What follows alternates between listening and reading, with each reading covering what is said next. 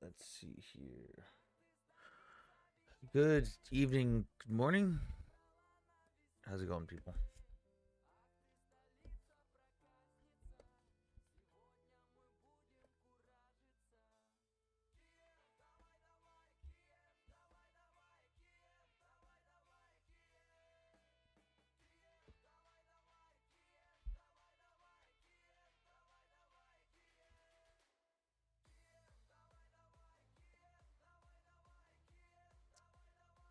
Let's see here.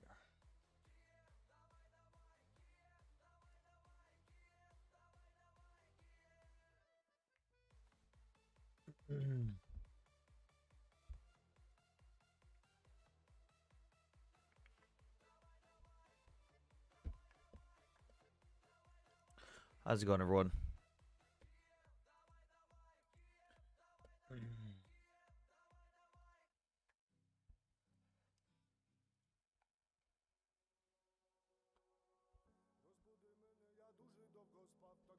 Yeah, jamming.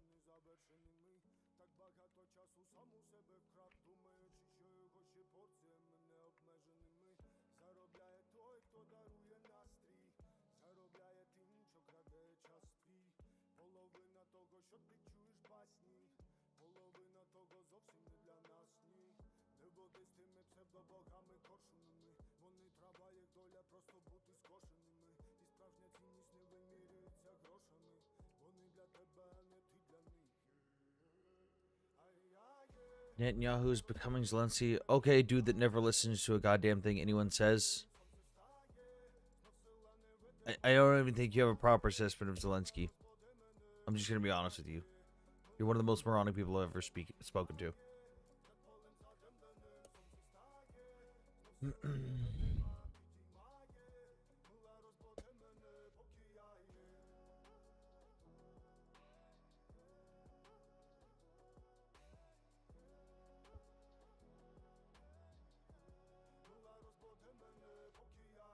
You know what's rude, Ref, is coming up on someone's panel repeatedly and saying you want to listen to them because they are the literal expert in a topic, and then listening to them try to explain things to you for hours and hours and hours, and then taking everything that person has said and shoving it up your ass because you didn't listen to a goddamn word they said and having them waste their time.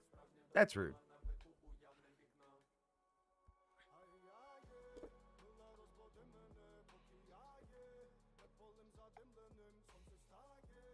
What up, Matt? So rude? Yeah, I don't care. Hey, yo, Mickey.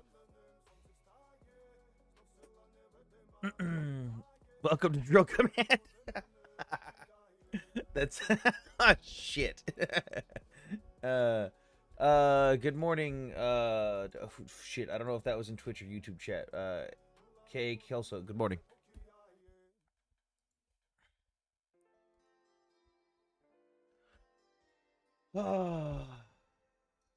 I gotta do a cut up clip of that fucking dude from yesterday. Like that was. Ooh. Oh, not Twitch. Central brother, go to Kick. Dude, Kick is garbage. I mean, then again, so is Twitch, but I don't even know if this allows me to stream on Kick. Can I do all of them at the same time? Multi-streaming.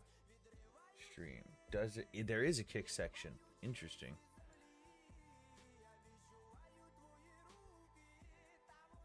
I don't make money off of this stuff. So when I'm streaming, so right now, I've got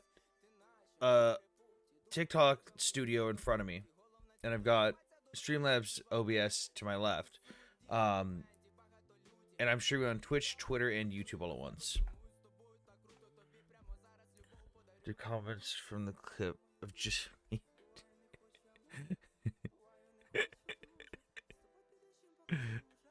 Oh, dude, that I'm not gonna lie, Cyber, that fucking clip got me.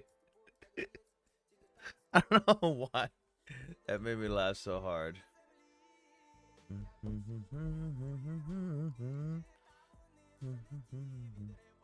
Adam, who the fuck is Adam? Hello, Mickey. Do you like how you can hear the music when you're on the panel now? Yeah.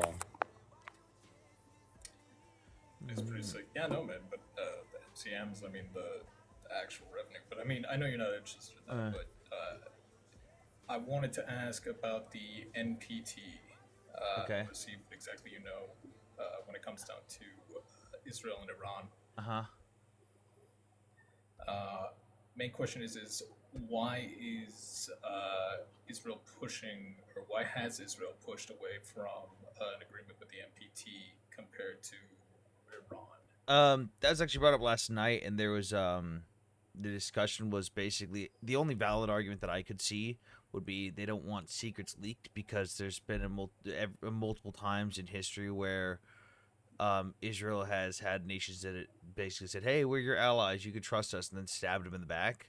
Like even recently, I could see that as an argument for why they would not want to do anything. Like, hey, what if some of our stuff gets leaked? Because it's like America gets inspected on stuff too, but no one, like, it's not like people are going around and knowing what the exact capabilities of our nukes are. I know Israel would be concerned about that, but at the same time, it's not like that weight doesn't really hold much water. It holds a little bit, but I don't know. All right. Yeah, no, because I mean, like, that was a big, like, that's like when you go on any of these very stupid Axis streams, they always say, well, why isn't Israel held to the same account as, or why isn't Iran held to the same account as They Israel? didn't sign it. That's it. That's all it is. Yeah, They I know. didn't sign That's it. what I'm saying. They didn't sign it. They didn't Now, sign if it. Israel had That's signed the something law. and broken the agreement, I would have the same complaints about Israel. Right, and Iran actually signed it and is breaking it currently and is threatening to leave it, and they literally only joined it in order to have like actual like political leverage over everyone else because nobody wants Iran to have a nuclear weapon. But now, just the West is. I don't even know. I don't even know if it's miseducation. I don't know if it's misinformation. I mean, like, dude, it's insane. Yeah. How many people are so pro-Axis? Because they think, oh, well, if one has it, then it should be fair, It's right? not- And it's it's not like, surprising. dude, these are nukes, bro. These aren't toys.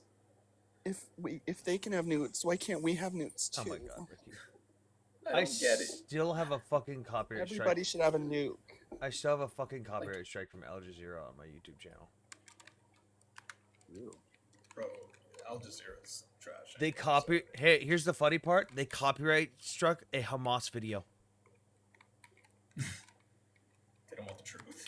No, Nobody that talks about that. that what? No, my thing is that's not even nobody wants the truth. That's Hamas posted a video themselves from on their Telegram channel.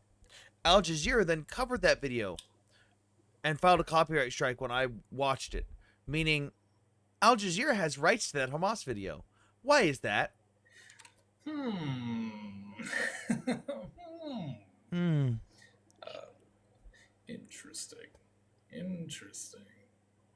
Especially since it was from Telegram. It's kind of like. Well, they posted it onto their YouTube channel. Ethan Klein. Ah, fuck. That was loud. Okay. Going over some of the drama slop. Apparently some of these streamers are now starting GoFundMe's because they realized, oh shit, I'm broke and I'm not gonna win this. Dude, so funny. They deserve all of it. Hey, all of it. we got 3 subscribers on YouTube in the last 20 days. Let's go. Content. I need to go to live streams. Okay.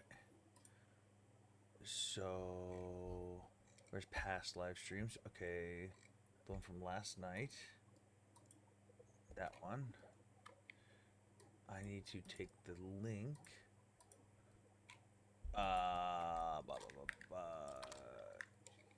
Go.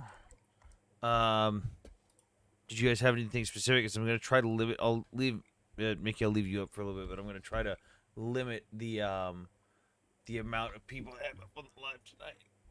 Because it got hectic last night again. I can't keep having too many friendlies up. Are you falling asleep, Mickey? No. I was just thinking to myself, L limit. L limit. Okay. My live has become a fucking screaming center for pro Israelis and pro Pallies, and I'm sick of it. I don't No, just stream, no, dude. I just stream. people come in No, I'm like screwed. the last 2 weeks when I stream, it gets okay, and then I start letting a couple other people up, and then eventually it ends up with people screaming on both Yeah, I sides. know. I know how It's that just goes, dude. fucking like yeah, Then everybody gets you Dude, do it that's the on Middle purpose. East. You do it on purpose. Your who? chats get deleted sometimes. Not I me. cannot When help do you, I Paradise. yell? No, I'm On the saying stream? you. No, you allow for that on your panel on purpose. Oh, not really, dude. Like that actually kind of annoy me. But then everybody starts to cry and Mickey, get you butt. literally start streams that you say no gloves drama streams. The fuck you No, no, mean no, you no, don't no. like it? I say that because people come up and they want to have a go at like the same That person, you know what you could and do? then I'm like, Say all right, you guys, know if what you you're could gonna do do? this, Say no. Drop. I do. Eventually, that's why I just nuke the whole panel because they're all being dumb. And everybody and like yeah, like you said, it Interesting, becomes a screaming Paradise. match. Everybody wants to have a go, and they bring up the same like 5 points like every fucking time. Uh huh. It's like even if I agree with you, it just doesn't matter. It's boring after a while. Like it's not like grow up, guys. And sometimes they I start mean, shit with that same person, even that person's like literally not saying anything. Like, dude. but I mean, like that's literally just the whole entire conflict. I mean, the Middle East is a powder keg for the world. Yeah. If you're going to be honest, you're never going to be able to have, I mean, it doesn't matter, and I've tried. Well, okay, so here's the pivotal moment, dude. Like I had a bunch of mods that didn't like each other, and I mean it turned into so much drama because like, why do you have this person on your panel? They'd drop each other, like, and then I would catch the heat for him. People would be crying at me about it. Finally, I took everybody's mod away. I was like, nope. Genius. That's smart. Yeah, I like, wish some it people was the would most do that on their ridiculous panel. thing ever because it's like, guys, stop. Thank you, Like, Block. leave it alone. Okay. I don't like. Go ahead. Oh no, go ahead. Finish your thought real quick. I was just going to say that like I don't enjoy whenever it's always a panel and you can they obviously have bias and they're like, well, I'm mod, so I get to mute you whenever you want. You don't get to make an argument. And it's like, come on, dude. Like, if I come at you with facts, like, why are we doing this? There's no reason to do this at all, except for that you just don't want anyone to know. Yep. But It's honestly annoying. Like it was so much better once I took everyone's mod away, dude. all right. I mean, yeah, man. If you want to kick me, bro, you're fine. I also don't know if you remember me, but you're good. If you want to Yeah. kick me, it's not fine, but I'll deal with it. I mean, it's not fine. I'll go. I'll cry. go into You- my corner. Except the problem grab is my you have my cell phone number. phone. I'll just wake up to a fucking call from you in the middle of the night, like, "Hey, how's it going?" Yeah, that's true. That's true. That's true. Sam fam in the comments. I whisper sweet nothings at Sam all the time. Okay, how far into this video did this dude get run away? Center of the rear ailerons right here, or the Ooh, rear aileron. Oh, you know the Russian dude that I've been making fun of? Probably. The one that's clearly Russian but pretends he's American. Oh, that dude. Yeah, yeah. He came on the live last night and got fucking dog walked. He was up here for 30 minutes. He said that an F-35 that America has looks different than an F-35 that the United Kingdom has, and is different than What? the F-35 Israel has. The airframes are different. Dude, I'm gonna say, okay, if you get time tomorrow, I'm gonna send you the timestamp from the live stream. He was up for like 30 minutes. It's just, dude, even Nick watched it, was like, dude, that was bad. That was really, really bad. That was embarrassing. Do these people know that they're making shit up? I mean, Oh no, he 100% does. But I but he live said in a different reality. Iranian state media said it was real, therefore it's real. oh my Yep. god, dude, there's no way. I put up a photo from the U.S. Navy, and he was like, "I don't know where that came from. How do we know?" That's what I'm saying. Like these people are like flat earthers, dude. Like, But there's so many. Why? Why is there so many of them, man? dude, I mean, this is- Jesus, this does is nobody why- have a brain?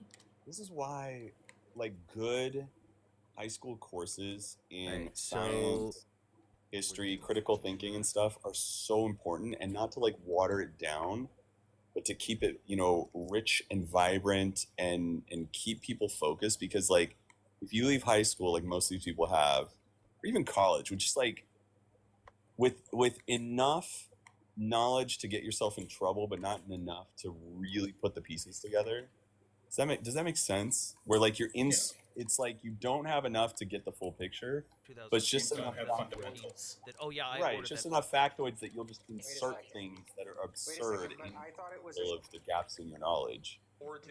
It's just like children. Like it's like literally they see whatever's on there and they accept it as like that is 100% fundamental truth. Absolutely, there's no way that it can't be a lie. There's no way that there can't be another reason to So it. the It's reason, yeah, 100% right. Yeah. And it's just such a stupid way, boring way to go about the world. Like I mean, like just the idea that like everyone is acting in goodwill even though they've said we're not acting in goodwill, but we'll still believe they're acting in goodwill, or else Yeah. we're scared of being called Well, racists. well, in this particular case too, like with Iran, like the profiles, they're desperate to feel like they're winning something. I I thought they were pro-Palestinian. I didn't. I thought they were all just for the people of Palestine. I didn't know they were pro-Axis. damn it, I gotta download the whole fucking video to get this 1 20-minute section. Ah, this is so dumb. YouTube Studio, please help me. He needs an editor. Yeah, I need someone who can just download my shit and edit it for me, but I don't have the ability to pay someone. Editor, where's the edit button? Oh, I can I clip bet one this. of the pro-Israelis would do it. I wish someone would edit my buttons. Yes, that is actually true, Ryuk. They are definitely pro trend tracing, but like the thing is that this trend is so insanely dangerous because now it's spreading out to people who vote. Like I've heard elderly people say like, "Oh, well, I think everyone should have a nuke," and it's like, Yeah, people just literally start repeating. years. Here's the thing: this isn't even different than when there was no social media. I remember my grandparents, like my grandma, like just repeating shit she would hear on the news, like a little mantra, and or whatever counted as news back then. It's the same thing now. I mean, like people hear the same stuff over and over again. You repeat either a lie or a mantra enough, like people start to repeat it for you. And yeah, and some of it comes down to not having enough experience in the world to understand that the value not only of critical thinking but of contextual thinking, right? Like if you don't bring experience to the table, you don't even know how to parse that information, or read between the lines. I, I mean, I Sometimes you don't honestly even know the right blame. questions to ask. Yeah, no, I mean, I honestly blame like a lot of it. I think it's this where anybody can have a We're voice, even just the gonna say most it just craziest, Oxford. miseducated person. But I also blame a lot of like AI.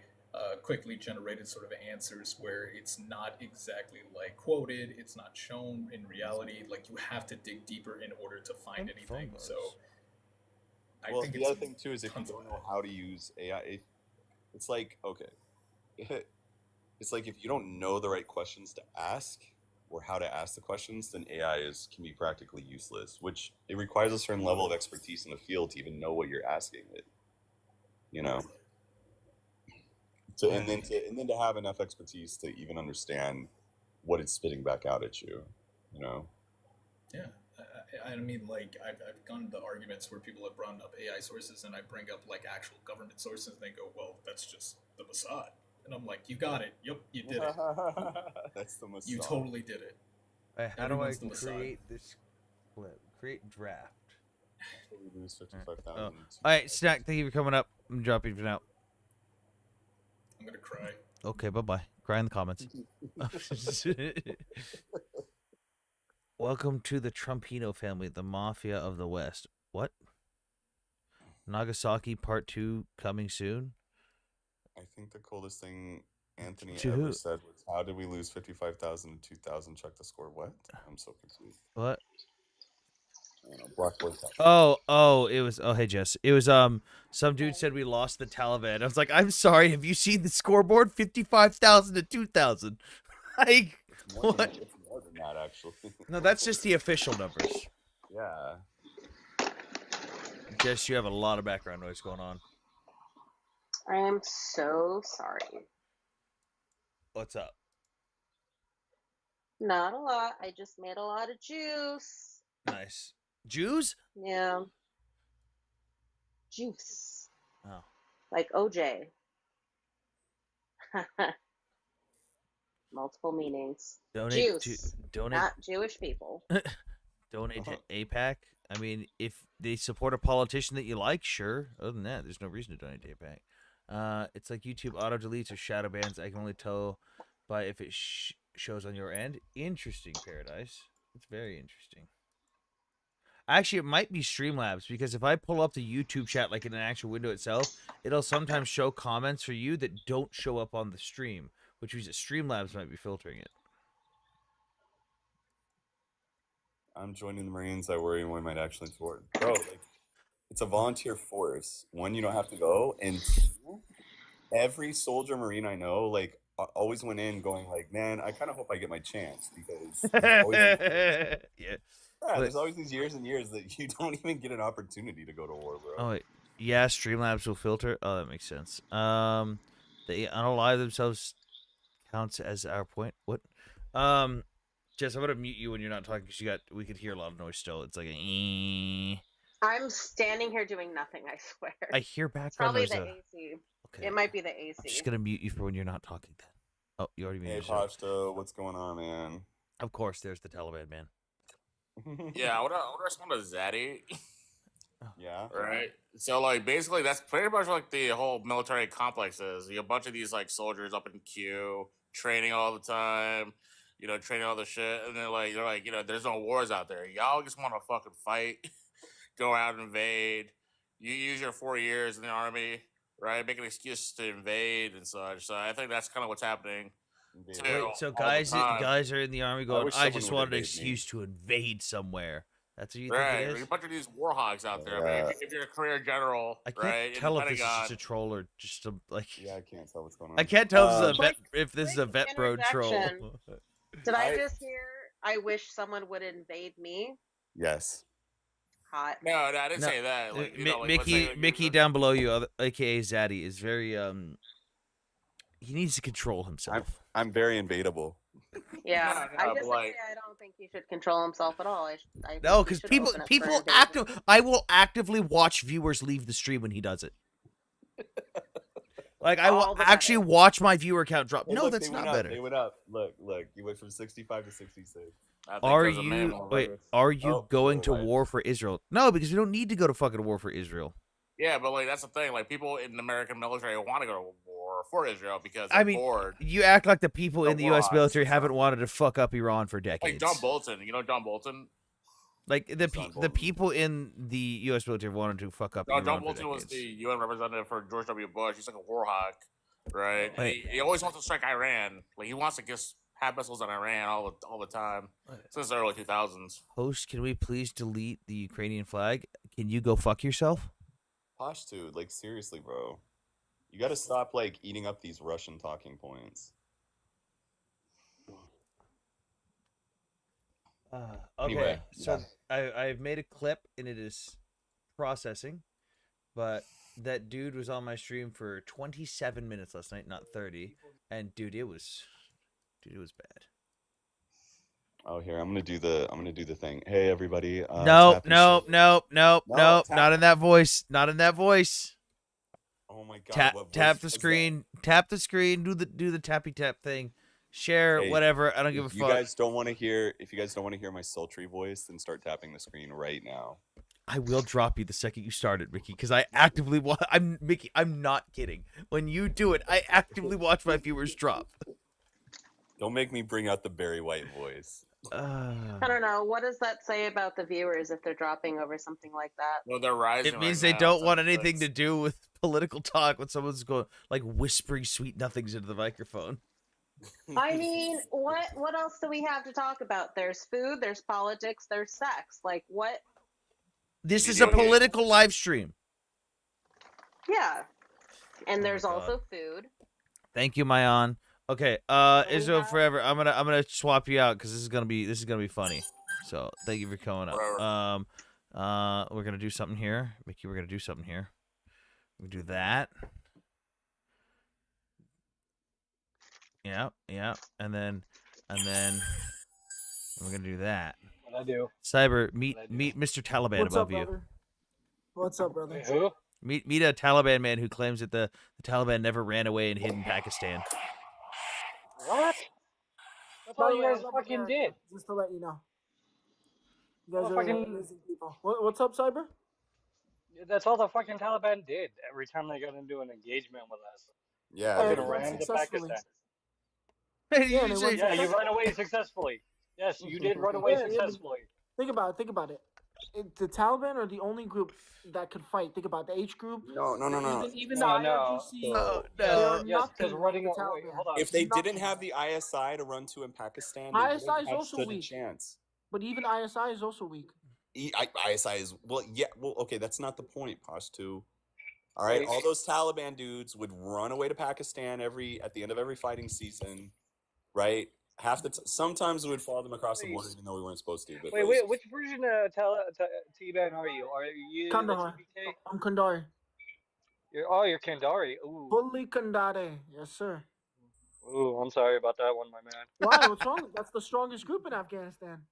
Yeah, that's why it I got mean, I love dominated everybody in by the last. Afghanistan. Yeah, yes, it is definitely the strongest when it comes to running away. You guys Yeah, ran the fastest. I mean, we know who ran away, though. You mean after we got bored? Like, bro, Yeah. you can Oh, only yeah, stop you on just somebody got else's bored. country. Yeah, you I don't just know, got sitting $80 there for billion 20 years worth of running away. military equipment. we Yeah, pull- you definitely got No, bored, right? we bullied the autistic kid for 20 years. This isn't fun anymore. I feel bad. Let's leave. Yeah, you you know, definitely we got gotta bored. That's give why you you guys just left something. $86 billion worth of military equipment, Wait, right? hold on. So Sam, can you do me a favor? Can you look up Afghanis learning to do jumping jacks? This is what this dude is. Oh, no. Afghani's also a currency. Come on, man. You were there for 20 years. You don't know the difference? Come on. I do. My That's a guy, currency. no, it's called not giving a shit. I'm sorry. That's When my crazy, entirety, man. when one state, when our irrelevant state Hey is guys, do you want to see the bigger A? than your guys' Do you want to see the Yeah, do ANA it, doing jumping please. jacks? This is the ANA doing jumping jacks. The Afghan National These are Army. your people. Yes, sir. Oh God. I like this. Even the soldiers all fucked up. He's like, "What the fuck is going on?" Mr. Z, did you see that one Afghan that beat up 4 U.S. soldiers? Like, just wrestling, just for fun, not like, it wasn't like a serious thing. It was just for fun. Pashtu, I know that I actually know personally a former UFC fighter, Afghan UFC fighter, who was a command sergeant major. So. Oh no, mean, I want to fight. That Yes, means even it. I in yeah, UFC wait. was So is that undefeated. one single individual supposed to be representative for the entire Taliban? Well, he was fighting the Taliban. He was. No, I'm part of saying the is that Taliban. one? Is he supposed to represent the Taliban in this scenario though? But Mr. Z, you have to understand the money you guys were giving to these Afghans to fight in Afghanistan was crazy. I have so many cousins that served in the U.S. Army to Oh, fight I the know. Taliban. Well, past I due know. or past tense, my man. You We gotta look at it wouldn't like do this it. way. I We would love fucking to do threw that. money at our problem, and it basically solved itself for 20 years. And we got tired of fucking You didn't handing get shit out to tired. you. This is the only country you couldn't beat. The only way you could beat us, like the only legitimate way, You is mean by besides ethnically making you guys cleansing run? us, Wait, by hold on. literally Pashtu, nuking us. besides, There's no other way you're gonna take us out. You're not taking us out by foot. No one You was guys trying. can't No, beat no one was yourselves. trying to take out the country. We were trying to stop you guys from being No, barbaric come and on, fucking children. brother. Come on. Also, It's I'm really almost like respectful, but come on. so past tense, my dude. You got to remember, you guys were punching yourselves in the face until America got in there. Started holding your hand back so you didn't punch yourself in the face. Then we're like, you know what? We want to watch this again, and just let go of your hand to let you punch yourself in Oh, the face. we got our first Nazi of the night. If you guys are subscribers, spam the Nazi emote. yeah. Got to bring up Jews for no reason. But wait, hold on. Past tense. Anthony, I'm being serious. I generally like the What? U.S. Army. I think you guys are fantastic people. Well, I'm not. I wasn't in the army. Fuck the army. Wow. Come on. I was a Marine. They fight Fuck, hard, fuck man. the army. I was a Marine. I got a box of Crayolas for Okay, you. same thing. Hell You guys yeah, are brother. brothers and sisters. Give me them It's all right. Crayolas. Nom nom nom nom. Hi, ladies. How are you? Guy heard It's guy heard Fox. deployment talk and was like, I want up. I just got. I look. Oh, A Jesus, little bird whispered in my ear about some B2s heading over to Ferdo. I could be wrong. I could be right. I don't know. I mean, Could be honestly, interesting, though. and I feel like the B2 is going to be a symbolic thing if we use it. Wait. But you know, it would be honestly more effective. A B1. There's a higher carrying capacity. Has larger payload. Yeah, but the B2 has like the semblance of a Dorito chip. the so we're B1 sending looks over Freedom cooler. Doritos. But it's a boomerang. The B1 looks I tell cooler you though. what, having a B1 fly over your head I is will pretty say, crazy. the B1 though, I know why we don't fly it as much. It's got one of the longest maintenance hour cycles per flight hour. It's Yeah. it's insane. I think Probably. it's something like 24 hours per flight hour. If they use the B2, it's to show off. Oh, definitely. Oh yeah, no, it's the look what I can do because I can. Well, also it's like an opportunity. Anytime we can use the B2 and just like calibrate it again, learn, calibrate. Dude, those 20 pilots that pilot that thing are sitting there going, "No, I'm gonna do it. No, I'm gonna do it."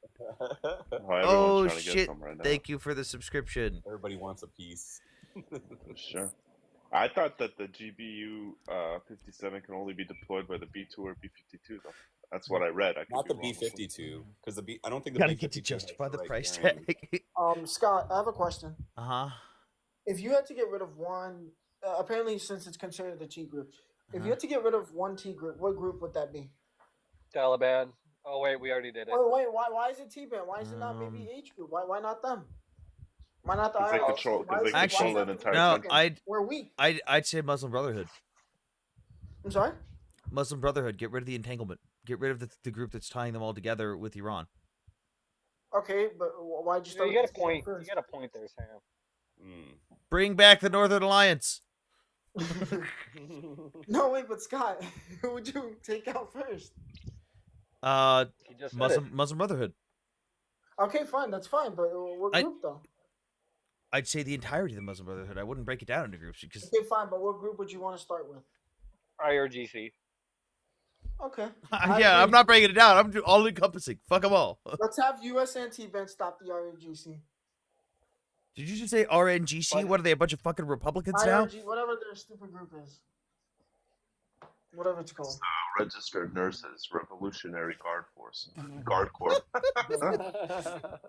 The RNGC. Oh wait, guy, you know the dude the fake American that I made the videos making fun of, right?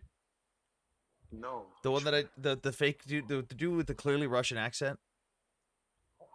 Yeah. I remember you making. He the came fake up guy. he Yeah, came yeah. up last night. Are And you got talking fucking, about the one where he was talking about like the planes were yeah, different? dude, he came up and got fucking dog walked last night That for one was 30 actually minutes. 30 minutes. This dude got fucking dog walked. He said Wait, that he said it was, like, an different, right? F-35 airframe is different when America owns it versus the UK versus Israel. They're all entirely different airframes, so you can't identify them by a photo, but you can identify it when it gets shot down. The F-35, the size of 787. Did you see that picture? No, but Oh what yeah, was he that's trying one. to say I got though? that one. The prehistoric version of the F-35 before we bred it to make it a show plane. To make it smaller. Yeah, no, America has We legit made it a bred show that thing. plane. Yeah, look, we've Yeah, legit that's the made one. like we bred this thing to make it a lot smaller, compact, sleek. Look at that thing, dude. Wait, it's actually But different? we bred it, but did it consent? Wait, someone else put it out last night. No. Look at the size of the buses. To the people, it Oh, gets, Jesus. the more I you didn't look even at it, notice that the one, worse yeah. it I gets. didn't notice that. It gets Look at the so size much of the worse. buildings, man. There's the size of the buildings. You got giants over there. Dude, I feel, Yeah, Mr. dude, Z, you're I big as just hell. realized what this is. This is Legoland. Everything's super Lord. tiny. Except for the plane. Look at that. And for some reason, the wings Where's are the engine? Where's the engine? Wait, so is that true? Or the F-35 No. different or no? No. Okay. No, I was really confused no, when they're you all the said same that. airframe. Only the So, electronics are different. So past Internal tense, stuff.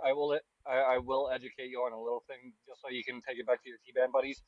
When we refer to something like an F-35, The skinny, the slim it's from an 35. airframe, not everything encompassed into it. It's the F-35 airframe. Yeah, I don't know how you can say this, dude. Like the front of this looks like a fucked up version of an F-18. Like seriously, that looks like a fucked up cockpit from an F-18. We're not even going to comment on the fact that that fucking stabilizing wing is ass backwards. Yes. I love how the pilot's still stepping on the gas right now. Well, see you the know, afterburners it's not running. backwards if you take the X-47. Remember, that was the one that was hang on, I have a question. How much is one F-35? Just one. a lot of money. I know. But It's a how much is that? Oh no, A fucking. couple $100 million, probably. A few $100 million. 100 million? Past tense.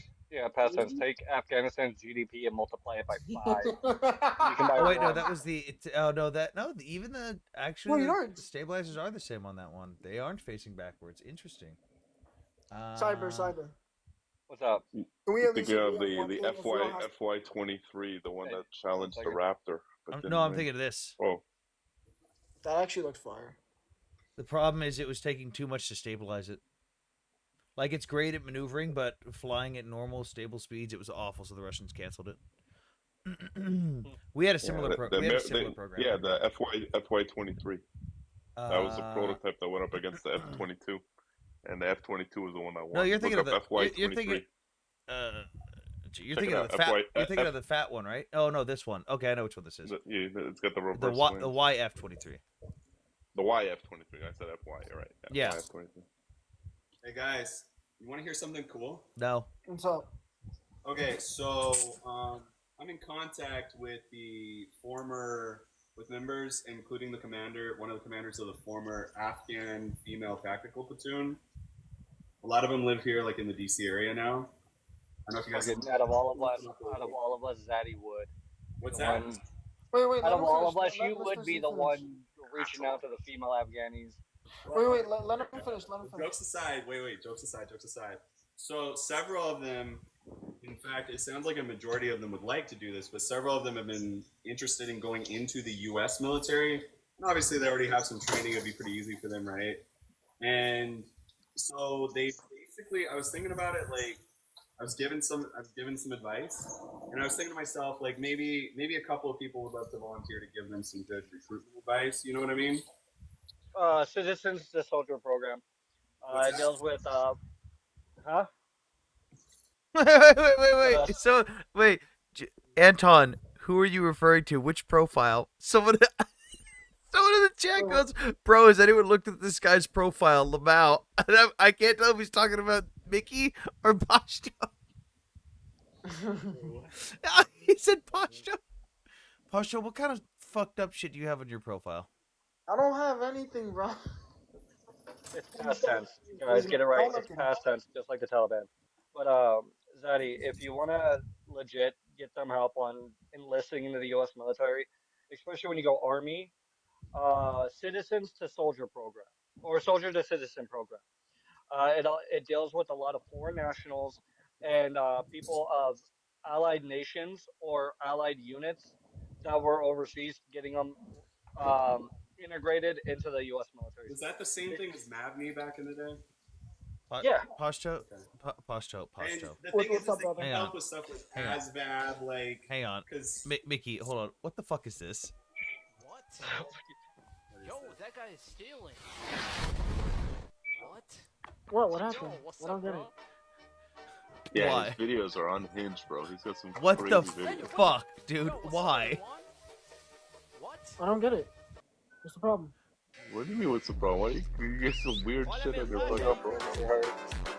The fact that you know what I realized though, Scott, that this app is a fucking Cesspool. Of course, those are the only CCP two videos psyop, we bro. wanna show. I mean, I made a Oh, wait, comment. I got something for this. I got I something think- for you, past tense. Since you're right above me. No, it's just I've realized that this is just a psyop. This app, it needs to go long Hey, ago. If I'm the They stupid one, they allow the worst you things ran on away from here, a stupid person, though. Don't forget that, Cyber. and Do like what? and censor the most like asinine bullshit. It's just Remember, wild. my I'm last seeing account it that in got real time. banned, I got banned for commenting emojis on my own It's videos. crazy. It's crazy. I don't understand why they keep extending the I ban on this thing. considered the Air Force, then I turned to sales. Fucking what? Scott, if you don't want to get banana, you just have to join our organization. That's what I did, and it'll be good from there. Yeah, on that note, I'm gonna drop the person that just solicited for me to join the Taliban. That is not something I want on my life. I'm not gonna. Nope. See, that's why I fucking call him past tense. He's not a past Sam tense, he's never a watched past tense. Tantura, dude. Goober, what is your deal? Name like 5 things. Goober. So because someone doesn't have their receipt, they didn't watch something. All right. You're the best host ever. Wait, I why are can't- you what the supporting the fuck? fucking T-band? Didn't they fucking fuck up the Pashtu for a while there? Like, he's the definition of getting punched in the face by his own hand repeatedly. Or the actual film on hand? Wow, Yeah, because I and didn't most- buy a physical copy. I downloaded it. I don't have everything I've ever downloaded. I got 300 games on Steam. I don't have them all downloaded. I don't have the receipts for them. Why are you washing your fucking clothes by hands? Fucking Zeddy. Scott, you got such a good setup, bro, in terms of like how you stream on multiple platforms and Oh, everything. hell Why yeah. don't you monetize properly? Because You it should. just Take doesn't make advantage of money. it. I don't make money off of it. Yeah, everything is monetized. I Have just you don't make tried? money. Have you? Oh, Um, okay, got you. I got removed from making money on YouTube because my views dropped after I stopped doing video game content. And then I just stopped caring. On Instagram, I stopped Gotcha. uploading years ago when I stopped doing video game and car stuff. Then I went from like 20,000 followers into 12, and now anytime I post anything, only 10% of my views are to non-followers. And then Twitch, it's just fucking hard to get discovered anyways. But I don't really care about the money on it. It's just like I do make some money off of TikTok, but it just goes to buying my guys gear anyways. Gotcha. No, because you do You have a good clearly setup. don't care. What do I not care about? He got Slava He's Ukraine. being facetious. He's Yeah. trying to mock I you, mean, saying I like got you put out all this effort, but you clearly don't oh care. yeah. I mean, I got Hey, like guys. I don't know if you've seen the other platforms. But like this is what it looks like on the other platforms. Oh my god, what'd I do? Oh, there we go. You broke it. Yeah, it's Broke like it. Good job, Sam. you've got the webcam here, you've got the guests, and there's 6 boxes here. You've got TikTok chat, Twitch chat, and then you've got the what my display is on the right. If I wasn't so lazy, I would put effort and do something like that and set it up. But I stream from my cell phone. I have it leaning up against my fucking laptop in order to stabilize it. Yeah. What platform is that? That is Real low tech. Streamlabs OBS, and I'm streaming on Twitch, Twitter, and YouTube on it. So we got like 20 viewers on Twitch, across Twitch, Twitter, and YouTube right now. Most of my views come from Twitter, but no one says anything. Like Zohan says he's in the chat, but he never says anything. Wow, Elzo. Well, I was in your El YouTube chat Zohan. before I came into here. Hey, by the way, Guy, you might know some people too. So Anthony, he's got to send you the 3D printed training mines that he came up with that are super cheap and use like little CO2 canisters. And coming from some of the places that I've come from in terms of training like NGOs and high threat areas, stuff like that, they're good for like training lanes and stuff like that. Let me go get You some should send CO2 me that cans just for a in case demo. you got some good contacts that might want to buy that stuff. You know, I don't know if I told you guys, but I haven't been in the game for like since COVID. Wait, No, Zaddy, no, you but solo I stream? anybody retired you from know, all of I just that. send it out to people that I know that are in those spaces. Like I'm not really in those spaces either anymore, but it's like there's guys that are like, yeah, I might like to buy that at some point. So like the Wait, big kits are little Z, my man, you buy those things from him? I've been trying to get at least one of those just to scare the shit out of the people in my neighborhood. Well, get like if you could do some finagling from Sam to get me some, that'd be great. I live 5 minutes from the border of Mexico, my dude. So I have people walking through my yard all the time, and I'm not about it.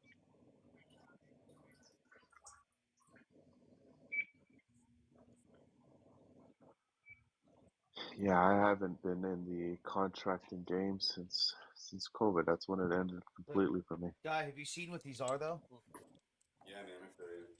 So I had some guys reach out to me in Ukraine and say they needed help with training stuff and if I could make stuff for them and design it. So they wanted landmine training. So I took schematics from Russian landmines and designed from scratch, 1-for-1 replicas. Oh no shit. So That's like gnarly. this is basic. This one is an inert model. It just gets you the familiarity with it. Like, hey, this is what it looks like. This is the activator. Like, this is what it does. How you visually identify it. I've Yeah. got I've got I think 18 different styles. The most commonly used landmines by Russia right now. We got your little PFM ones and everything. But then I have reactive models. No ITAR restrictions. No explosives required. No licensing. I just give you a fucking Pelican case that you load a bunch of this shit up into. Now, obviously, this is going to get buried. It's like a normal landmine. It's going to get buried. So this part, the extended base, isn't going to be seen. All you need is a CO2 cartridge. You can get it at any sporting goods store for a couple cents. Pop it in here. Bury it like you would a normal landmine. some jackass comes and steps on it. Oh no shit! Look at you. You now have a visual and audio cue that you have fucked Yeah. up.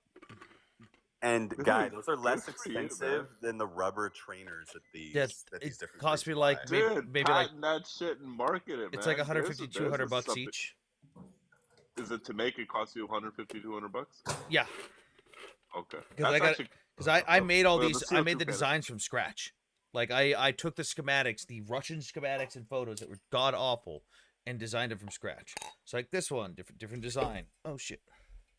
So in raw material of the 3D printer material, whatever it is that you use, it costs you 200 bucks to make each time. It's 200 bucks Each one. for the paint, labor time, and the materials, because it takes like over 24 hours to print all the components for each. Then I got to sand them down and file them down, fit them together Oh, and then you properly. gotta. Yeah, because I've got Oh, I've okay, got that's a components lot that of work. screw together.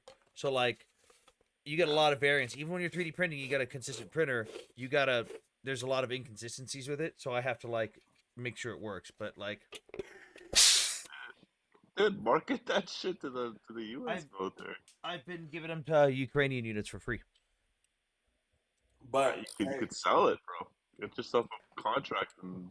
I want to get an investor because I've got four. Dude, I've got 4 3D printers, and I haven't paid a penny for any of the 3D printer filament. It's all been done by TikTok viewers, like Orc Hunter. I don't know if Orc Hunter's here, but Orc Hunter's funded a lot of it. Fucking Moderate Case funded a lot of it, and sent me some Anthony, stuff. bro, you need to get some footage from the Ukrainians training on it. I do. They've been out on mission a lot lately, so I gotta talk to them. Yeah, see what you can get back from them because that would be super helpful. With the Yeah, marketing. so guy, I had one of my buddies in a foreign volunteer unit with 3rd Assault Brigade. He was the one that hit me up, and he said they took the Pelican case to their Ukrainian commander, and he picked a couple of them up, looked at them, was like, "Get me 2 more cases," and then walked away. I was like, "Oh, all right." The active ones are super cool. How much pressure you need to put on that thing? How much? Not much. Have you tried? Did you stepped on it one time to see that it Yeah. works? When, body weight. You don't need a pack or anything. It's a super gnarly little. I've even got some. gadget I've that got you some put with there. tripwires. And obviously, guy, like replacing CO2 canisters is freaking easy, you know. This one. Even if you don't have Man. them for a training day or whatever, like the little click is enough for. Dude, at this least, like, one? to- Do you know what Feel it, this? yeah. Do you know what this is? That's it. Shotgun blank trap. I take the internals from the shotgun blank trap, grind it down to a tip, and it's just a firing pin now, and it shoots out. Bro, this you're way. you're MacGyver. You ever see that show? In This 80s, one, MacGyver? I still gotta fix this one, but Old as fuck, boy. Dude, he's MacGyver, man. He's fucking building stuff. yeah. So like, CO2 can goes in, comes out, put a new one in. Oh, I don't have the retaining pin, but yeah, and see if this will work on first try. Nope, I gotta file it down again. Oh, nope, that one broke. This was a test model. Yeah, but And what happens? It does the same effect as it releases in CO2. yeah, just out of this little hole here. Yeah. Yeah, definitely patent it, bro. Draw up the schematics and patent it. Yeah, I'm Send not it to posting the patent officers. schematics publicly though, because I know a bunch of people going, "Hey, give me the model." I'm like, no, no. You should definitely patent it. Like send it to all you the gotta patent do- office so All that you it's gotta in do their is files. hang out on the arm muscle read. And guy, the other market for this that someone was telling me that I sent this to is, of course, like airsoft groups too. Oh yeah, for sure. It Airsoft. was paintball, very hit or miss in the airsoft world because they had stuff similar to this. I looked it up; they did have stuff similar. Didn't really come out that well. On top of that, one of the markets that I'm thinking is NGOs that do demining operations. Look at how many countries across the world have groups that go out and their entire job is demining. Or let's say you're part of an NGO that does that. You have to teach the locals how to identify the mines, how to do demining. And you don't need restrictions on this. There's no ITAR, nothing. You show up with the fucking Pelican case, show the locals, leave it there. Hey guys, here, have fun, practice. Yeah, you could probably duplicate every type of mine out there, and then yeah, it's It's cool, man. It's cool to have a hobby, but if you can monetize and make it into a business, why the hell not? I mean, yeah, but like the thing that I've been doing with it recently, Cool. I know it's dumb on my part, is I've like I said, I've been giving it to Ukrainians for free because they need it. It's a priority for them. But yeah, like let's see how much pressure I do need to put on this. All those billions that the U.S. government's gonna want, they can throw you some fucking shekels your way. How many shekels did you get for this? I love these comments. Let's see. Okay, so it's a little extended at the top, so you have a spot that actually pushes down. Let's see. I'm just gonna barely push. Oh yeah, it's very light. Yeah. So you fucking take a knee on this thing. Just boop. I do have a photo of. Where's the ones I sent to the other guys? Oh, that's a bunch of drones.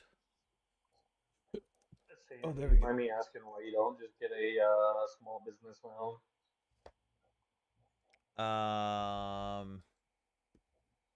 There's no guarantee that I'd be able to sustain myself compared to what my current job is. Fair enough. Fair enough. Yeah, don't quit your day job until you have like an actual. Yeah, my day job takes a lot of fucking time. Yeah.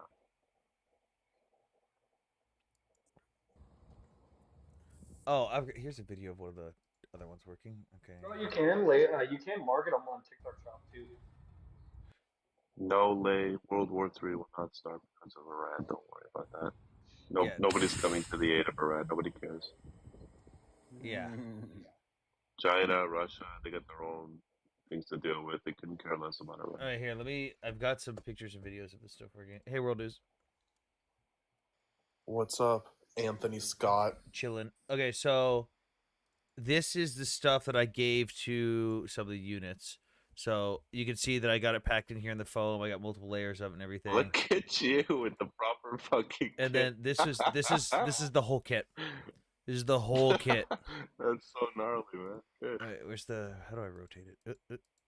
Yeah, so you got two Claymore style. You got basically you get all of these main ones. You get two reactive and two inert of every single model. And then you get a bunch load of these PFM ones, the little fucking toe poppers, just to toss around in the grass and make guys go find them. Good training. And stuff, I made them like the exact colors that the Russians use. I did the you can see that I kind of added the waviness of the shitty Russian plastic molding. Wait, Sam. The big thing though, did you put "Do not eat" contents on those claymores? No. Here's one. I don't know why it's so warped, but here's the testing of one in action. This is one of the tripwire ones.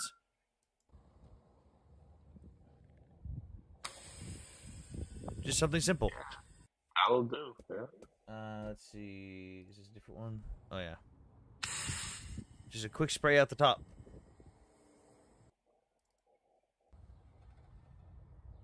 It's unpainted, obviously, but you get the concept. Yeah, so I do like 40 of them in one box. Like obviously, like I'd have the ability to customize this up, but I found the Pelican case for. I found out that Pelican on Amazon has their own page. It's it's still Pelican, but it's not name brand. It's their factory without the word Pelican on it. Is that face towards the enemy in Russian? I don't fucking know what it says. Yeah, Orc Hunter in the chat right there. Orc Hunter personally funded like most of the plastic to 3D print all of those. You should still patent that first, though, because I'm still refining the designs too, though, before I finish anything. Like I'm still trying to perfect it. I want a 0 failure rate or next to 0 failure rate, because the problem is sometimes on like the ones with the tripwires, the slam fire thing, sometimes it does fail. Which you get the click, like you hear the click and like you failed. But like let's say you're moving through a brush and you set it off because you stepped over a tripwire, you hear the click. Well, chances are you don't hear the click because you're moving around smashing bushes and shit. I want it to be a 0% failure rate. Have you done any love research smashing regarding bushes. regarding competitors? Meaning, if anybody in the marketplace is already producing mock mines and stuff Yeah, like that. let me show you the prices. Yeah, I was thinking, can you technically patent those due to the fact that they're mock-ups of something that's already out there? I think his maybe his is unique because it has that little CO2 canister, like the whole gizmo part of it. So You what's know? the smoke supposed to be like? Is this like practice? So like, No, it's not even what smoke. It's just what was it? just Is a it a CO2 weefer? thing. Is it like a Gas. weefer? It's just gas. Is that a Yeah, it's joint in there? CO2. Press gas. Yeah, So CO2. you've got this company that does them that doesn't give you pricing. So what is it supposed to indicate? Like, is it like It's just explosion? it's just a hey, you set off the landmine. That's it. Okay. Like these don't have prices on them. And then there is another competitor. And they make the same models that look like Russian mines. Let me see if I can find. Yeah, let me see. Hang on. You should make something that looks like Iranian Oh, mines. here we Maybe go. people from the Middle This East buy it. website, Cat UXO. This is the main company that I would be competing against. Their landmines are stupid expensive. Country of origin. Let's go. Oh, wow, they go everywhere. Yeah, mine is specifically Russian stuff. So I've got all these things, but they're super expensive. Like, let's do a comparable one to mine. What's one that I have? OZ3, okay. PFM1, we'll look at that one. Looks PMN2. expensive. What's the price? What do you mean? So that looks like the one you had. yeah, so theirs does have metal and it's injection molded plastic, so it's more accurate. But theirs, especially their reactive one, is like $800. Damn. So my 200, Which is a real mine. yeah, my 200, dude, I could sell you a whole kit for like fucking $2,000 and you get 40 landmines. Sam, you should also include payments with EBT cards. What the fuck? And more people would buy it. Don't disclude. I don't think EBT would cover that.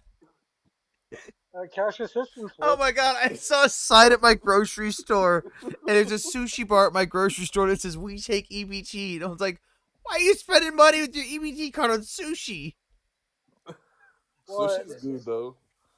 So the only thing that will stop you from buying most things when it comes to EBT is if it's hot food. So sushi being pre-made and cold, you're good. Damn. Iran will win. Dude, All right. Sushi's amazing, honestly. My Burger King now takes EBT. Look, I get fast food restaurants yeah. taking it. I get it for fast food. But like a $15 tray of sushi at the grocery store. Why? Somebody wants sushi, obviously. Bring up new guests. Yeah, I'll cycle people out in just a few minutes. I'm gonna drop. It's getting late over here. Eastern Standard, but you guys take it easy. You too, man. Have a good night. Later. Okay, let's see. Oh, okay. Bye. Get out of here then, Cyber. Fuck you too. Damn. Damn, he just dropped Cyber just like that? He said he was bored. He goes, yeah, I'm getting pretty bored. Tough, what's up? Good evening. How you going today? I stand with Israel and Ukraine personally, since because Wait, who's speaking right now? I can't tell. I can't tell who's Pardon? just who. If that's combat, hold on. Let Tough go because he's below you. What's up, sorry, Tough? sorry. Yeah. Hi, mate. How you going today? Hi, mate. Going okay, mate. Good to hear. Good to hear. So, I'm just scrolling through TikTok and I see all these flags on in your background. I don't know what that means to you. But for example, if I have a flag in my background, wherever I am, whether it's social media, in my backyard or whatever, I mean that means something to me. I might be a little bit old-fashioned. Are you talking How about the old are flags? you? Are you talking about the flags on the panel, like that are circling me right now, just to show what the topics are? Or are you talking about the flags on my wall? Well, yeah, I am. Yeah. Wait, which one?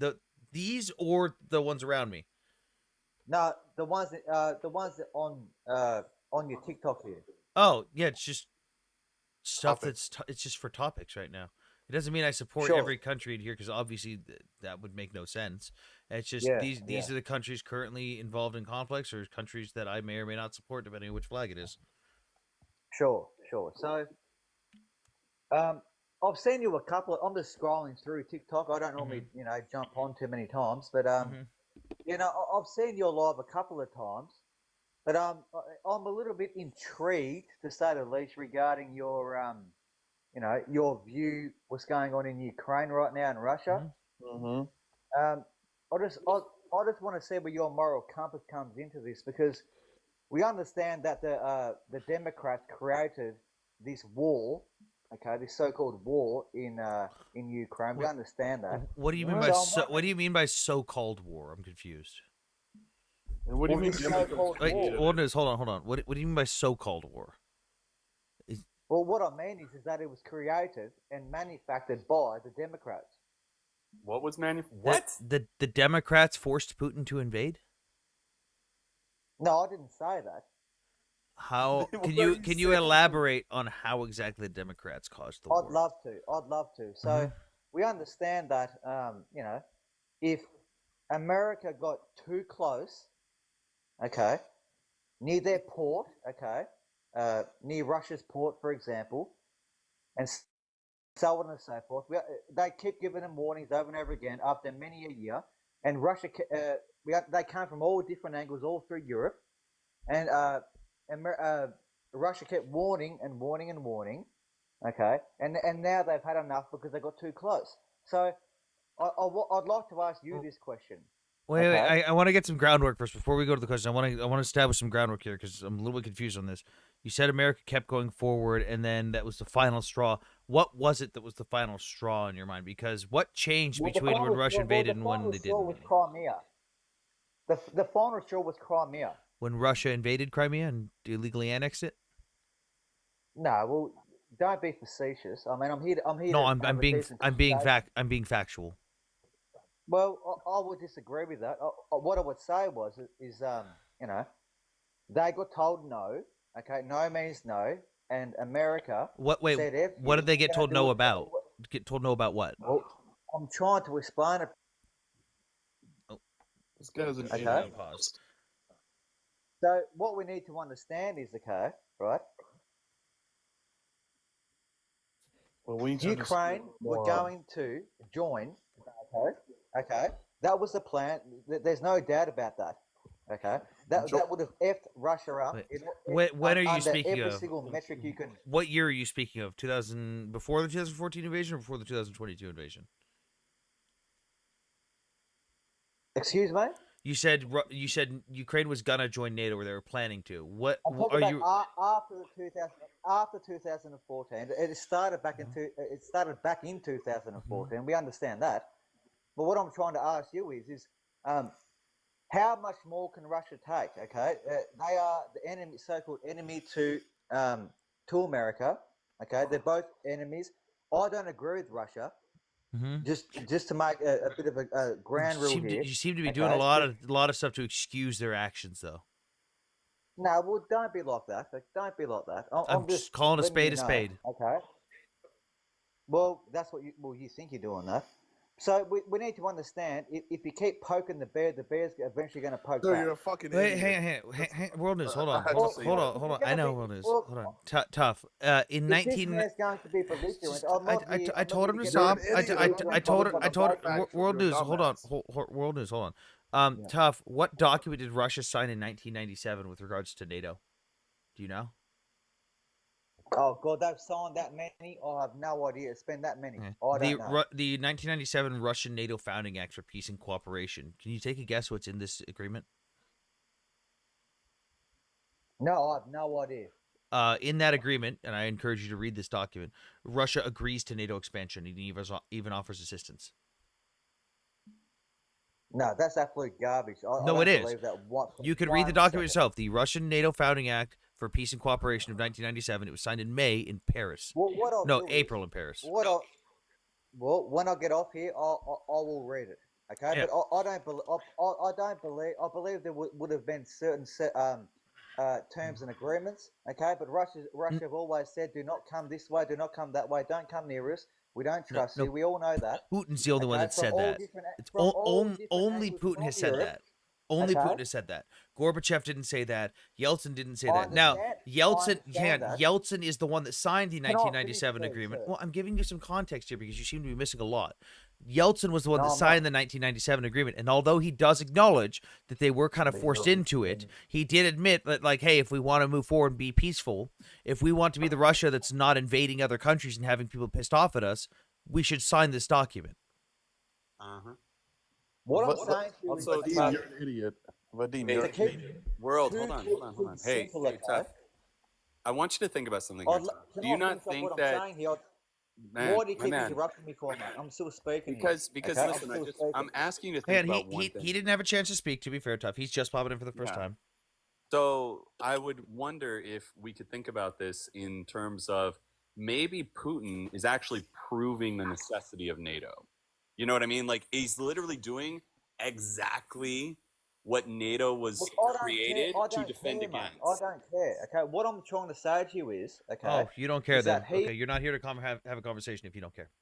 Okay. We're giving you the actual reasons why things happened, and like you can get mad and say people are interrupting you, but if you're gonna openly say you don't care, then you're not here to have a conversation. I told you Is he's this an where all idiot. the Indian street food fans hang out?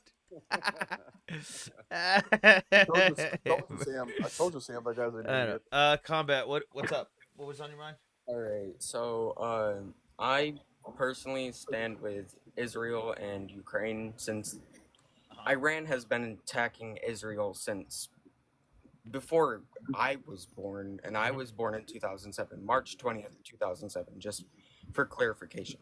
All right. Now I have been watching you for a minute, and everything you say is true. It's everything's based, factual based. But one thing I am kind of curious on is whenever you said Israel didn't, or Israel said that Iraq didn't have WMDs. No, they said they had. They said they knew they had chemical WMDs, which we did find. That was true. Yes. Every investigation Yes. equally found that they had those. They were the ones that said that there wasn't enough evidence to substantiate that they were continuing with their nuclear program, because Saddam had previously agreed with the UN to stop his nuclear weapons development program, but the UN investigation had found that there was material being transported visibly that we could see from satellite being transported in that was traveling all the way from Russia. Stuff that we were like, hey, we know what's in some of those trucks. That could 100% be used for nukes. But we didn't have proof that it was. The logic was, well, if he lied to us about one, why wouldn't he lie about the other? Israel was so like, hey, actually, no, we don't have any proof he did it. We just know that there's shit there. Yeah, and I personally, I find it hilarious so many people support Iran when they're pulling the same antics that Iraq, well, nearly the same antics that Iraq pulled, if not worse. They're closer to a nuclear weapon than they were in the 90s, the 80s, and now everybody's trying to back them, saying, oh, they're just trying to use it for energy. No, they're not. It's common sense. They've said death to America, death to Israel. That is a direct threat to our world, to the Western world. I would say that's an act of war. We have every right to go in there and flatten the nation. I wouldn't say just saying death to America is an act of war, but I definitely would say, yeah, no, they've definitely earned getting flattened with everything else they've done. But the evidence stands too. They have enriched uranium beyond a certain point, which is not for energy use. And then also a plethora of their scientists, which were recently taken out. If you look at their resumes, they were not just nuclear engineers. They were not just energy experts. These guys had very specialized training, mostly in Russia, in very specific things, individually in very specific things that many people around the world don't have at all within even in the nuclear community. It was specific to nuclear arms. Each and every one of them had something, some level of expertise in something that was very specific to nuclear armament, and that alone is enough for us to get to the point where it's like, look, we understand your intention here. These guys are specialized in very specific things. We know that you guys have enriched uranium beyond use for energy. That is a clear indication of proliferation. And on top of that, their intent to harm Israel, their intent is very explicit. Shit, BJ, right? I brought the wrong person up. My bad. Get back in their quests. Sorry, I brought the wrong person up. Sorry, Beach. Hi, Winter. It's our favorite girl, Winter. Hi, Winter. Yeah, I mean, it's pretty obvious what their intent is when they're funding a bunch of terrorist groups around the globe. Oh, we already know. mean, yeah, you're preaching to the choir here. Yeah, but my question another is, question. Can I interject on what this Belarusian Russian guy is saying in the comments? What? Uh, What's he okay. saying in My, the my comments? question is, Wait, hold on, Tartarian. What guy in the comments? I don't really read the Vadim, comments. dude, he's an idiot too. He's a Oh. moron. Yeah, so he said that NATO's expanding the borders. They're Cool. not expanding. Countries have voluntarily joined. I mean, Oh, you're not gonna look at convince him. Georgia. There's no point. With Georgia in 2008, I mean, if you can see by my profile picture, they were attacked by Russia. Two of Russia's satellite state. They're not satellite states. I don't know the exact word, but they were attacked because Georgia was quote unquote shelling South Ossetian villages when it was the other way around. They were Yeah, shelling it's the Georgian same villages. playbook they use in every country So they've invaded. basically, what you gotta tell that Vadim is speaking his language. Иди нахуй. But yeah, no, you're preaching to the choir here, Captain. We pretty much everyone, I guess, except for Tartarian, I don't know, agrees with you. Yeah, that's pretty much everything I had to say. Sorry if I sounded shaky or anything. I was kind of nervous. You're fine, dude. It's fucking TikTok. Nobody cares. It's like nobody gives a fuck up here. But thank you for coming up. I appreciate it. I don't know how to get out of here. I got you. Boop. There we go. I got you. I got you. Drop. Deported. You've been deported. I need a button that's like a sound button. It's like Obama saying deported. Just make it You've funny been deported. with Obama saying it'd be funny. Satarian, what's up? good, how are you? Hello. Good, how are you? Doing good. I just bought a bunch of new books today, so I'm doing good.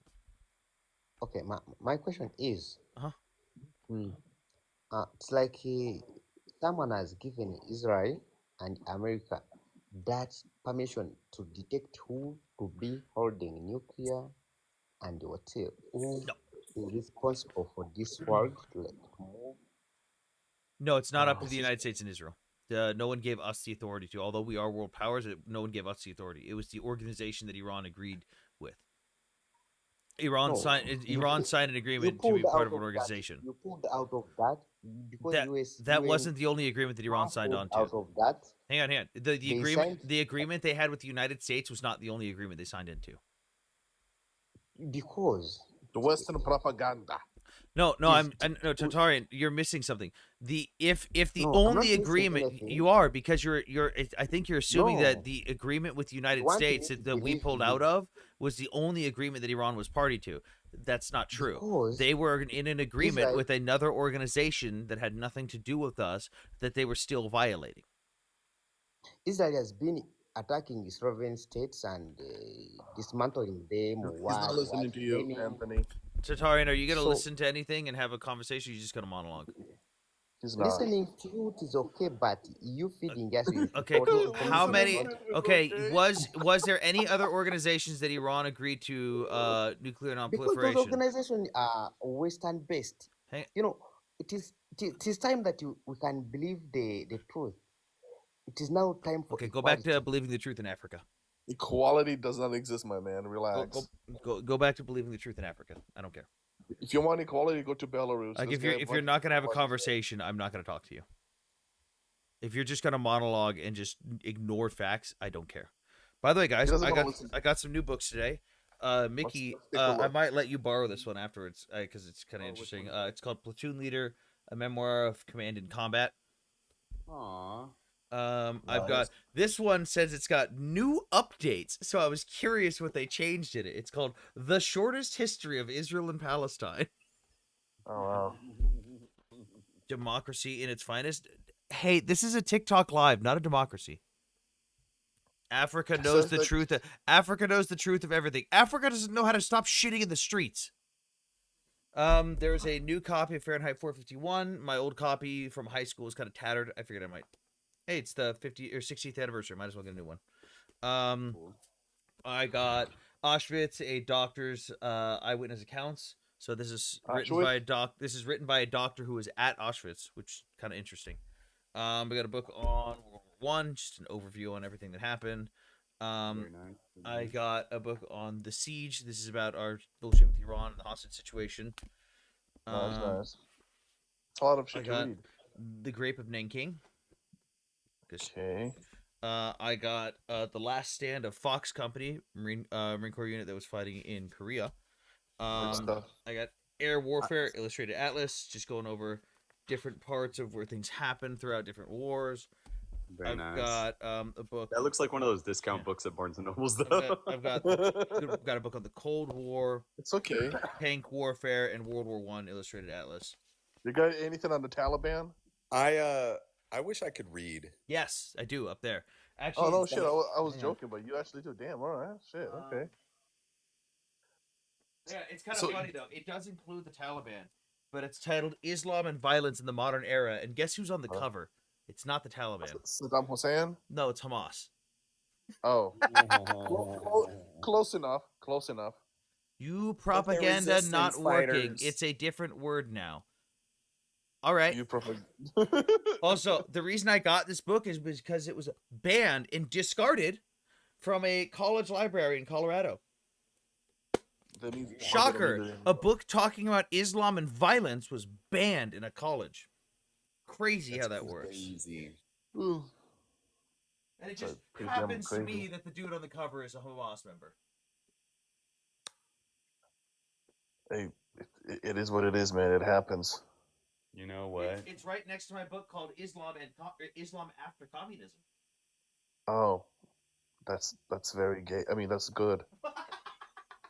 And for all of you people that sit around watching or participating in lives all day, remember, take the time to read. Or if you have a hard time reading, take the time to actively listen to an audiobook. Okay? Don't play on your phone while you're listening to an audiobook. You can do other things. You can go for a run or work out and zone out and listen to an audiobook at the same time. But I have an hour drive to work and an hour and a half drive home every day.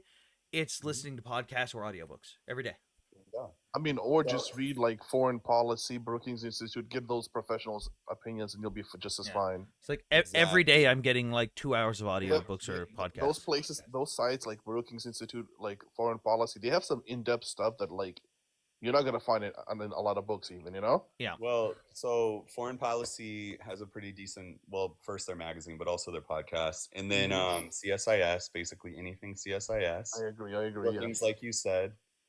Anything that's Wilson Center based as well. There's a lot of think tanks out there. I forgot the name. I used to read quite. I mean, I was reading one about the '79 Iran and everything just today from Brookings. I'm reading two things, studies, which was really interesting. That Saudi Arabia was actually provoked Syria into a civil war because they promoted a different Islamic group, whatever. So, I forgot. So they pretty much pushed Syria into a civil war in 2011. I learned that. I was like, holy shit. I was like, nobody talks about that. Nope. I mean, there was a lot of different factors with all that stuff. Well, there's many factors, but Saudis played a pretty big factor too. I mean, yeah. I mean, in the end, you can see it's worked out in their favor between everything Israel's done, and now you have essentially a Sunni powerhouse across the region after Israel basically rolled up all of the Iranian proxies.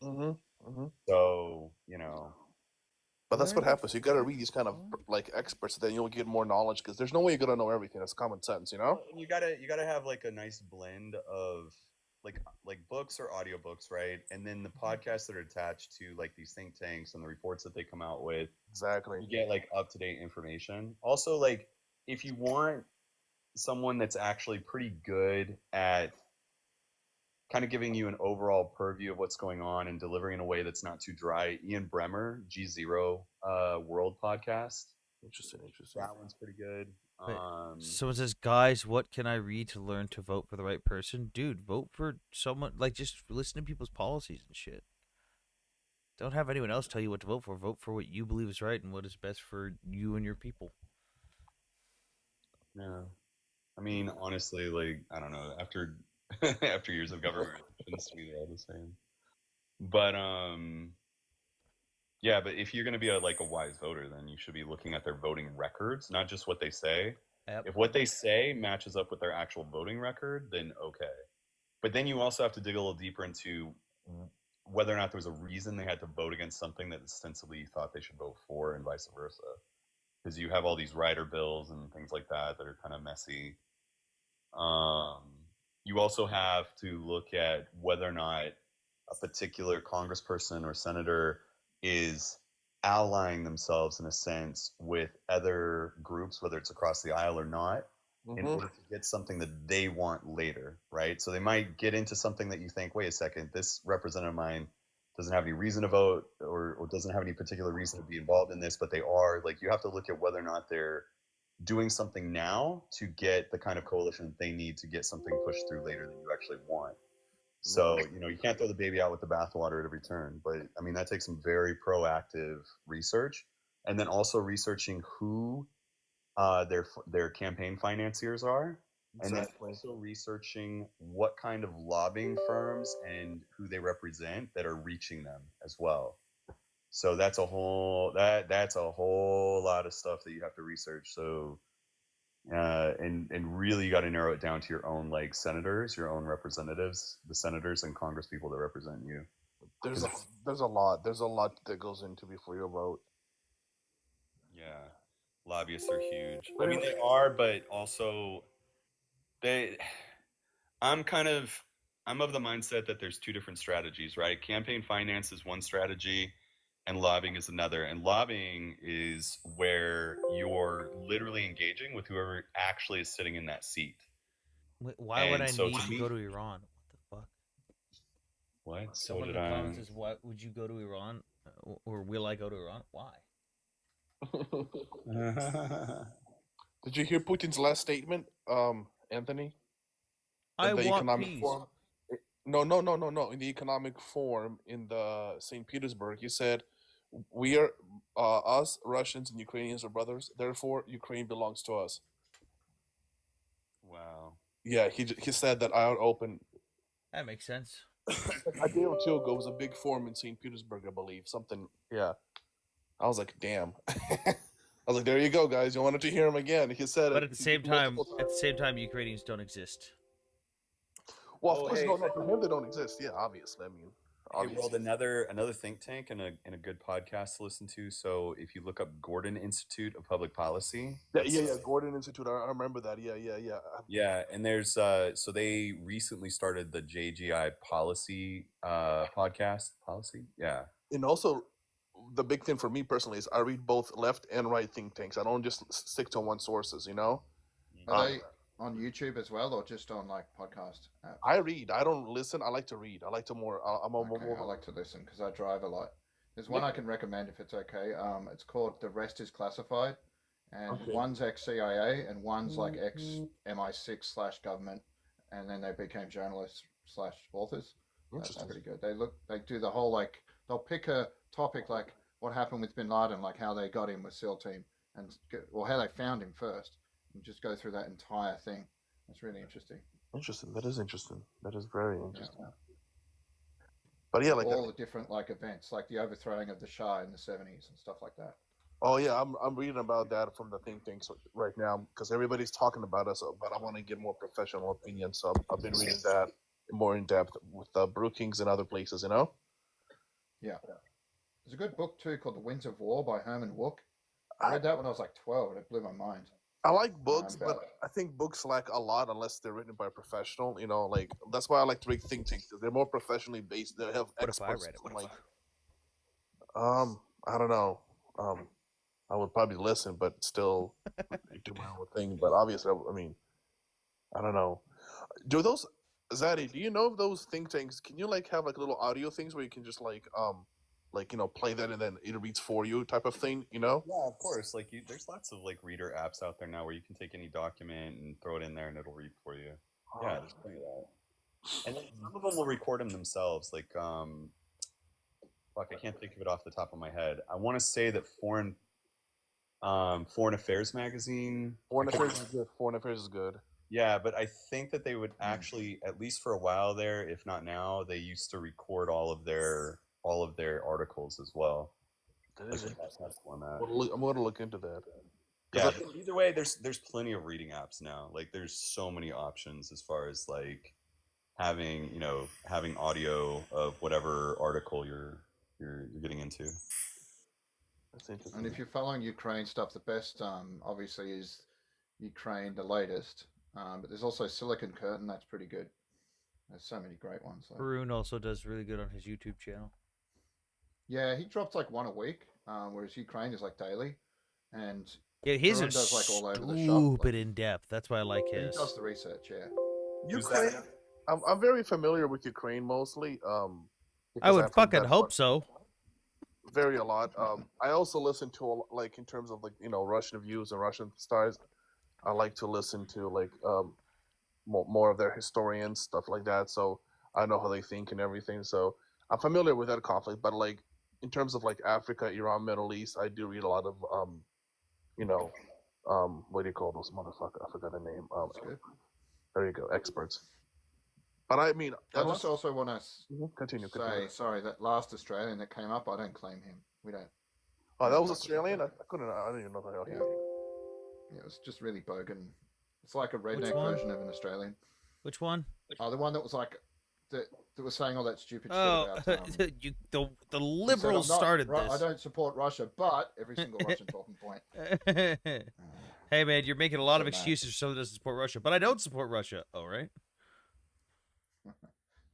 Yeah, I was so mad. So thanks for You're doing better. Like I don't remember all that shit, like the memorandum. Like where I always forget that one where Russia actually agreed to NATO expansion. Yeah, that's crazy. Yeah. And he's just like, I don't believe it. Oh well. What can you say? That's because most people don't actually read anything. They just they think they know a lot of shit, but when they start talking, they actually haven't read any documents. They don't know anything. They just go off of what they hear on Vladimir Putin say or some bullshit like that. Yeah. Like the document that I brought up. Well, Sam already knows the NATO Founding Act. Most people don't even know that it even exists. Majority of people don't. But it exists. The thing is, it actually exists. Why the fuck is the Pokemon? You just have to look around, do the research. Well, yeah, that's what happens when you read you got to read the documents, like the agreements that were signed and everything. That's what's important, right? You don't really need a lot of commentary unless it's So. Who's afraid of China? Not me. Yeah, no, nobody's afraid of China. Why would we be afraid of China? I like Chinese food. Yeah. American Chinese, obviously, but Chinese nonetheless. I've never tried a Panda Express. Panda is trash. I like to like the actual moms and pops places, where they actually do good. Sure. Nachi, Yeah, what's up? What's on your mind? How do you think this problem will be solved with the stuff we have? What a problem! Oh, yeah, you gotta be a little bit more specific, bud. There's a lot of stuff on the screen right now. Hey, can you speak up a little bit? It's pretty quiet. The stuff with Iran and Israel, how will it be solved? He sounds like those guys from Alcoholic Anonymous. Hi, my name is come on, be Bill. nice. I mean, it depends. Are we talking like how will the conflict end? How's it going to end politically? There's a whole multitude of factors to this. Which way do you want to go down with it? Solution? Most likely, what's probably going to happen is Israel's going to keep hitting Iran. The U.S. might drop a couple bombs. Behind the scenes, the Ayatollah is going to capitulate, but in public, Iran's going to be allowed to save face, and the IRGC is going to be allowed to respond to Israel and maybe even launch a couple things at the U.S. to avoid a regional power struggle. Because although it would be nice for the Persian people to take back their land and take back their country, the last thing you want is a regional power struggle, which results in essentially the creation of something similar to IS and more violence in the region and risk to regional security. So they're going to be allowed to respond, do their tit for tat bullshit. It'll peter out, and the rest of the Middle East will not look at Iran as a bunch of weaklings. They'll go, "Oh my God, look, Iran was still fighting back." Meanwhile, behind the scenes, they're going to listen to what we say. That's the most likely scenario. Do you think Kurdistan will become a state after? Do I think this will make Kurdistan a state? If anything's going to make Kurdistan a state, it's not going to be this. I would love for the Kurds to have their own fucking state. Fucking love it. I got plenty of friends that have fought with the YPG and the Peshmerga and everything, but I don't know. I would love for them to have a state. This ain't going to be the thing that does it. I'm Kurdish, and I think wow. this might be their best chance. Well, I mean, the thing is like they already have an autonomous region in Iraq, so The That's where I'm quickest from. right. So you understand, like the quickest way would be for to give up something to give something. So if a future Kurdistan, like sovereign Kurdistan, was like, okay, we have this part of northern Iraq that's already established. Let us have a little bit of this and a little bit of that, like So these other borders, but you can't have it all. You know what I mean? Because the ancient claim to all of what would be considered Kurdistan is a little too much for all these other countries to swallow. However, saying, hey, we're going to go ahead and break away from Iraq, become a sovereign nation, and we're going to include these places. Not, we're going to give up the claims to this, that, or the other thing, and also sweeten the deal with Turkey, Syria, whatever. Then you could probably get that sovereign nation you want, but it wouldn't be the whole thing. It wouldn't be the whole freaking pie. not not not not the whole thing, but northern Iraq part definitely. Yeah. It'd be nice if the Kurds had their own land, but I don't think this is the thing that's going to do it. So I have another thing to bring up. Did you know that last month we struck a deal with U.S. with 110 billion on energy and oil? Neat. What is going on here? So I'm trying to Wait, say, what? he said they struck a deal with the U.S. on energy and oil. For 110 billion Struck a with who? with USA, Who did? Kurdistan, Oh, Kurdistan. Or probably the maybe. Kurdish leaders. Because I haven't been paying I attention. honestly Yeah, I haven't seen anything on that. That'd be interesting to look at. yeah. It's on the news, but it's on certain kind of news, you know. Yeah. Dude, fucking Adobe keeps installing shit without permission. What the fuck, Adobe? Like one of the things that would help Kurdistan a lot is and it could trade for a certain amount of recognition of some of its territories even within Turkey is to make a deal with Turkey that it can benefit from in terms of like establishing pipelines, things like that. That could that'll never happen Mm, I don't know. because Money talks, and people become a little bit more amenable to different things if it's a win-win-win. yeah, I get it. Hmm. Okay, now I gotta go to the users Now, folder. luckily, the Kurds, just like the Jews in the region, have shown themselves capable of defending themselves, of managing armed forces that are relatively effective. So we have everything: president, armed forces, oil, Yeah, everything you ask for, population, exactly. So the Jews and the Kurds are two of the very few minorities in the Middle East that have been and able to hold their own against the onslaught of other forms of supremacy amongst regional majorities. it's the most peaceful. Adobe is Chinese spy glass Adobe.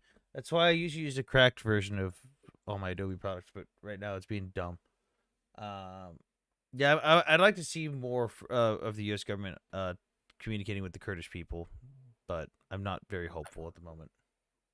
Yeah. So do you think Israel can keep fighting these battles that they're creating? Yeah, That they're creating. they're not the ones Yeah, creating it, but they're doing just fine. I mean, if like Nachi, if like the IRGC tries to surround my entire country with proxies that launch missiles at me all the time, at what point am I supposed to do something about it? This is like the thing that Russia said was going to happen to them, but never happened. And Russia's like, oh my God, NATO's going to surround us and launch missiles at us. Meanwhile, Israel's sitting there like, wow, I wonder what that's actually like. You see, Nachi, Israel and the Kurds are natural allies because, again, we like we are allies. exactly, and natural allies at that because you're talking about again two minorities in the Middle East. Now, one's a minority in ethnic terms, but not necessarily in religious terms. The other one is a minority in both religious and ethnic terms, right? Yeah, yep. and one's actually substantially smaller than the other, and yet has a sovereign nation is like a test case for indigenous movements to get their sovereignty as a nation, and then fight to hold on to it. You know what I mean? It's kind of like everybody's I like, agree oh, with you. yeah, Israel's starting all this crap. It's like, no, Israel is responding to direct threats, both verbal and actual.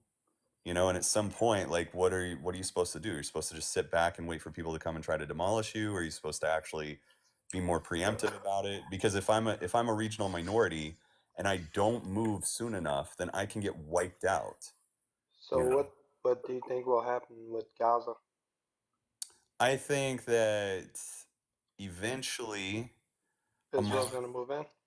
Oh no, it has to. There's no if that's not even a question. So Israel they'll is going to have to now. Whether Israel does set up its security forces in Gaza on its own, or whether it makes a joint security plan with Egypt, or whether it makes a joint security guarantee with the U.S., which would be better for everybody, right? Um, it's going to happen. Like Gaza is going to remain occupied in the security sense for the next 10 years minimum. Minimum. And by the way, that's better for Gaza because since without Israeli occupational, we'll call them occupational forces in this particular case, right? Security forces. Without Israeli security forces occupying and providing that security guarantee in the Gaza Strip, or ideally at a minimum a joint agreement between them and Egypt, or ideally the US providing those security guarantees without someone, one of those three options providing those security guarantees, Gaza will not get the foreign funding and aid and and foreign direct investment to rebuild so and flourish in any way, shape, or so form. what do you do with the population, those I mean, Gazans? the population at the end of the day could stay there or be given options to leave. Some people, and to me, that's not wrong. Like, if people want an opportunity to leave and we can provide them resources to leave, then just give it to them and let them go and resettle somewhere else, right? And And if if they they don't, don't, that's fine. They can stay there, but there's no guarantee of how long it's going to be that reconstruction is going to take place. Now, the other caveat to this, Nachi, is we have kind of a double-edged sword here, right? And that is that a lot of Gazans are technically refugees and technically don't have any land rights where they're living, which means they don't have titles of land, and even the titles that exist within the Gaza Strip are kind of dubious. So the fact is as refugees, any number of refugee programs or initiatives could move them for their own safety. So they kind of did it to themselves by remaining on these refugee programs in perpetuity for generation after generation. so So all I'm hearing is you guys are kicking them out, and no, you're no, not. no, Nachi, No, Nachi, he's Nachi. saying Here's that's the a other thing. option that's available to the Gazans. That's not a guarantee or even something that they're guaranteed to Exactly. force. And here's the thing: if I was a Gossan right now, I'd be like, look, if someone's going to offer me, Actually, say, even 50 before the grand, war, 30%, statistically speaking, like 30% of Gazans wanted to leave Gaza. The most recent polling shows that yeah. over 50% of Gazans don't want to be in Gaza. So, like, hey, if you really want to So leave, by all means, nobody's stopping you, except for all the so surrounding you Arab nations that won't let them. Exactly. And do Nachi, here's the thing. Here's the thing. If you look prior to October 7th, you had a lot of Gossans that were looking at ways to, at the bare minimum, get what they needed to move to the West Bank, right? And that wasn't just an Israel thing, that was also a Palestinian Authority thing, right? So you had them looking at ways to get out of Gaza and go to the West Bank, even though Gaza was by all means pretty nice as far as the oceanside city goes, right? mhm. And the thing is like if they can be offered some type of resettlement Oh, look, program where guys, they we got a Yahtzee in the chat. If you're a subscriber, spam the Yahtzee emote. Yeah. So here's the thing: if one of the issues here, right, with this entire scenario between Israel and the Palestinians is because the UN has propped up through UNRWA this multi-generational refugee program where even people who have resettled in other countries and have citizenship there, multi-generations of citizenship, they remain with this sense of entitlement and claim to something that no other group in the world has.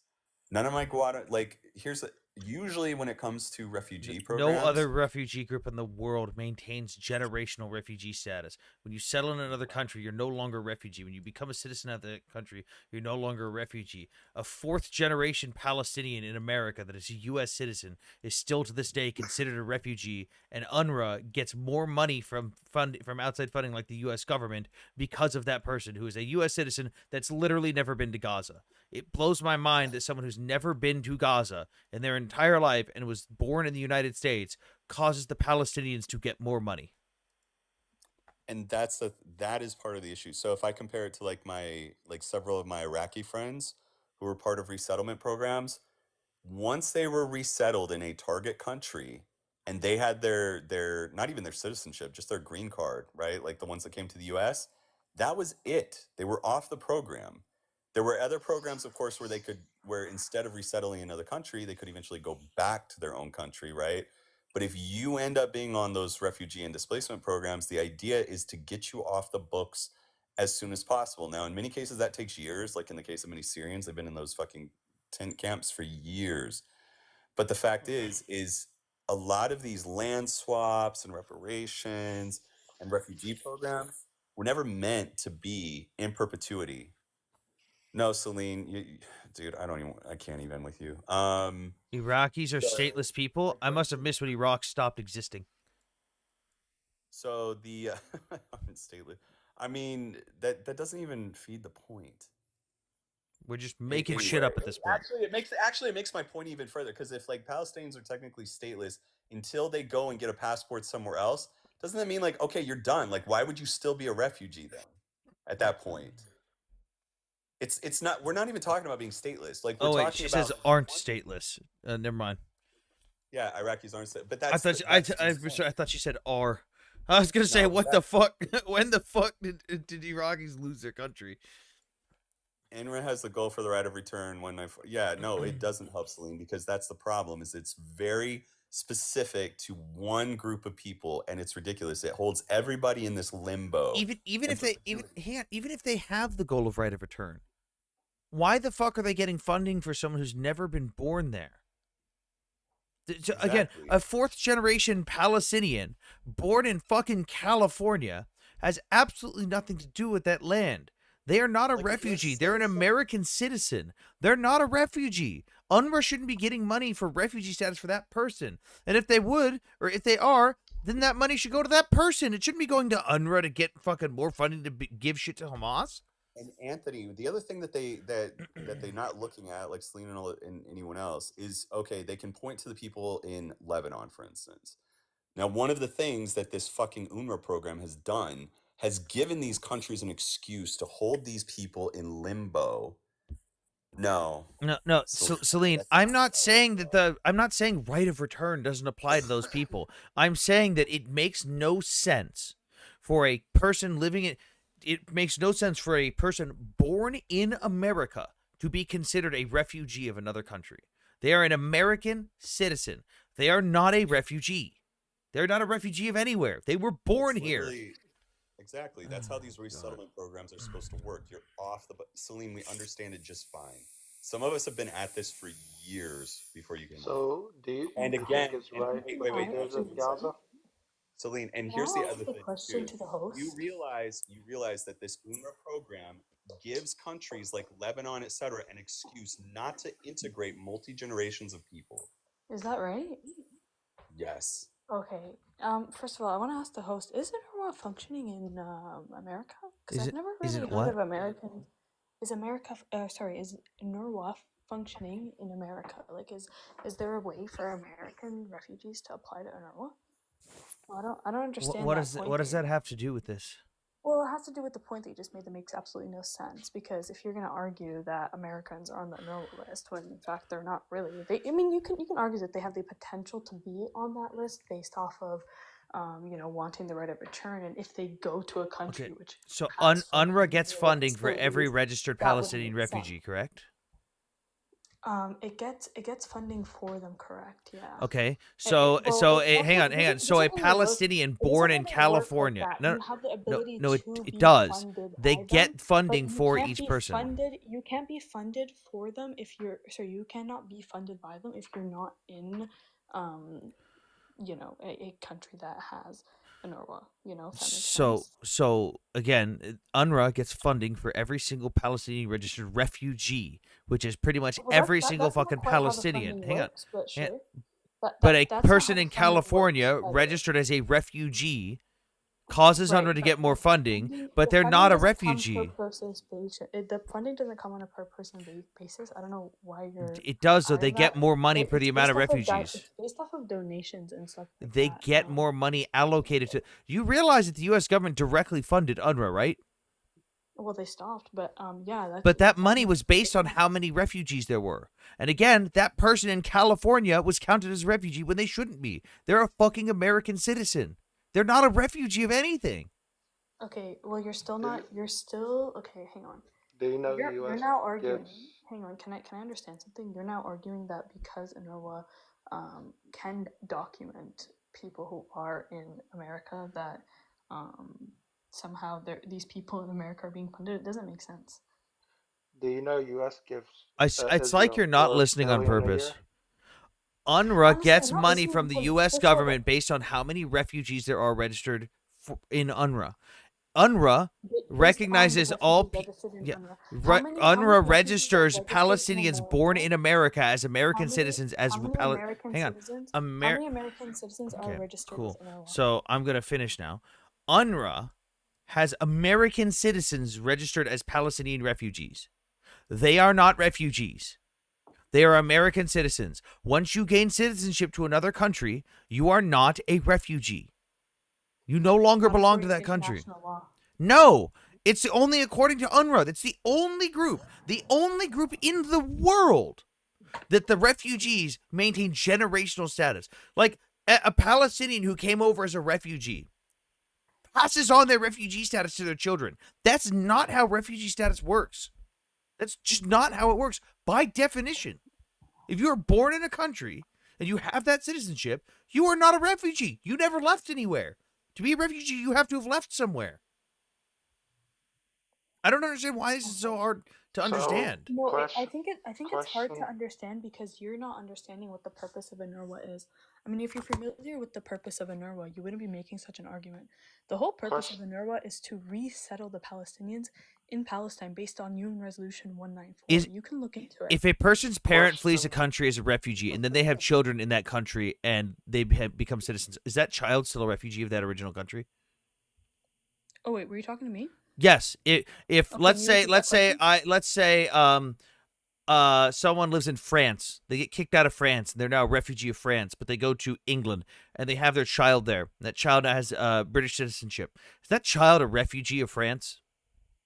Well, it depends. Is there an everlasting solution to their problem? It does not depend.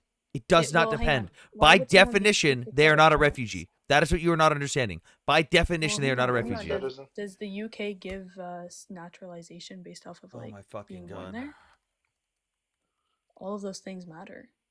And also, I want to make it very clear, like you're not really listening to what I'm saying. Oh, the irony. According to international law, it is based on what's it called? An everlasting solution being made to the problem. There has never been an everlasting solution to the Palestinian refugee problem.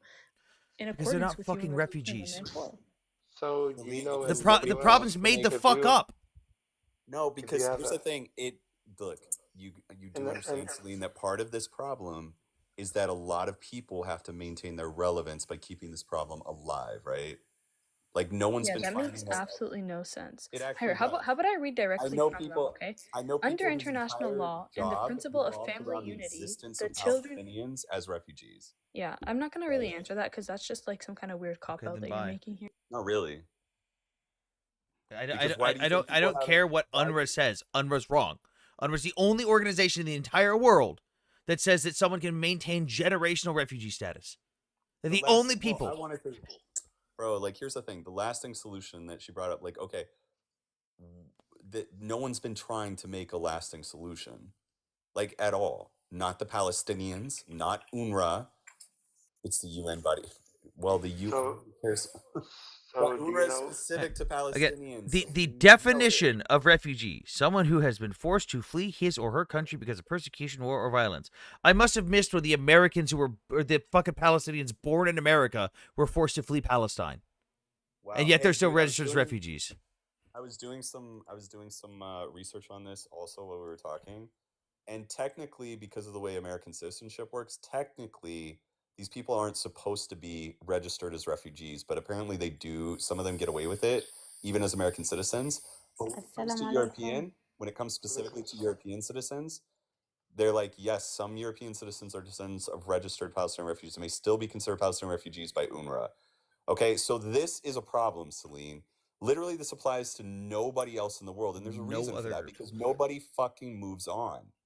Okay, we can't apply this to literally everyone in the world at all. And it's something that builds a sense of entitlement amongst diaspora that frankly I think are too far outside the box to really go back and get all the freaking entitlements that they think they deserve. And then two, you've got fuck, I lost my train of thought. Anyway. It's just, again, the Palestinians are the only people in the world that maintain generational refugee status, no matter where they go, no matter what country and citizenship they have, and that's not right. By definition, that is incorrect. Jojo, what's up? And also, you gotta. And here's the thing, Wait, too, Mickey, bro. Mickey, hold on. New guys. Jojo, what's up? Going once.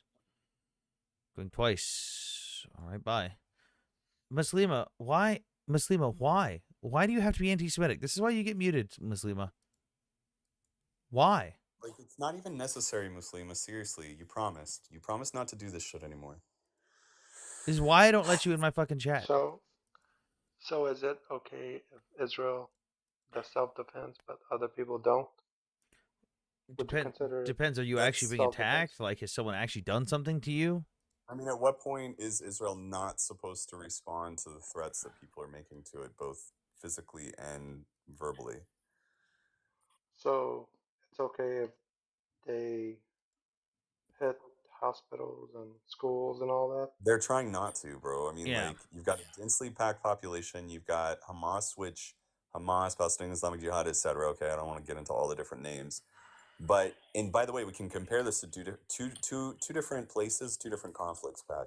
And we start giving But no, Mickey, you're not directly answering the question, though. The thing is, you're not directly answering the question. He asked about hitting stuff like hospitals. Nachi, here's the thing. According to international law, there's 4 classes of protected status buildings. You got places of aid, places of worship, places of education, and hospitals. Yeah. All 4 of those immediately lose protected status the second they're used for any military purposes whatsoever. That means if you've got a hospital full of people and a Hamas member walks inside and starts firing out the window, unfortunately, that dude has gotten rid of the protected status of that entire building. Granted, that doesn't mean that someone's just going to blow up the whole fucking hospital for it, but Israel hasn't even directly bombed hospitals. They've definitely had sieges of hospitals where they've had really long firefights and gone back and forth and fought with people inside the hospitals, but they've never directly hit a hospital. They've hit compounds, they've hit the fences, they've hit outside the hospital, near the hospital, but every time they've gone into a hospital, it's because they've been actively fighting against it. Like, we have drone footage of Hamas members walking in and out of the front doors of hospitals, firing stuff out of the front door and then walking back inside. And unfortunately, those members, because they don't care about the Palestinian peoples, have fucked that hospital.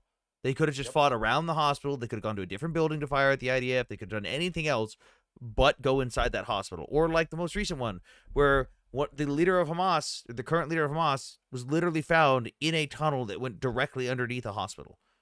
Like, and Nachi, we have something to compare it to.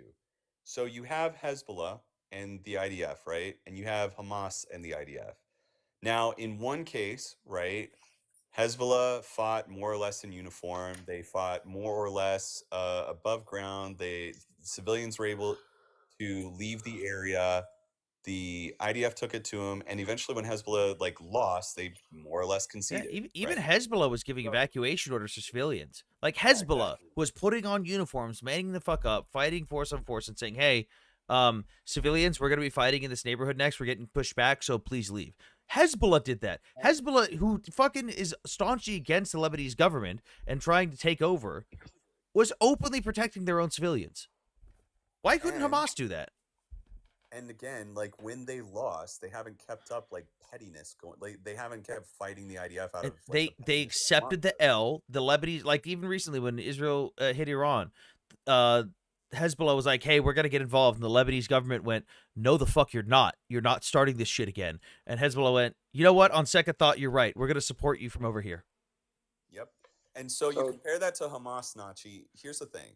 Hamas, if it was going to do what's good for its people, it would not have tunnels underneath hospitals. It would not use hospitals, mosques, etc., as caches and or fighting points, right? It would not integrate its people with civilians or commit acts of perfidy. It would not, hold on.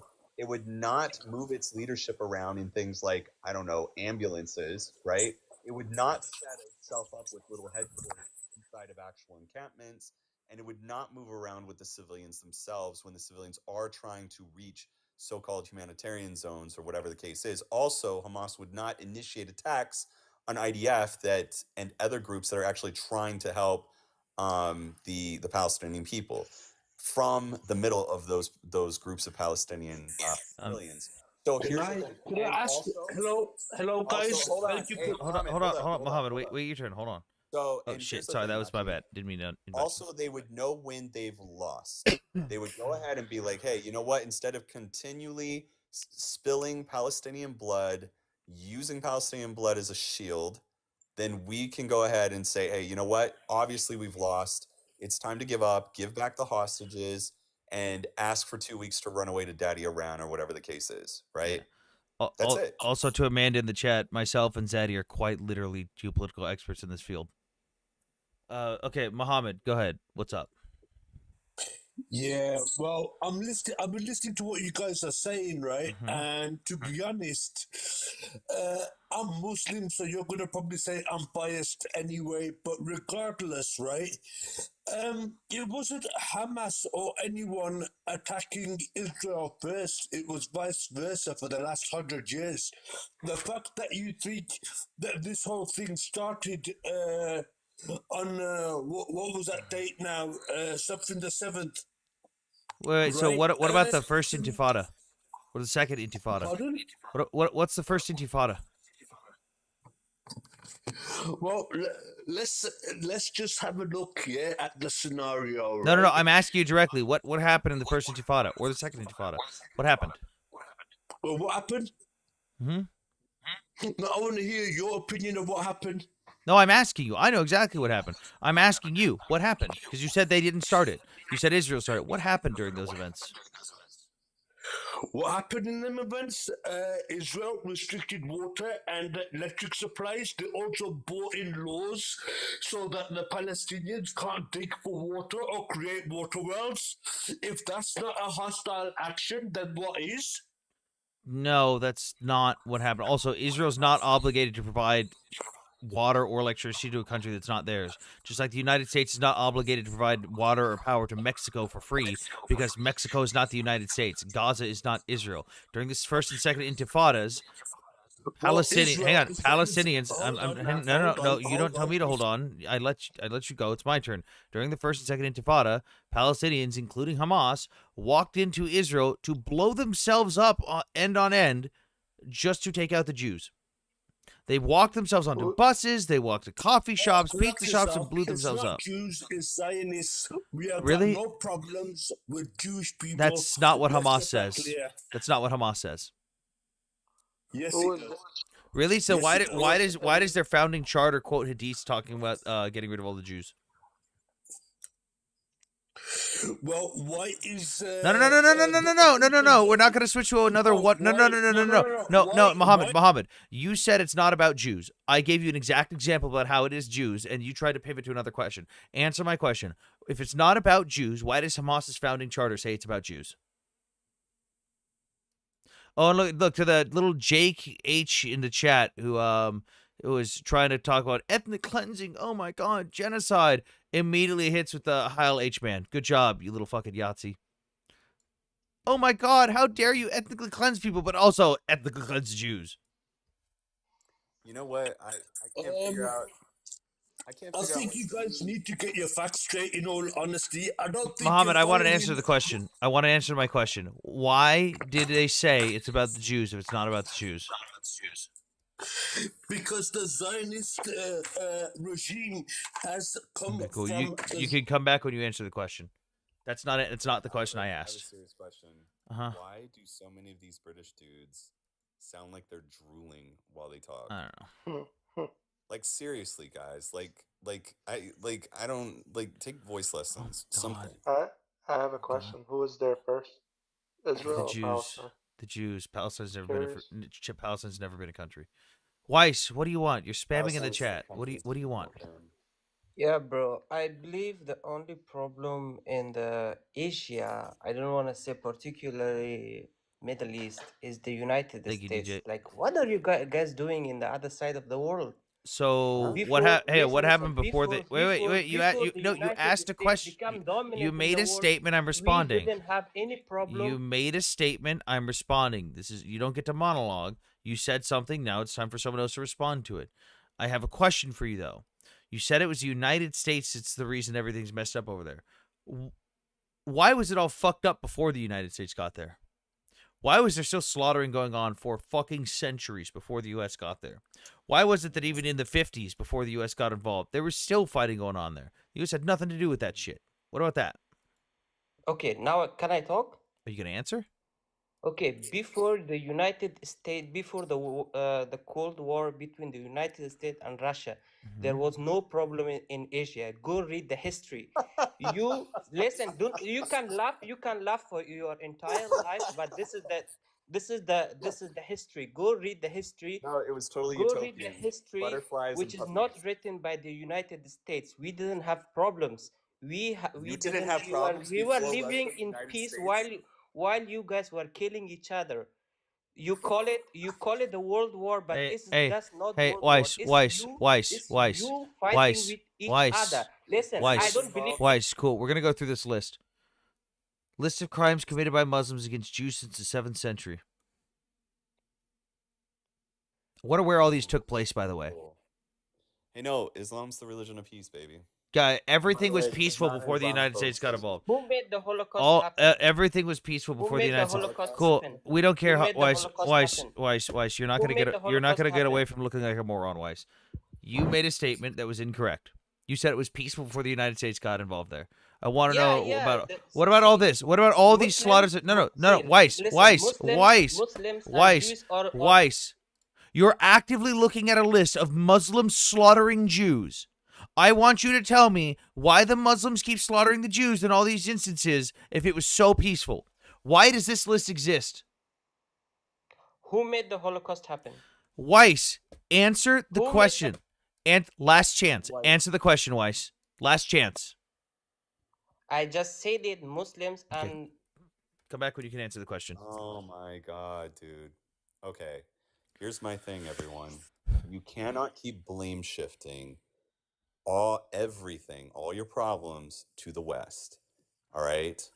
You can't blame shift it to the East. You can't blame shift. You need to start taking responsibility as countries, as nations, as regions for literally your own problems, for all the geopolitical players that exist within your different regions, your different religions, politicization of those religions.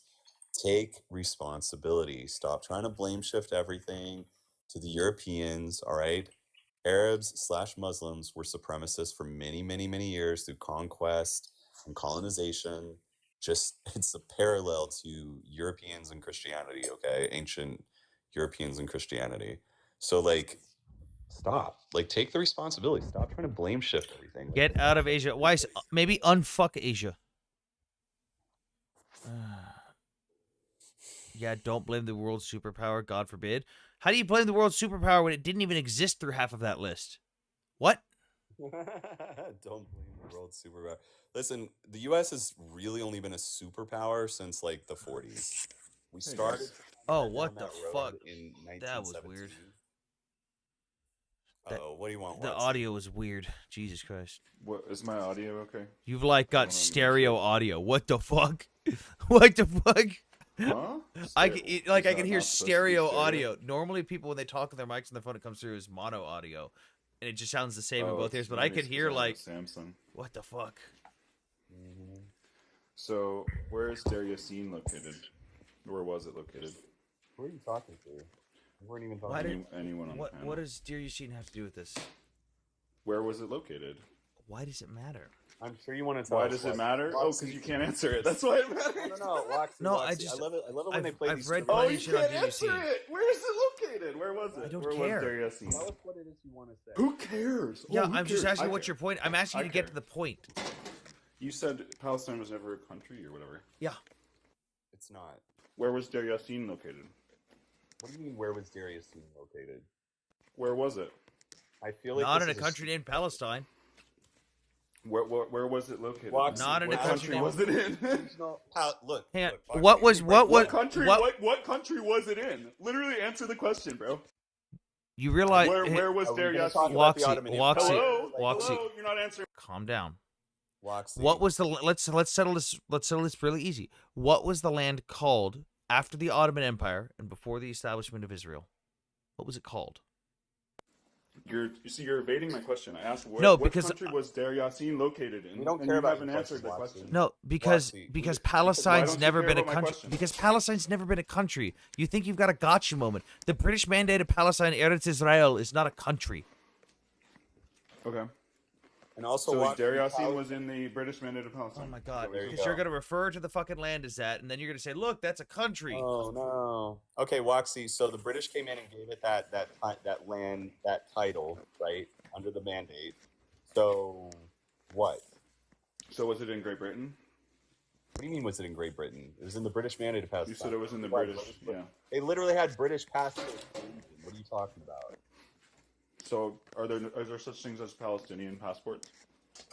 Does that From exist? the British Mandate of Palestine. Hey, what Sure. what did the passport say on it? What was on the front and back of the So British if a mandated ca- if a- Palestine or British mandated Palestine passport? I Where love was how this Derry- is about a gotcha moment here. No, but it is kind of a gotcha moment because you It's- took it really isn't. 20 minutes to answer it. Really. No, because I know what you're getting to. What am I getting to then? What am I getting? You're to? going to say that Are you gonna because call it me was a called. Swansea? No, I'm saying because you're going to call it the British Mandate of Oh. Palestine, that somehow makes it a country. But it wasn't a country, and it wasn't called just And all you're doing Palestine. is displaying your ignorance. So it was about it was how it was the works. British people then. It was Yes, British it was the people. British. It was literally the British So Mandate. Deir Yassin was a British village. It was under Britain. Yes. And Okay, before so that- it's Here's British here's a people. British passport that says Palestine, and then on the back it's got Arabic Oh. and Hebrew. Eretz Israel. Why did it say? Oh. Why did it say that if it was just Palestine? Why does it say it in a different language? Because It the says Palestine on the front of it. Are they You like showed me a- Waxy? you You showed me might a as well Palestinian call it passport. 11 times. it says British Mandate of Palestine, Eretz Israel. British Mandate of Palestine, it land says of here. Israel. Did you I not can't know read that this land part of that says Israel land was? of Israel. It was Did- a different language. Oh, for fuck's Did, sake. did you not know that land of Israel was included on the passport or I on the can't read that. coins? It's in Hebrew. Well, go learn Hebrew then if Here. you're so obsessed with it. Palestinian. Why? What do you mean? I just Because asked all you of if you knew where pro-Palestinians Deir are Yassin so was. Wait. fucking I've got another one. I've got another one. Israel. Go actually learn. No, I'm not this obsessed this with one's it. fun. I This just one's know fun. Yes, you guys Hang on, are. hang- You Mickey, guys hey, Oh, yes, you Mickey, are. stop. Yes, Hey, you are. hey, this is a Palestinian coin, right? From 1927. Ooh. Palestinian coin, right? Okay, so what kind of entity accepted that Palestinian coin? The British Mandate of Palestine, Eretz Israel. Oh, so why isn't it a British coin? That's weird. If it was a British coin, Why? Hang on. Why does it have? Why does it have English, Does it Arabic, say and pounds? Hebrew on it? Oh, probably because there were all of the religions were allowed to live there before. All the religions still live there, Waxy. Oh, really? You have Do they have equal rights to buy Yes, land? they have equal voting rights. Yes, Oh, they can buy land in Israel, yes. Yes, They can. Waxy. Look, Yeah, no, Mickey, no. stop screaming, Mickey. Stop. Waxy, yes. Arab Muslims in they Israel. travel- Okay. Yes. Before you cut me off and ask another question, yes. Arab Muslims in Israel have full and equal rights to every Jewish Israeli citizen as well. They are equal citizens. So they can purchase land. Yes. Can they Arab purchase land Muslim, in the West Arab Bank as a Muslim, settler? only in Area C, which is what Israel owns. Oh. And Waxy, So they yes, can Arab purchase land Israel. in the West Bank as a Waxy, settler? In Area C, which is the only area that Israel has the authority over. And guess So what, they can't, Waxy? so Arab Arab people Israelis, can't Waxy, settle on. Waxy. You're Arab saying I you're didn't saying say Arab people Mickey. can't Stop. settle on the West No, that Bank is as not a what I said. settler. Waxy, here's what's gonna happen. You're gonna stop straw manning what I say because you know that I know more than you thought I did. Okay, good job, child. So what you're not gonna keep doing is taking what I say and presenting it as an argument that I never fucking made. I already called out the fact that you didn't realize that the land was called British Mandate of Palestine, Eretz Israel, because it was land of Israel, and the fact that a mandate does not equal a country. You also didn't realize, apparently, that cool. So I'm talking still. This is when you shut up and listen while I'm still talking. You also didn't realize that the coin has multiple languages on it because guess what? The Hebrew on there says Eretz Israel. I wonder why they would include that. Cool. I'm still talking. I'm still talking. You also didn't realize, I don't know how you didn't realize it, but probably because your side just keeps saying it, and if you say it enough, it magically becomes true, that Arab Muslims don't have rights in Israel, which they do, which includes Area C, the West Bank. But They don't have rights to purchase land on settlements. Can you show me any? Can you? So you're wrong. Show me a law that states that Arab Muslims, Israeli citizens cannot purchase Aren't land. allowed to buy land. Yes, show me the law that states that. Just settlements. Show me the law that. I know. I'm saying period. You saying settlements? Yeah, keep calling them settlements all you want. They're fucking villages in Area C. Show me the law that states. What about Area A? Waxy, show me the law that states that Arab Muslim Israeli citizens cannot purchase land in Area C or anywhere else in Israel proper. And also Waxy. Well, wait. So they can only buy land in Israel proper. They can't buy land on the West Bank or yes, in they the can. Gaza. Area C is in the West Bank. And Waxy, hang on, Mickey, stop. Waxy, when someone says from the river to the sea, what river and what sea? The Mediterranean Sea and the Jordan River. Holy shit, you know that, but you don't know the breakdown of areas A, B, and C? Who has full control over Area A? Who has full control over the Gaza Strip? Who has full control over Area? Mickey, stop. Who has full control over Area A? Which one is? There's either the West Bank, Israel. You don't know what Area A? No. The West Bank is divided. Waxy, here. I'm gonna show you how the Palestinian. I'm not a genocidal person. Here's how the Palestinian government divides the West Bank up. The Palestinian government divides the West Bank into areas A, B, and C. The Palestinian Authority. Yeah, you can have a governing body without having a country. Did you not know that? Where else? What other governing body doesn't have? We're just gonna. If you're not gonna listen, I'm just gonna move on.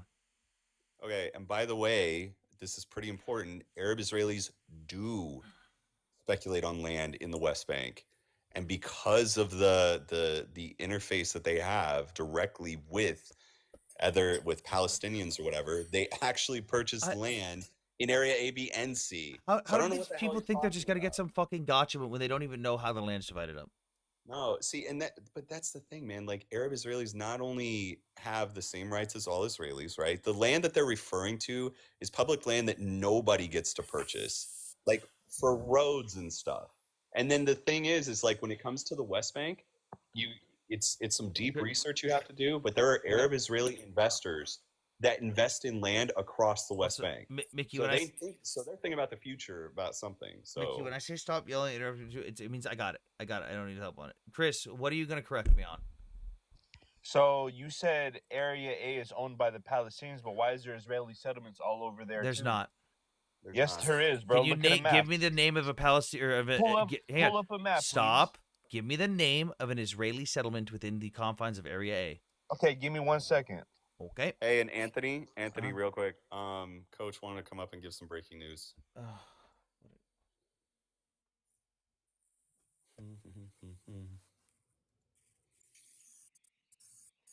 What's up, Coach?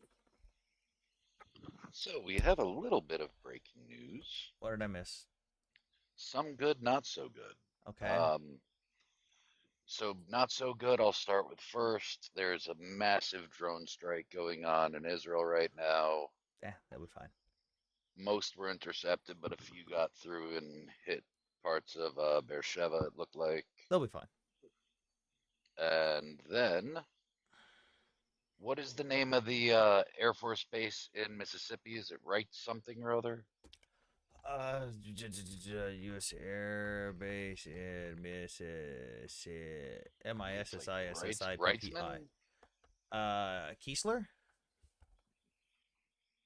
I don't know. I don't know. What about it? What air base?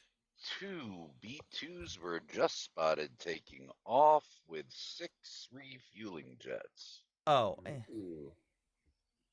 I think some shit's about to go down in Frido. They're just going to be flying patterns for now for a show force.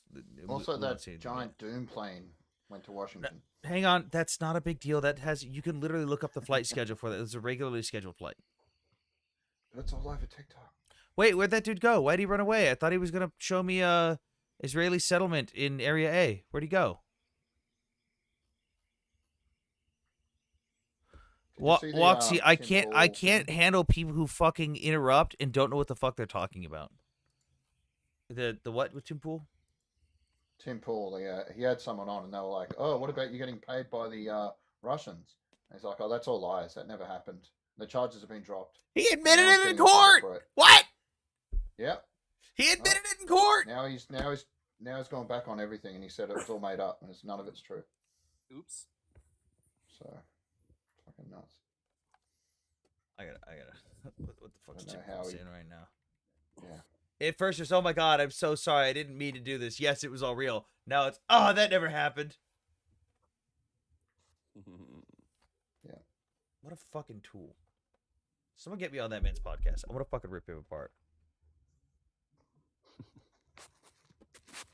He's too afraid to have people on that disagree with him. Just like, was it Tucker Carlson and Ted Cruz? You don't know the population of this country? I don't give a shit. Like, what? I mean, it was kind of dumb to quiz him, but it's like, it was satisfying to watch. Shut up, Anthony. You can't do nothing. You know what I can do, Muslima? Put you in the corner. Time out. Go sit in the corner for 5 minutes. I just woke up. World War III happened? No. Not yet. Nothing ever happens. W Russia and W Ukrainian Muslims. Muslima, you realize the Muslims in Ukraine right now are fighting against Russia.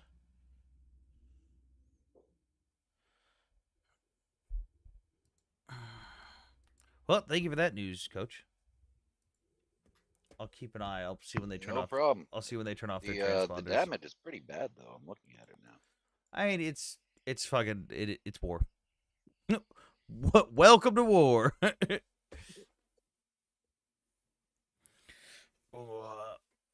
I'm a bit confused on what stance you're taking. Did you see the explosion pro in Israel, Isfahan? pro Ukraine? What? Did you see the explosion in Isfahan? They attacked a nuclear site. Huge mushroom cloud. Explosion. Latest. No, go to the latest tab, damn it. Why is there a bunch of Chinese sites posting about Iran? What the fuck? CCP doping scandal? What? What the fuck is this?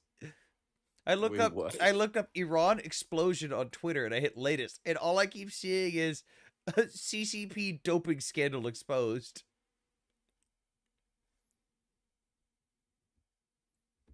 Which place was hit, Coach?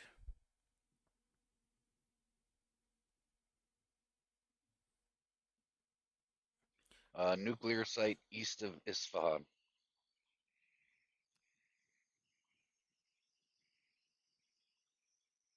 Oh man, I love the fucking CGI explosions of Israeli of strikes of missiles in Israel.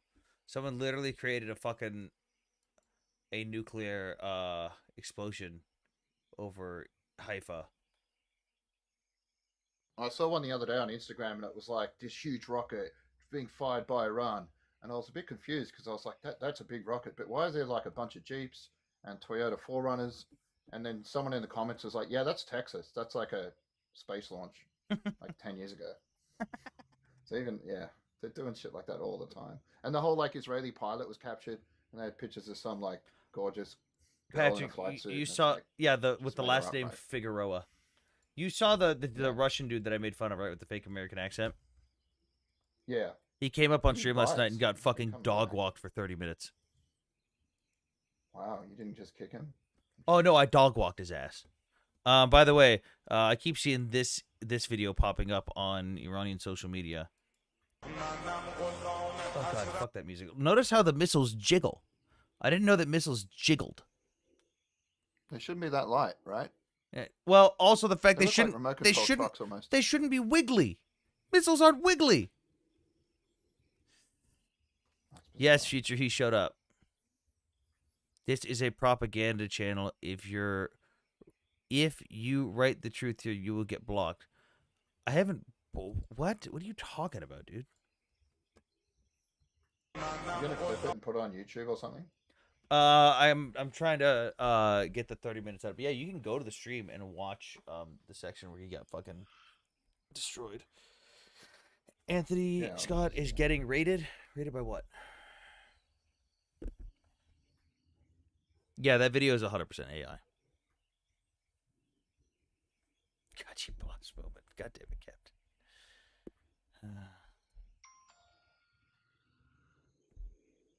Do you realize that the USA is financially not able to fund a war with Iran, Ukraine, and Gaza? Damn, good thing we make money off of those.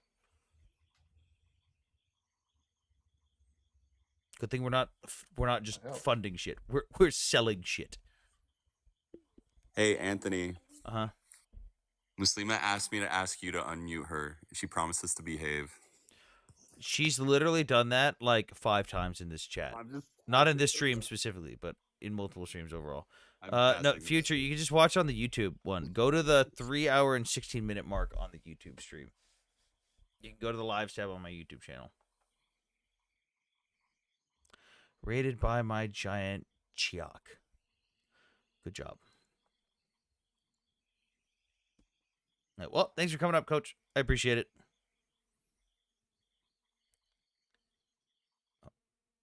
All right. I thought he was going to say bye. So you guys are complicit with war? No, I just understand that sometimes war is a necessary evil. It's called being a realist.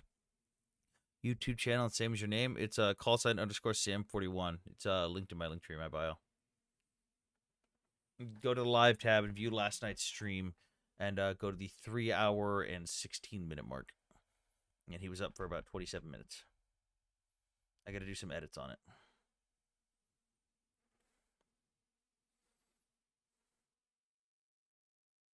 It was pretty funny.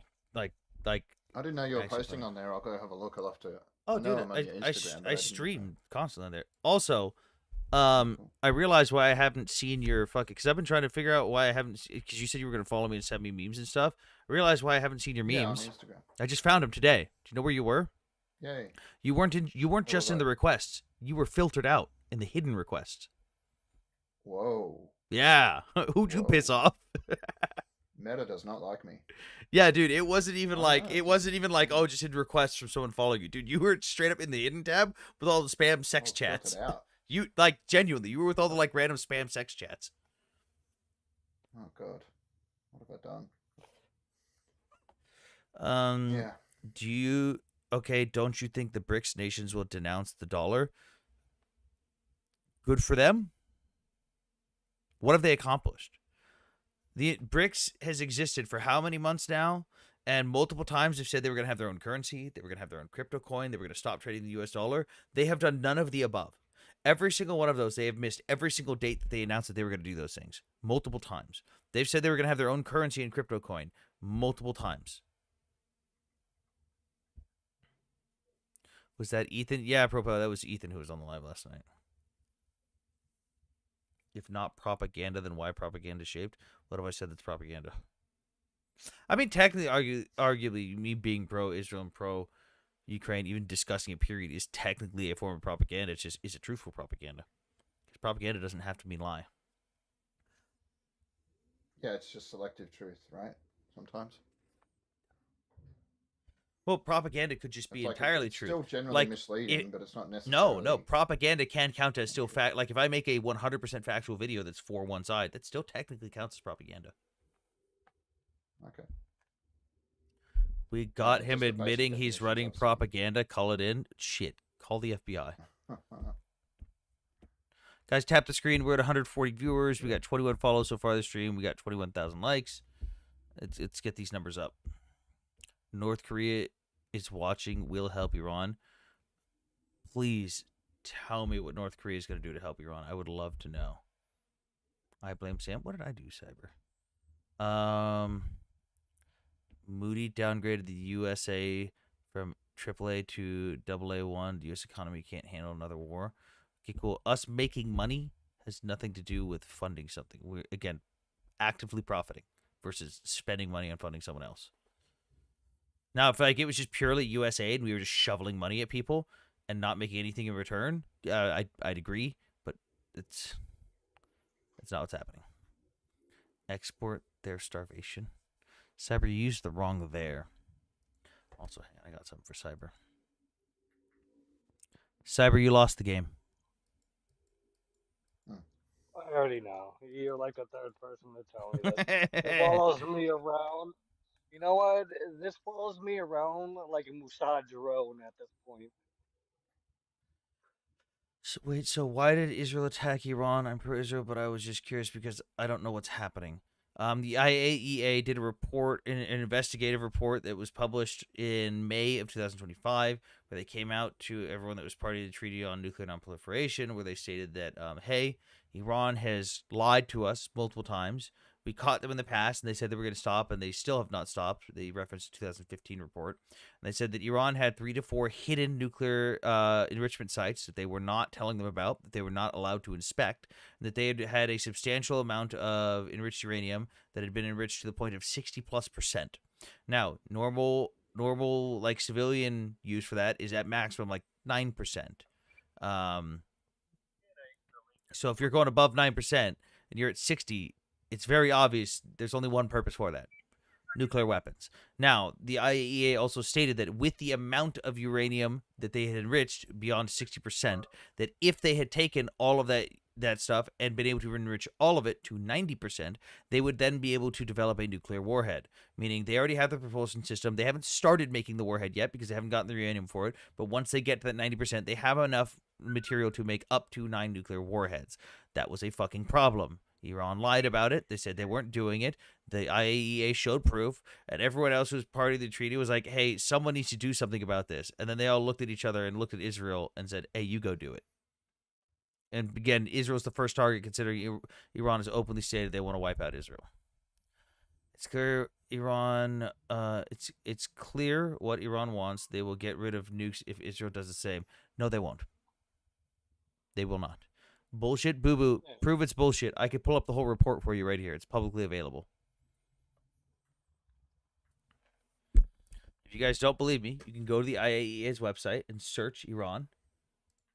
You can just go to these 2 documents. You can read this report, which is the one from 2015. And then, god damn it, fuck off, Adobe. And you can go to this one, which is the new report that talks about all of Iran's violations, their secret facilities, their enrichment to 60+%. All of this stuff is publicly available. This isn't hidden. This isn't some big secret. This wasn't Israel saying it that Iran was doing anything. This was the IAEA stating it, not Israel. How long do you give it until they start calling the IAEA a Zionist source? Oh, they already did. Iran said Iran released a bunch of proof and said they were mad that they partnered with Israel to give them intel. It's like they didn't give Israel intel. They gave the entire fucking community that agreed to this treaty intel. Yeah. And then Israel was the only one who was going to react to it because Israel's like, well, fuck me. I'm target number 1. Well, Israel played the IAEA. Israel gave them shekels. Give them a whole good 2 shekels. 2.5 shekels. Good luck with the war. The U.S. isn't getting in a war. We don't need to do shit. We don't need to do anything. Hey, here, buy my bombs. That's about it.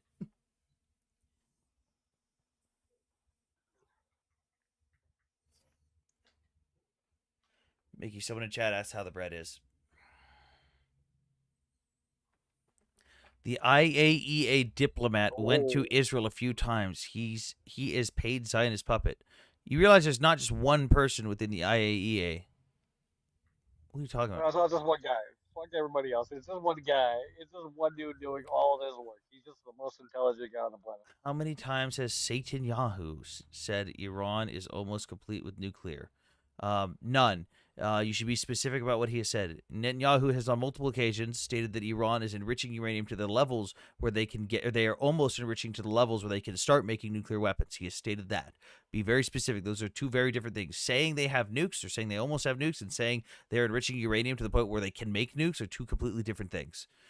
He has stated that they were very close to enriching it before, and on multiple occasions, the United States and Israel have partnered to destroy the Iranian nuclear weapons program, whether it be taking out nuclear scientists or destroying their centrifuges with viruses like the Stuxnet virus.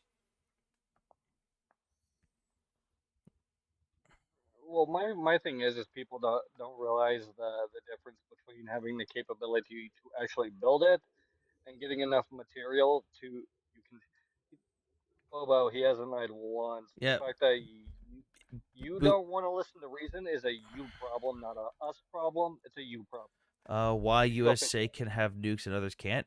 People can have nukes, but when you sign an agreement stating that I will not enrich uranium past a certain level, which would be 4 nukes, and then you violate that, and then you lie about it, that's a problem. It's, hey, I'm going to sign this treaty to not do X, Y, and Z. And then they find out that you lied, and in fact, you have done X and Y, and you were almost at step Z. That's what happened here. Iran signed an agreement to not do so, and then did it anyways and lied about it. Well, to be fair, Sam, no one can actually build nuclear weapons in the modern day with the Treaty of Nuclear Prohibition. Unless everyone agrees to it. Well, it was a UN resolution, and everybody who's sitting on the UN has agreed to it. But I'm saying it's not out of the question for everyone to agree to it and be like, yeah, fuck it, you can have them. Especially with that Europe scrambling for nuclear umbrella protection. Come on, Sam, we heard the same song and dance back in 2003, and you know it. No, actually, because Israel was the one that stated that Saddam didn't have nukes. Israel was the one that said not to go into Iraq. The UN was the one that said to do it, and the UN was the one that said he had nukes. What other countries have used nuclear weapons? Only America. Cool. Tough shit. Israel has more nukes and is not in treaty.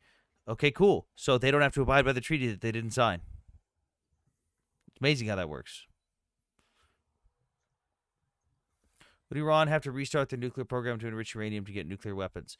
I don't know. It depends on what's still salvageable that they have right now, Oba. Stop lying and gaslighting. I know what he said. Clearly you don't, Rolling. Because you're going to reference a speech where Netanyahu said that getting rid of Saddam would be beneficial. But you're not going to find a single fucking speech where he says, Saddam has nukes. We didn't forget Japan? Yeah, Japan didn't forget either. Yeah, they're making a whole lot. Shameless. Like, what? I was talking to Shameless. Oh, Patrick, you missed it last night. Fucking Cyber here made a comment. And he goes, did you know the Japanese flag is a pie chart of every country that's been nuked by America? That's pretty good. I swear I've heard that one. It amazes me how you think all of this is fine. This will all end badly. Yeah, I'm a realist. I know it could end badly, but I know the realities of the situation and how it probably won't. USA tested it on humans. Yes. And as did the Soviet Union. That's why we have the nuclear test treaty ban. That's why we have treaties now.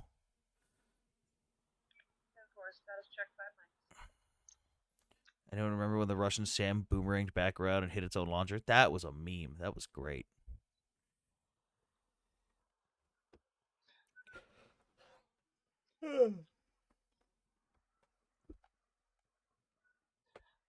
Mickey, why are you just like grinning? What are you doing down there?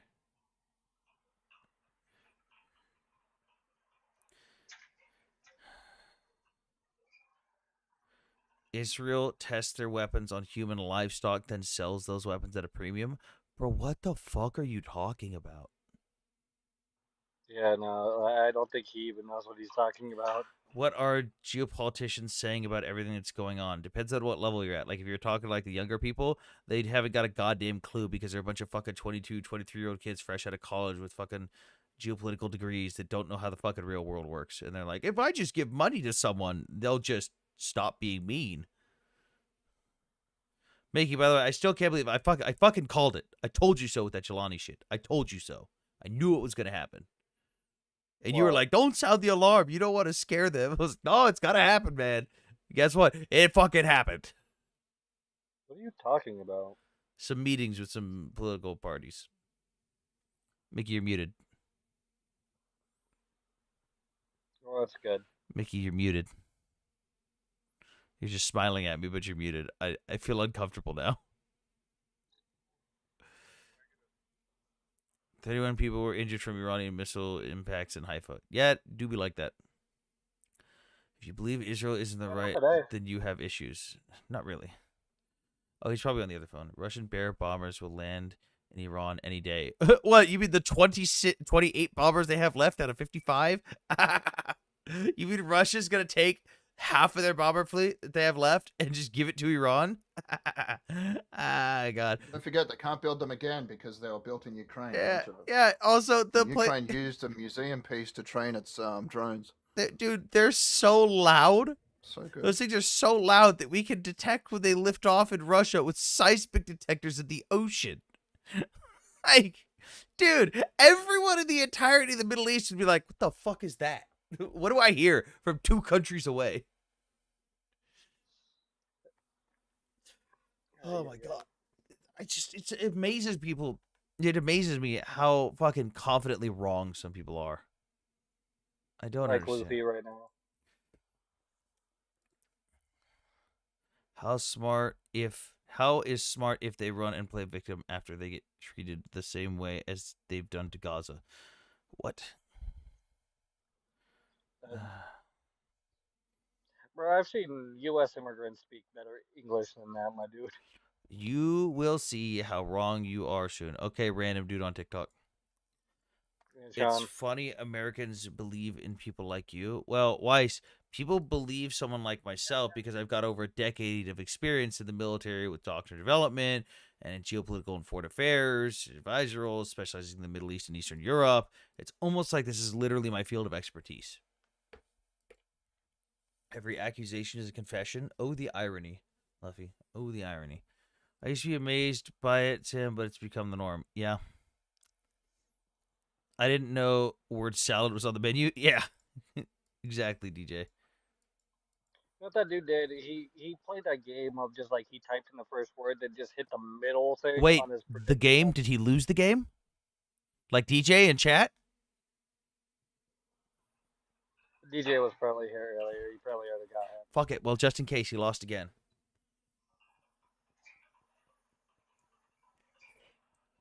The health ministry. Tap the screen, guys. Let's get the live out to other people. It's we're at 160 viewers right now. We're at 24,000 likes. Let's see if we can double it. See if we can get up to like 50,000. Chinese military equipment is being flown to Iran now. Yeah, there's been absolutely no verifiable proof of that. Also, what are they going to do with it? What are they going to do with it? Because we've already seen it get blown to fucking shit in Ukraine. Would you say Trump is handling this well? No.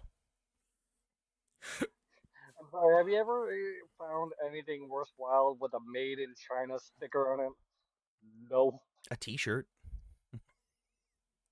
Yeah, but I give it about 5 washes before you start like seeing like it starts separating at the thread level.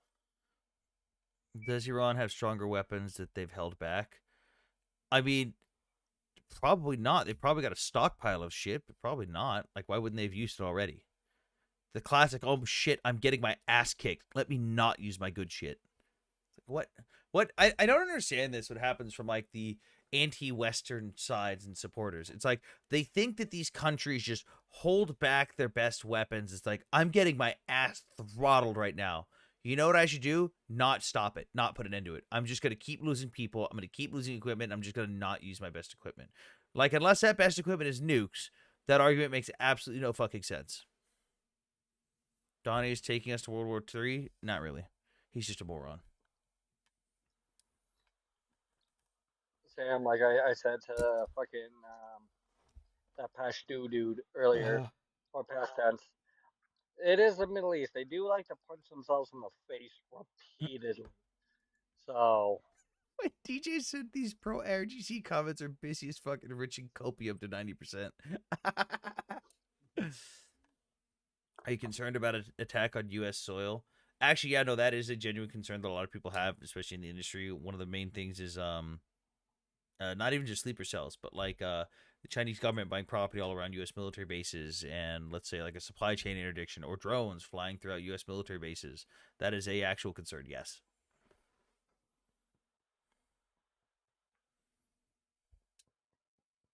Guys, if you're not already, you can drop a follow, or you can drop a follow, or you can join the team, get the notifications. You can also become a subscriber. You get access to a bunch of little stickers. Do you think the Ukraine aid will resume? It already has. We're 52% of the way to our subscription goal. We're at 13 out of 25. Let's go. was down there in the comments, my man. If we were just stealing the oil, why are we paying for some shit we're stealing? Yeah, which country did we steal oil from in the Middle East? I would love to know. Did you see Trump said he's not going to send troops? Yeah, there's no need to send troops. Yeah. Look at Iraq. We fucking bombed them into submission within a week. Hopefully they send a Chinese winter soldier. Thank you for answering. I'm from Australia. Oh, nice. Good day, mate. Sorry. Oi, cunt, how you going? I love my Aussie friends.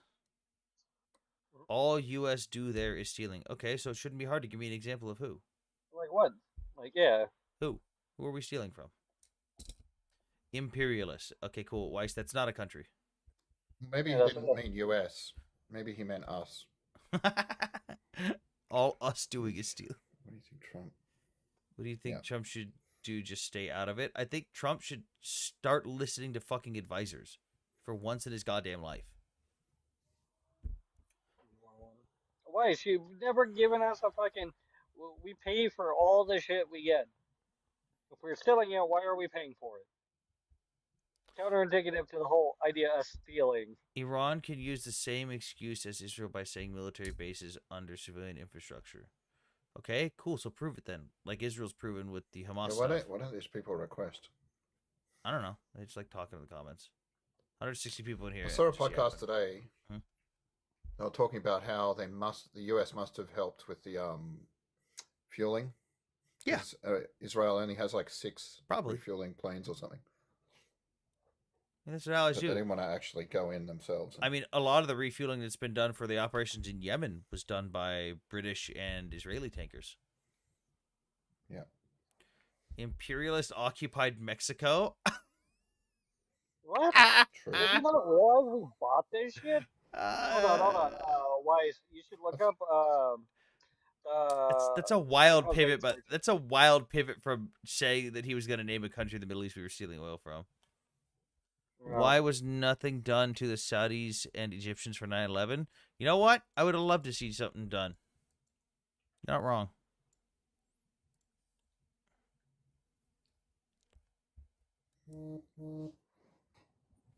Hello, DJ. Hey, what's up, Sam? Why do I came up and I heard the occupied Mexico? These people are ridiculous, man. They don't even. I bet they don't know that the United States has possessed the land that used to belong to Mexico longer than they have. They only got that land in 1821, like California and all that, from Spain. And in order of length of ownership, Spain or just United States. We literally have a receipt. Yes, and we clapped the cheeks, and then we paid for it, like physically, $15 million paid for it, and said, "Sorry, we beat you up for this land. Here's 15 million." Here's. It's ours. It's not occupied. It's literally ours, bought and paid for. Mickey, are you gonna be speaking, or are you just going to bed? Because I'm gonna clear some space out, Mickey. He's already asleep. No, I'm just here for great content, and I'm very disappointed I didn't get it. Let me know if you want to come back up, Mickey. I think he's talking to someone to go to sleep. Patrick, I'm gonna drop you down to save some space up, but thank you for coming out, man. I got plenty of room, but yeah, all good. Dude, the panel has been getting too big, and every time I do, no one comes up. That's the problem lately. So for friendlies, I try to limit the amount of time they're up. It's all But this thank you. cope, Sam, that is happening. But now we know beyond doubt that they were never abiding to the Joint Comprehensive Plan of Action. They were never there. The 3.6%. That was their limit. 3.6%. Now we know for a fact they have undeclared sites. Now we know for a fact they have 60% enriched uranium, which I don't know if these pro-pallies are good at math, but 60% is way higher than the 3.6% that they were allotted to do, which means they violated that and the NNPT. It's just, what are Trump's advisors saying exactly? Oh, they're saying a whole podgepodge of mixed bullshit because he keeps getting rid of the actual smart advisors. Like, he's just got yes men in his cabinet now, and it's fucking annoying. Sam, I gotta critique you on your debate with real American boy Ethan Levins here. Oh my god. So I am 10 minutes in, and there was one point where you really royally messed up. What? The issue is that there was a person on your panel, he was stuttering, and you said, quote, sometimes people can't control what they say with their voice. You should have said, just like how you have issues hiding your Russian accent, and then did a Russian accent. That is my major critique so far. You'll notice that the accent his accent starts slipping the more he gets angry, by the way. Oh, I know. I've been seeing it. It gets worse. But that's my major critique. Okay. Yeah, you royally messed up. L debate, you lost. Oh, God. Yeah, if we don't get into it up a little bit, maybe I'll just start playing the fucking that section of the debate up here. But yeah, I should get a contact with them and see if I can moderate a debate with you guys. I think that would be fun. No, his whole thing is I already can tell there's no debating with him because he came up here and I'm not kidding. He was like, well, I don't know where that photo is from, and I was like, it's from the U.S. Navy's website. And he goes, oh, well, so I'm supposed to trust them? And I was like, okay, cool. And then he goes, but Iranian media showed this. That means it's fact. And I was like, what? Like the U.S. Navy, not fact. Iranian state media, fact. Let Jackson Hinkle moderate. I feel like if Jackson Hinkle was moderating, I'd just insult him the whole time. I wouldn't actually let him do any moderating. I just insult him. I just wanted to come up and critique you on that. You set yourself up for the biggest slam doink of all time, and you missed it. I dog walked him the rest of the time. Get out of here. Get out of here. Go finish watching. Should the United States get directly involved? No need to. No fucking need we to. should, but we won't. Yeah. No matter what path you choose, you are in the wrong. All right? Okay, how so? How so, B? How so? Where's all the opposition? We got 160 people in here. I got people mouthing off in the comments. No one comes up.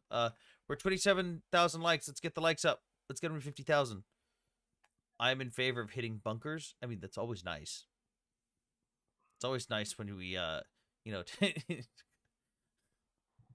I love the story of how we created the first bunker buster bomb that we used to get Saddam. Literally just took a fucking artillery shell or artillery cannon and put fucking explosives in it.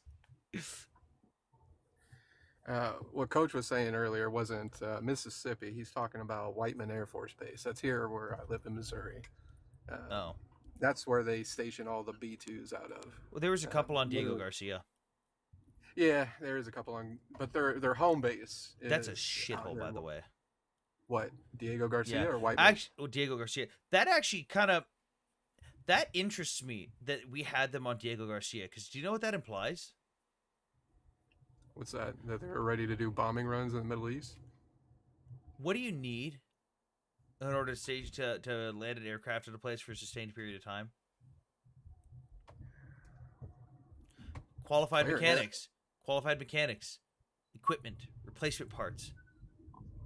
That means that base has personnel that are set up to maintain that aircraft with spare parts. That's actually pretty interesting to me. I didn't think about that before. When did we start activating Diego Garcia for operations? Or when did we get the agreement? It's been like that for a long time. Who is the primary owner of Diego Garcia? Oh, fucking dude! My father-in-law was stationed on Diego Garcia way back in the day. He fucking in the 90s and hated himself.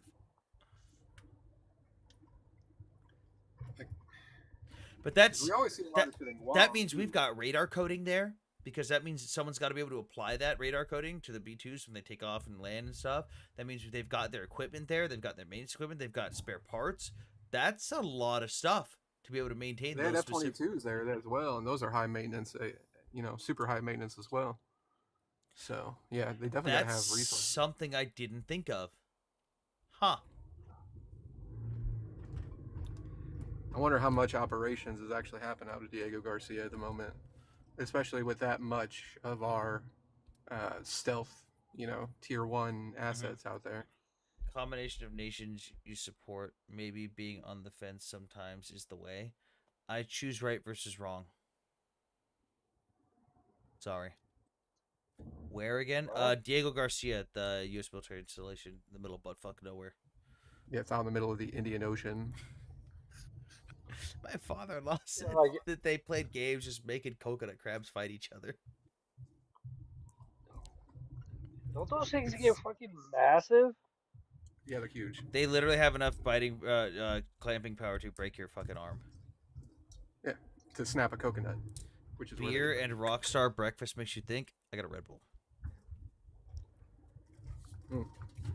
I got me watermelon. I got Pally Tears Red Bull right now, watermelon flavored. Tap the screen. We're at 27,000 likes still. You want to know something sad? They still sell Rip Fuel where I live in convenience stores, so I buy it every so often. Did you say Rippets? Yes. I love Rippets. They sell them here, so I buy them every chance I get. I was sitting down earlier today wondering, I need to have a sitting heart rate of 110. What can I do? Thank you for that. So Hang on. Favorite Rippet flavor? Go. It's what the hell was it called? It was the one with the American themed can. It was a berry flavor. Oh, shit. That's cherry lime. That's it. Yes, we used to buy those at the PX and shit. What was it? Back in the day when they were less than $1, they were like 75, 50 cents for the full cans. Mine is Red Zone. The Red Zone. It's the red can with the X on it, and it's just I think it's strawberry.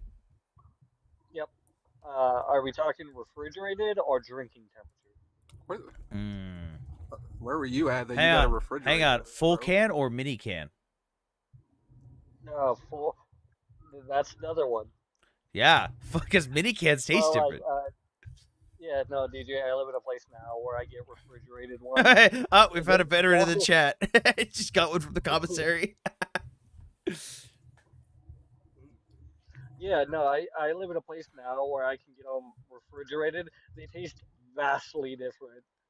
No, you need to drink them when they're so hot that the ingredients are actually separated when you open the can. They taste different cold? Yes, vastly different. Shit. Come to think of it, I can't recall a time when I had a cold one. Shit. I don't think they had the cherry lime in the mini cans. Then you would get those real high speeds who would fill up their Camelback with that crap. And they'd be like, I'm so thirsty. I'll take a hit from your Camelback. I can't. All I got is energy drinks. Bro, you're going to do the bladder. That shit ends up stinking so bad if you don't wash it out. In Ukraine, we had an energy drink called Nonstop, and it was fucking delicious. I gotta see if I can order some. But they had like special, Nonstop energy drink. The best thing is at Bagram, when you can get your hands on a full throttle and you look at all the people holding Rippets like peasants, like I'm better than you, I got a full throttle. Nonstop energy drink, military can. Okay, so I still, even when I was in Ukraine, was drinking like 3 Red Bulls a day. Like full flak and Kevlar, drinking three Red Bulls a day. And it didn't go well. I had to carry like 3 jugs of water with me at all times. So this is the standard can for the Nonstops though. So my guys that I was training, the Ukrainians, knew that I liked energy drinks. So what they would do as at the end of the cycle. So at the beginning of the training cycle, they all fucking speak Ukrainian. None of them speak a goddamn lick of English, and I speak a little bit of Ukrainian when I was talking to them. But they'd always start off in formation and come up and say good morning and everything in Ukrainian. By the end, though, what happened this isn't the only time this happened. On the last day of class, they would walk up to me one at a time and in English go, "Good morning, Sergeant," and they do the whole handshake thing, but they've got something in their hand. It was a fucking can of Nonstop. So I ended like multiple classes where I ended like with 30 cans of Nonstop in my bag. That's the way to do it. Oh, ooh, this is the fucking military can. Also, if you're on the front line, if you're on the front lines and you're in the military working for the military, you get these for free. What? Yeah, dude, I'm not kidding. Ukraine fucking takes care of their soldiers, dude. If you're near the front line, there's many gas station chains that will provide hot dogs and coffee in the morning for free. Bruh. Dude. I'm doing the wrong military. I joined the wrong military. Dude, that shit was delicious. And can I order Nonstop energy drinks? Can I order them on Amazon, please? Currently unavailable? What do you mean unavailable? No, I'm not delivering to Mumbai. There's some fucking Ukrainians sitting in a room with like 10,000 of those cans right now. It's like, they're all mine. They're all mine. And then he's going to sell them back to his battle buddies at, insanely marked up prices, field problem stuff. See, I did that. I got to Bagram one time, and I bought like 4 cartons of smokes because like everybody in my unit smoked. Oh my And god! I just went back and I like had a whole side hustle. This jackass is selling it as a video game themed. It's just a regular Nonstop can, but they had it in the video game Stalker. So he's selling it for $25 a can. Is he American? He's selling a can smaller than this for $25. Fuck off. I'm in the Norwegian military. Just kidding about France. What? I remember when we would trade maintenance work for a case of Rippets with different units. That's funny. Do you think Kamala would be handling Iran and Israel better? Absolutely not. No. It was shitty option for shitty option. That was what we had. I don't know. Can Kamala like hold a press conference where she pretends to have a Farsi accent to relate to the Iranian people? Oh my god! Oh. She loves that chameleon shit, bro. Oh my god! I saw someone go up on a super liberal live. There was someone that was a pro-Trumper going up. It was one MAGA idiot versus a bunch of leftist idiots. Like it was the two extreme polar ends. And the MAGA dude, they were like, "Why didn't you vote for Kamala? Do you hate women?" And the dude goes, "Nah, it was because she was only black when she wanted to be." They were so offended. And I was like, oh, I know what he's talking about. Like, I don't even support both sides, but I know what he's talking about. Like, come on, let's be real here. The pandering during the campaign was honestly just super gross. It was just like, what are you doing, lady? Knock it off. Like, we know you don't talk like that. Wait, you can get Nonstops with alcohol? Why does that sound like a Four Loko waiting to, like, that's like, they still you remember the pre-modified, like the original Four Locos, the ones that like have you climbing a building and not realizing how you ended up in jail, Wait, hold on. I can order by the pallet. Pallet? I can order by the pallet. How much is a pallet of... How much is a pallet? Hold on. So this is this is at 355. So 500 milliliters. That's like the normal size. That's like a NOS can. It's like a NOS energy drink, right? Yeah, it should be what, 16 ounces? Let's see how much a NOS drink is. 16 fluid ounces, 473 milliliters. So yeah, 500 milliliters. Okay, so that's the can I want. How do I order it? Give me. You really gonna grab a pallet? It'd be fucking great. How do I order? Fucking DJ, fucking Sam's wife is just like, where did our grocery money go? That would have been a lot Someone better in than the Twitch chat toilet says, "Bro, are you talking about Four Locos?" No, I'm talking about non-stop energy drinks. What is Fucking the Four Locos what is is still the smoking. ABV on those things? I don't know what that means. The volume of Alcohol by volume. Uh, Is it like 6%, 2%? Are you talking about the 3%? alcoholic versions? I don't know. Oh yeah, so I thought you were It talking just about. said there was an alcoholic version. It didn't let me buy anything though. No, I want Oh, weak. non-stop energies. Okay, I can order on. Okay. I can. Okay, we're on eBay. Hold on, we gotta sign into eBay. Text me a code. I'm gonna sign into eBay here. Imagine saving Private Mr. Beast. All right, come on. Where is there any opposition? You can buy them. You can buy them on Amazon. Buy what on Amazon? Non-stop energy drinks. Yeah, but they're coming from other countries. It looks like. I want to buy the right size. Okay, non-stop energy drinks. The 250 milliliters. No, I need the 500 mil. Hey, do I have any opposition or people that are against Ukraine or Israel? Come on up. 4 B-52s headed to the Middle East. Yeah, no big deal. Bro, why don't you just stick to Red Bulls? Red Bull is literally the cleanest liquid cocaine out there. It's because I like the non-stops. I had a really fucking good time drinking them when I was in Ukraine. It's almost like it's in the name. You'll be non-stop. I can't think of it. I don't think it did anything to me energy-wise, but it tastes good. People talking about the B-52s and the B-2s and the Doomsday plane. Just for the thing about the Doomsday plane. And we have what, like 4 or 5 of those things. Well, it had a regularly scheduled flight path. Like the DC landing was literally on its planned flight list. Exactly, and I'm trying to think of the name of the website. I think it's the FAA's website where you can track and follow its transponder.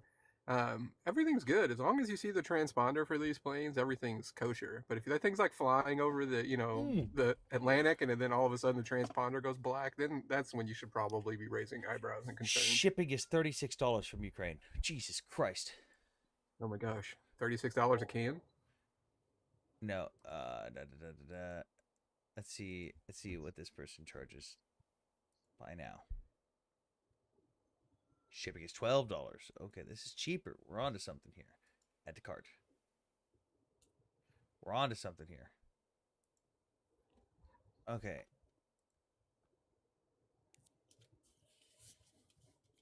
Yeah, I can buy the non-stop energy drinks on Amazon, but like I said, it's $25 a can. It's got Prime shipping though. Wait, non-stop energy drink. Do I have any opposition? Jesus Christ, man, we're losing viewers here. What listing are you looking at? Me? I don't fucking know. I see one listing. It's the first one that pops up. It says energy drink non-stop Stalker Moonlight original full can, 250 milliliters. I'm happy to have a respectful debate about Ukraine. All right. G'day. DJ knows me anyway, so. Hey Marco, what's up, brother? Ew, afraid of DJs. Ew. Yeah.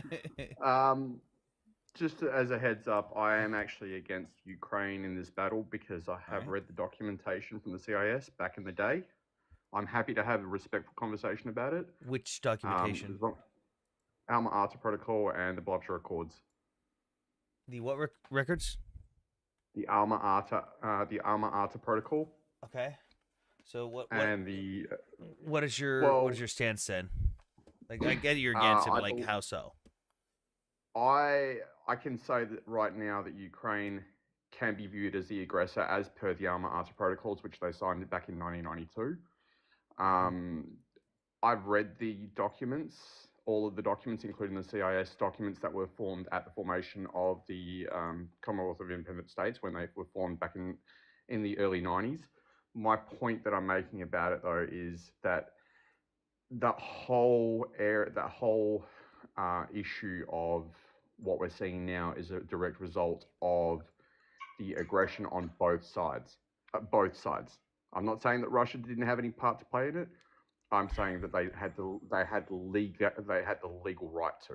as per that document. So I would ask you, what is it that Ukraine specifically did to violate something? During the Crimean era, during the Crimean era, where Obama didn't do a single fucking thing. We can both agree on that, or we can all agree on that. He did behind the scenes, but not enough publicly.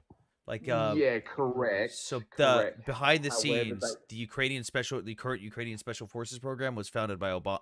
Was actually started by Obama, because of the Crimea thing. Correct, but what I'm getting at though is that he could use backdoor channels to try and help Ukraine, but there could be no overt support from the states into Ukraine, primarily because of the Alma Ata Protocol.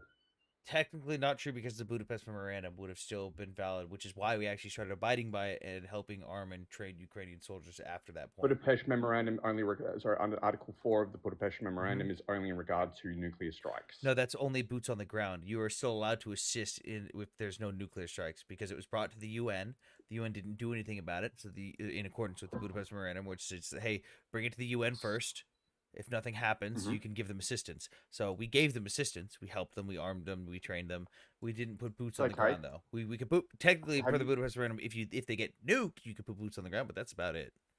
Have you read the first part of the memorandum? The very first part of the memorandum, the preamble of the memorandum. It states that the security concerns of all member nations. Okay, was Russia a member nation of that memorandum? Yep.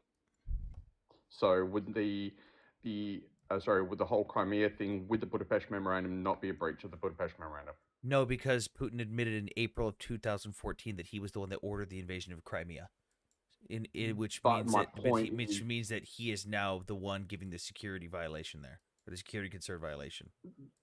But the whole point was that it was still in violation of the Arts protocols, which, because Crimea fell, the government of Crimea fell per se. The government of Crimea, if you look into it, that whole region had to go back to Russian control as per the agreement. No, because again, that would have been the case if that whole thing had been just rebels or people rising up. But again, we have Putin openly admitting 2 months after it happened that, oh yeah, actually I lied. It wasn't just Crimeans rising up who wanted to be part of Russia.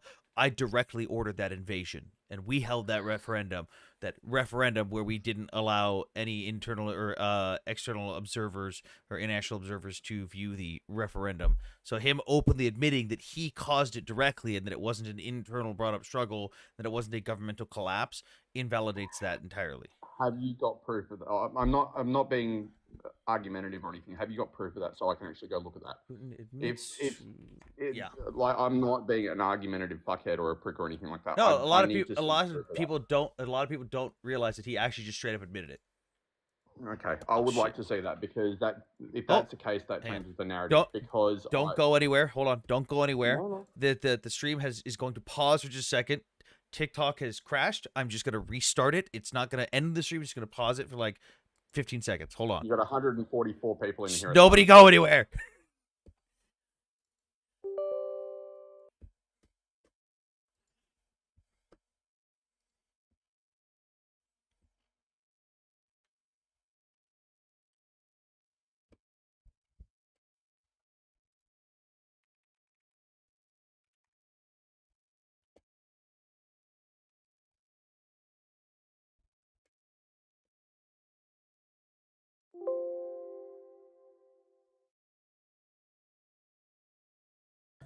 Are we back? Primarily. Welcome back there. We're back. Okay. Okay. Now that the stream has restarted, I have to drop everyone and bring them back up because nobody can see you. So we can still see you. No, but the guests, I can't see you guys on the panel. I can't see anything. So again, everyone, just come back in just a second. Hold on. All right. Drop. Okay. Now this should fix this. What happened? TikTok Studio crashed for a second. Okay, so Cyber, DJ, Pilot. Okay, you guys are back. Pilot should be incoming. Okay, there's Pilot. Okay. Welcome back. Like I said, Anthony, I'm not being a prick. I'm not being an ass or anything like that. I actually do need to see things because unlike most people, I don't denigrate to insult, and at home, I actually try to review the central point. And that's the thing. Like I said, a respectful debate. Admits to ordering. Because from everything that I've read, I mean, Ukraine was in breach of the ARTA protocol, which they left in 2013 by referendum. That's the reason why I believe that the Budapest Memorandum, because it involves Russia as a member nation, that they had every right to their own security concerns, and that was a security concern. And I believe that's my own personal belief. I believe that was enough justification to do. It was the same justification that NATO used in Belgrade, which my parents are part of. Like they're from that area. Okay, let me see if I can get the Free Radio Europe article, because I don't want to use the Wikipedia bullshit, because fuck Wikipedia. Okay, so we got Free Radio Europe, from Not Us to Why Hide It, how Russia denied Crimean invasion that admitted it. Okay. Russian described them as self-defense units.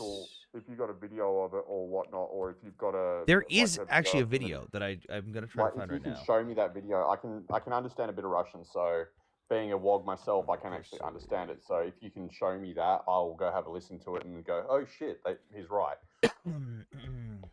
So that's the reason why I'm not one of these guys that, oh, you're an asshole, this kind of shit. No, I actually do my research. Like, from every single document that I've read, I've gone, oh shit, Ukraine fucked up on this one. So here's Peskov. Here's a quote from Peskov from a Free Radio Europe article.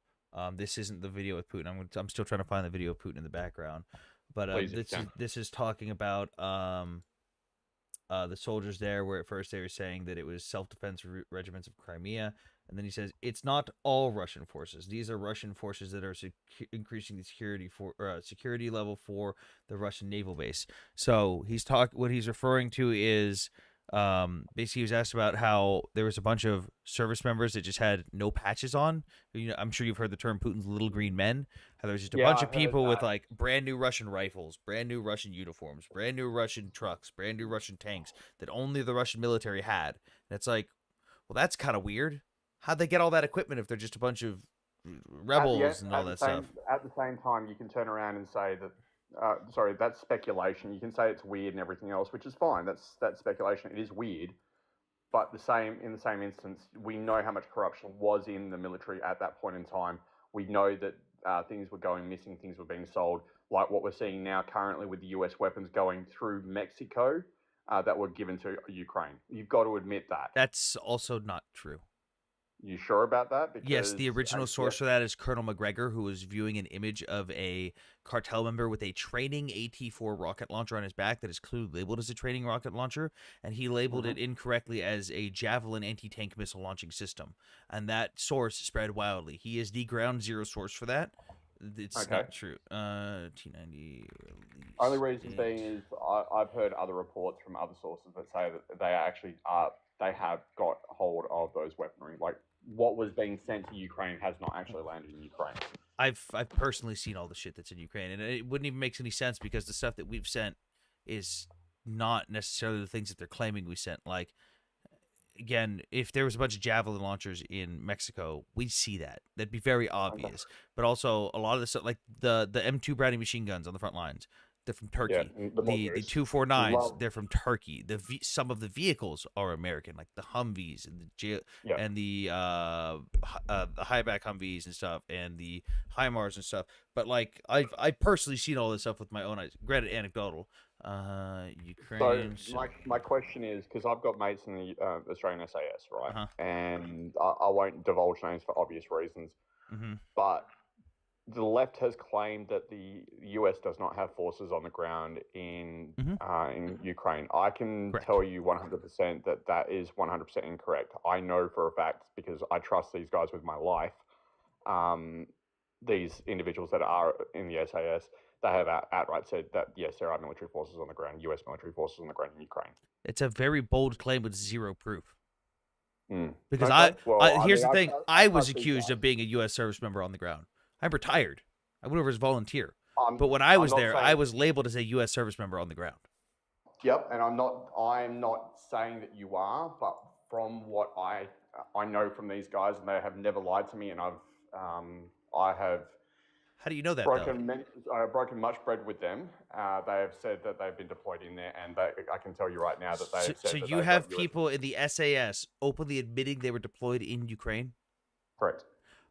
I don't don't believe a goddamn word you're saying to me. Okay, that's fine. That That's is fine. that That's, is one of the that's most your bullshit prerogative. claims I've ever That's heard in your my entire prerogative. life. That's fine, Anthony. That's fine. But like I'm saying, I've got guys who are in the SAS who have said that they've been deployed over in Ukraine. Yeah, that would be like international headlines if that were the case. That's wholeheartedly not true in the slightest. Okay. I mean, I tend to believe them more so because they've come up with stuff that. I mean, like I said, I tend to believe them because I know these guys personally, and they've never bullshitted me in the past. So why would they start now? How do you know, though? How do you know they've never? Bullshitted me in the past. Yeah, how do you know? I trust these guys with my life. That doesn't answer my question. How would you know? You don't. You've got to go off face value. But I've never had them lying to my face at all. Everything that they've told me has been verifiable. But you don't know that. Yeah, well, okay. You just said everything that they've told you has been verifiable. Verify that they have been personally deployed to Ukraine to fight Russians. They've shown me photos that I can't show on here for obvious reasons.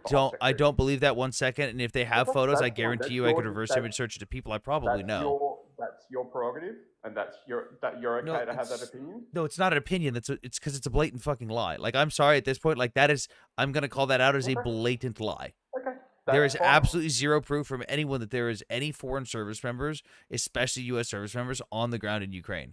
I have personally seen a multitude of people that have been labeled. My friends are still on the front line. I was there on the front lines. Every single one of us has been labeled as a U.S. service member by foreign governments, but we are not. Okay. So you're saying that you went over there as a merc? No. Also, mercenaries are illegal in Ukraine. Yeah, I understand that, but private military forces are not. They're not private military forces. You're not allowed to do that in Ukraine. That is illegal. In Ukraine, you can only fight if you are a contracted member of the Ukrainian Armed Forces becoming a regularly enlisted member, meaning you are not allowed to have a private entity unless you're a security group that is only doing security away from the front lines. You are not allowed to be a mercenary group or a PMC group or private. None of that stuff exists on the front lines. It's illegal per Ukrainian law. Okay. I'll have to agree with you. I'll have to agree with you. The difference is, you see the difference between you and I, though. I mean, I'm quite happy to come to the centre, but I don't label anyone as lying or not. I just take it off face value. Yeah, but that's not how the real world works. You can't just take stuff at face value. Sure about that? Yes, because that's not how reality works. That's how you blindly follow propaganda from shit that isn't true at all. Again, there is plenty of people across the globe right now who have taken it at face value when someone says there's American mercenaries or even American service members in Ukraine. They've had zero proof, but someone with somewhat of an authority or just a social media following has told them it is true, and they've now taken it as face value and they're claiming that it is fact. Sorry, I'm just putting some clothes into dry. That's fine. I mean, like I said, that's your prerogative and that's your opinion. That's cool. I'm not saying it's false or neither. I'm just going off what I've been told as previous things that have been told to me as being factual. But you can't present it as fact if you can't verify it. Sam, I am also an Australian SAS member, and I deployed to China today. Okay, cool. Good for you. You see the outrageousness of it? No, I don't actually see the outrageousness because I know these guys personally. And my personal, like you said, it's anecdotal. However, my experiences with these gentlemen have been 100% accurate. So I've got no reason to not believe them. You don't know that they're accurate.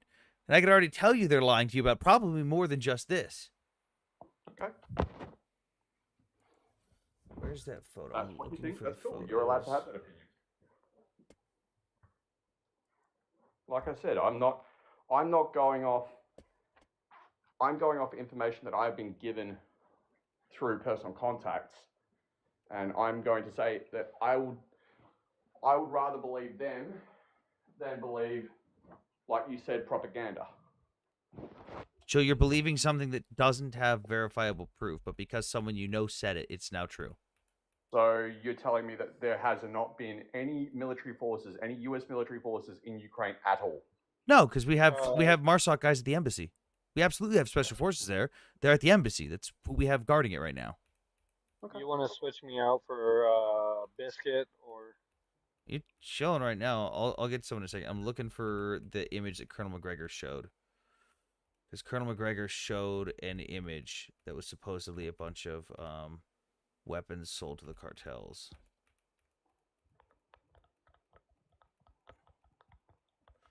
Where is that image? Come on. Brian McBeth did a whole breakdown on this. He has the image. Oh, wait. Cartel member training AT-4 launcher. Maybe that'll pull it up because that's what it was. Found it. Okay. Is this like I said, is this blurred enough for me to use on TikTok? Okay, hang on. I have to snip tool. I have to color over the rifle that he's holding. Yeah, I get that. Yeah, hang on.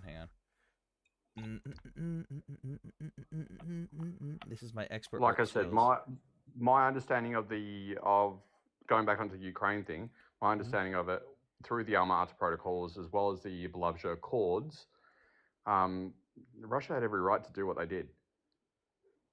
It's like they're using the same narrative that was used back in '98 during the Belgrade bombing. Except they openly acknowledge the sovereignty of the borders of Ukraine. So that they did that. They did that as well as as Crimean. Yeah, but Crimea was identified as part of Ukraine. It was an autonomous region as part of Ukraine. Yes, it was an autonomous region within Ukraine. When? You realize that it was given to Ukraine in the 50s. When? Because in 1992, they all agreed through the Alma Ata protocols and through the Belovja Accords that wasn't an area that they could control. Oh, also, so this is the image that Colonel McGregor used, by the way. This is the one that he shared multiple times and posted. He shows, I obviously put out this, but this is a cartel member carrying an AT-4 rocket launcher. But as you can see by the yellow banding, this is a training AT-4 rocket launcher. What he does every time he's done an interview where he's actually he has held up physical copies of this photo. He labels this as a Javelin anti-tank missile system and states that is proof that the Ukrainians are selling weapons to the cartels. This is his image. This is the proof. Okay. Which is dude, he was a great dude. He was fucking a brilliant man 20 plus years ago, but it ain't 20 years ago anymore. Okay, let's see. Like I said, going back onto the Ukraine thing, the Alma Ata protocols state that whole area was not part of Ukraine. Was not part of Ukraine. It was not included within their borders through the Alma Ata protocols because of that. Because of what was going on back in 2010 with the whole uproar. Back in the 2000s and then following into the 2010. Russia had every right to because it was a security concern, even in regards to the Budapest Memorandum. I'll be back, Sam. I can't mute for some reason. Yeah, but that's not what happens in Crimea is not a security concern to Russia because it's not their country. It's not their land. They have officially recognized the sovereignty. It's not. No, the Budapest Memorandum, even if it had been agreed on in '92, the Budapest Memorandum recognized Crimea as part of Ukraine, the sovereignty of their borders, meaning that whatever. Because I've read whereabouts does it say that? It's just recognized as a sovereignty, which Crimea was recognized as part of Ukraine internationally. Where in the documentation does it show that they recognize Crimea as a sovereign nation? It's like asking where in the documentation does it say Kyiv is part of Ukraine? You don't have to name the individual cities. You recognize the sovereignty of the borders as that country recognizes it. Ukraine internationally is recognized as having Crimea as part of its borders, and the entirety of the Donbass, Luhansk, Donetsk, all of those regions are recognized as part of Ukraine. That is not a live rocket, Dragon. That is that specific yellow band is from a training AT-4. Yeah, and Biscuit, I asked. It's up to Sam now. I'm not liable. Anti-Biscuit needs. Hang on, people can be patient. I I'm trying to find the video. A training one that fires 9mm, Sam. I don't know what it fires. I don't remember. It's been a while since I used one. By the way, 2014, March 17, Crimea as sovereign independent state. That's when Putin did. Yeah, the referendum that was held by the military that was not allowing international observers. Again, that's what I stated already. When you have your own military taking over a section of someone else's country, and then your military holds a referendum where the citizens openly state that they didn't get to vote, and there's no international observers allowed, that is an illegal referendum and an illegal annexation of a territory. That is not legal. Let's see.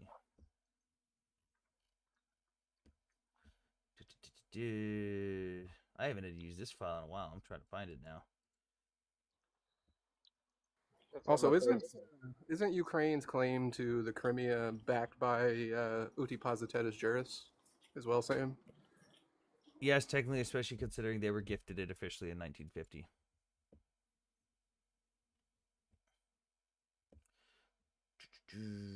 But that was done under USSR, was it not? And? USSR was dissolved in 1992, hence the reason why you had the Commonwealth. Wait. So if I give you a piece of if I give you a piece of my property, and I say this is yours now, and I die, and now my son is in charge of my household, does that mean that it's now his?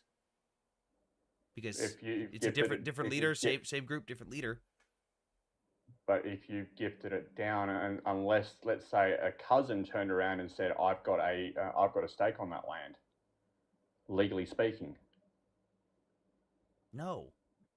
Yeah. That's not how it works. If it was gifted to you and officially internationally recognized and signed to you, it is no longer mine or my family's. I have no fucking access to it. I have no rights to it. And if I have a contestation, let's just say you give your son a piece of land.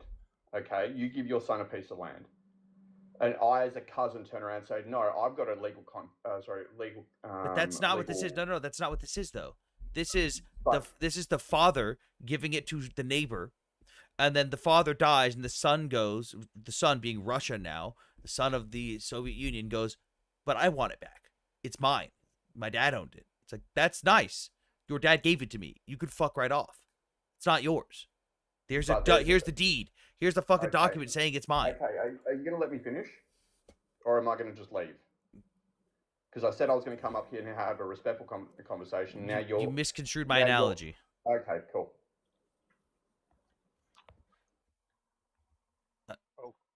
So you just run away? You misconstrued my analogy and I corrected you on it, so you ran away? What? Who you vote if there will be soldiers watching you, how you vote? What? Like, you don't get to strawman my argument and misconstrue what I said and then get upset when I hold you accountable.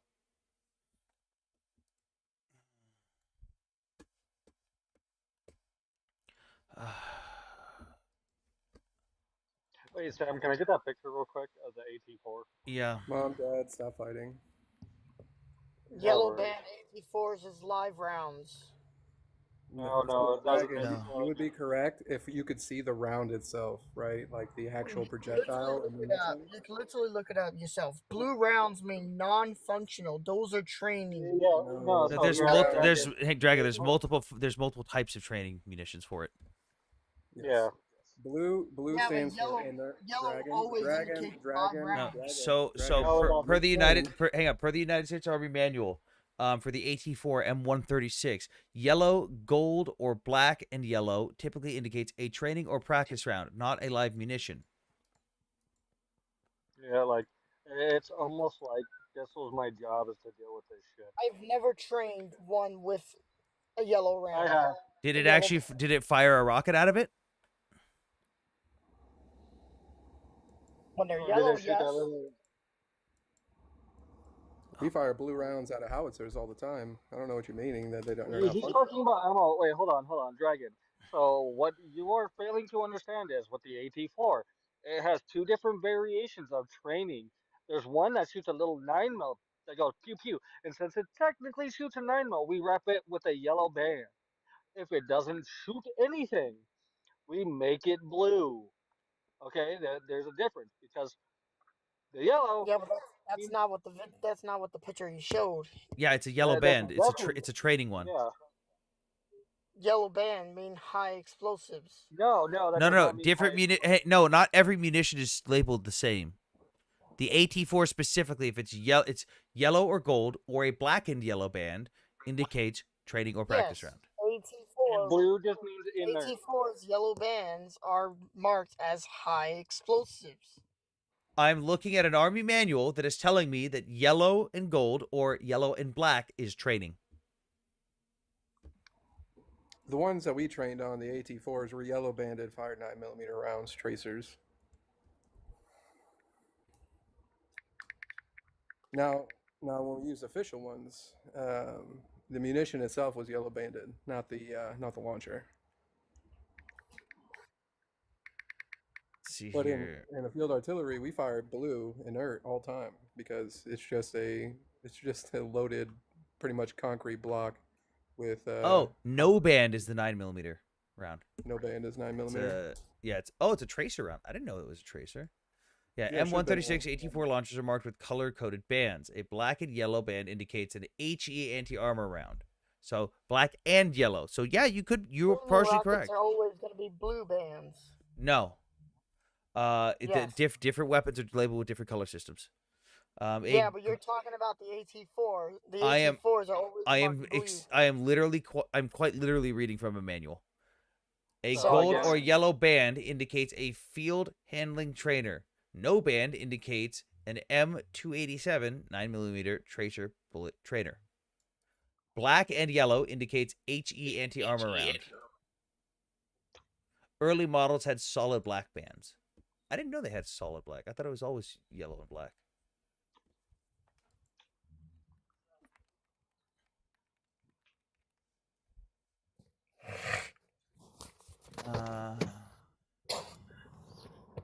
Let's see what the blue. Let's see if the AT4s even came with blue bands on it.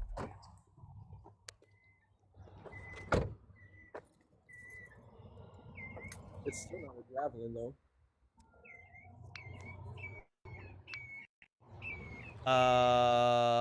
Yeah, the AT. Although many training items are labeled with the blue band for inert or training rounds, the AT4 specifically did not get labeled with blue. Unless you had some fuck ass armory that was doing some weird shit. He left. Oh, all right.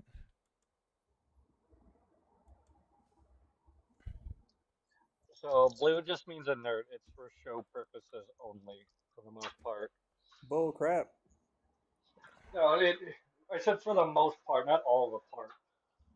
There's an article that sits where'd up at the Auntie go? front of the 75th Field Artillery Regiment out of Fort Phil, Oklahoma, that talks about how they shot their azimuth and deflection so backwards that they ended up blue rounding a car in the Walmart Did parking someone say lot. 50K likes? Don't tell me the likes will be gone. We're at 38,000 likes right now, Captain. So Also, when it comes DJ, your friend was a little bit sensitive before. How dare you correct the He's argument? a good guy. Hey, he's a good guy.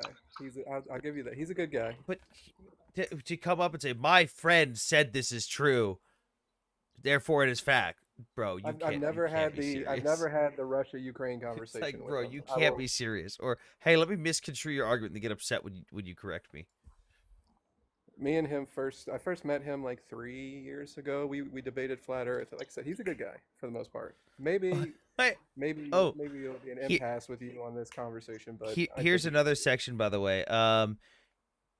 In a testimony with Putin, Australian journalist Armin Wolf pressed the Russian president repeatedly on the, quote, little green men and Moscow's military activities in Crimea ahead of its annexation, though Putin sidestepped the issue of his contradictory statements. Instead, he denounced what he called an armed coup d'etat in Kyiv, saying that our armed forces allowed the, quote, the free expression of the will of the people living in Crimea.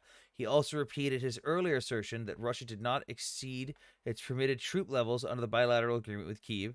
At one point, during the exchange, Wolf told Putin, you later admitted that the Russian military was in Crimea, even though you had previously denied it. Putin replied, I did not deny anything. The Russian army was always there, which they did have a base there. Putin's assertion that he did not deny anything was omitted from the Kremlin's official transcript of the interview.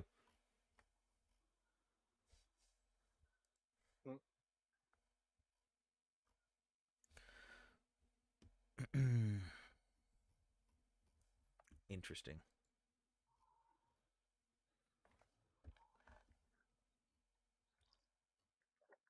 The real question is, how does this affect LeBron's legacy? Just as much as it affects Angel Reese's legacy. By the My way, wife wants. Did you know there's a? She wants a me bound shirt. Butter pecan, bang! Love those videos. Fuck, that guy's videos is hilarious. Angel Reese, 543. Dude, did you know that there's actually a stat now on betting websites on if she'll miss her first shot of the game? Yeah, I saw that, bro. Dudes were betting on it, like a lot of money too. It's crazy. Oh man, you know that girl that who manhandled the one the other day that was messing with Caitlin Clark? Oh, dude, she got so many followers on TikTok because of that. She's from here in Missouri, bro. She's a Missouri girl, man. She was the youngest girl in the state to get a black belt in martial arts, I think Taekwondo. And she was also like she was a girl who played varsity high school football with the boys in Missouri as well. She's a mean one. Yeah. Did you see when both those girls came at her, man? She was like a stone. She had that one girl by the back of the head, like, do something about it. Sorry, kind of off topic. Sam, you live in the south, right? The southwest area. I'm in Tejas. You mean Mexico? No, it's so not Mexico that they are able to trick white people here with the asada tacos. Forget that. Yeah. Forgot the Alamo, They don't use actual asada meat, actual beef in a lot of the taco stands here. They use pork that they season and cook like asada meat. I had it at a couple of them and I was like, excuse me, this is the wrong meat. I ordered asada. And they're like, no, that's asada. And I was like, this is pork. They're like, no, it's asada. And I was like, I'm not like the white people around here. I know what the fuck this is. I grew up in LA. What are you fucking talking about? Oh yeah, no, my man. I'm thinking about going there and stopping and give me a couple of street tacos on my way home.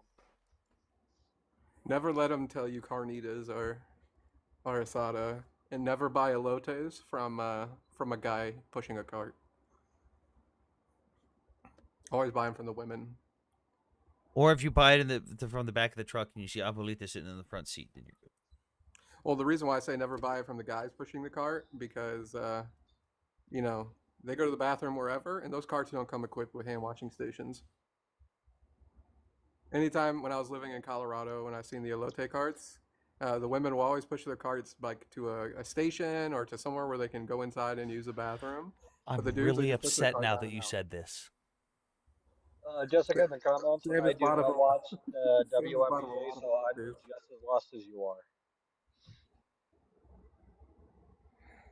Sam is thinking about all the times he bought elotes from a dude off a cart. Yeah, you don't do that. That's bad. That's bad. Rookie mistake, bro. I mean, I live like 5 minutes from the border. Like, I could legit throw a rock off my property and probably hit Mexico. Lead works better. Lead? No. Oh, no. That's why I want to buy a bunch of those fucking Sam's training land boom booms, training instruments. Scare all the people. Did you just tell this man to sling lead across the border? Yes. You know what? I'll go like 1776 on this. I'll get a fucking trebuchet. That's like when we were training out at Fort Bliss and we have to swing our turrets and everything away from the border because you can see all of the Mexico military just sitting up on the hills and everything, and they're like all chiming on the radio, swivel the turrets so we don't create an international incident, huh? By the way, I have an article from September 2nd, 2014, where the title is Putin claims Russian forces, quote, could conquer Ukraine capital in 2 weeks. Posted 3 years ago. No, posted in 2014. Do you ever watch infographics on YouTube? The infographics show. Maybe. It's actually a really good show, and he does like possibilities and analysis off of conflict. And about a month ago, he did Israel, Iran, and normally he gets things pretty close, but not even close. They're talking about how Iran would scramble air support and their air defenses would stop this and that. I'm like, well, I guess you forgot to account for this little agency within Israel called the Mossad, and their penance for product interdiction. Like, it's actually amazing, the fact that they can set up and build a drone base, an unaliving drone base in Tehran and operate it like it's just any other Tuesday. By the way, check this out. Here's the timeline on Crimea's annexation. February 22nd, Viktor Yanukovych flees Kyiv. February 23rd, Putin plans to rescue Yanukovych and annex Crimea. February 27th, pro-Russian gunmen seize the Crimean parliament. February 28th, unidentified soldiers in brand new Russian uniforms with brand new Russian equipment but no identifying patches take control of 2 airports in Crimea. March 1st, Russian parliament approves Putin's request to use force in Ukraine. March 16th, 97% of voters in Crimea agree to join Russia. Good luck getting anyone anywhere to vote 97% on literally anything. March 18th, in literally 1 month and 2 days, they moved from, oh man, what's going on over there, to, yep, this is our land now. You don't do that shit unless you were already prepared for it.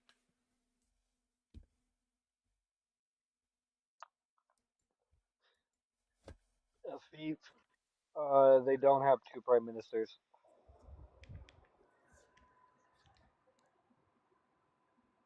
They only have 1.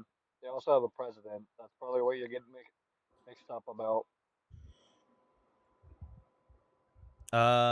Apex, what's up? Hey, buddy, how you doing? What's your name, first of all? Oh, same as my account name, Anthony. What's up? What's on your Oh, mind? Anthony, nice to meet you officially. So I just got here. So what's the talk? I see a lot of country flags. Yeah, it's just countries that are currently in conflict right now, pretty much. I'm an American, serve the military, and I support the allies of Ukraine and Israel. Oh, I get it. I get it. Well, I'm America first, and I think this war is a pipe dream. Which one? And Trump is the Iran war. It's a pipe dream. And I voted for Trump for no wars, but his billionaire oligarchs are forcing him to go there. Now he's stuck, and it's kind of weird. They're not getting in there, and then we're sitting ducks out there.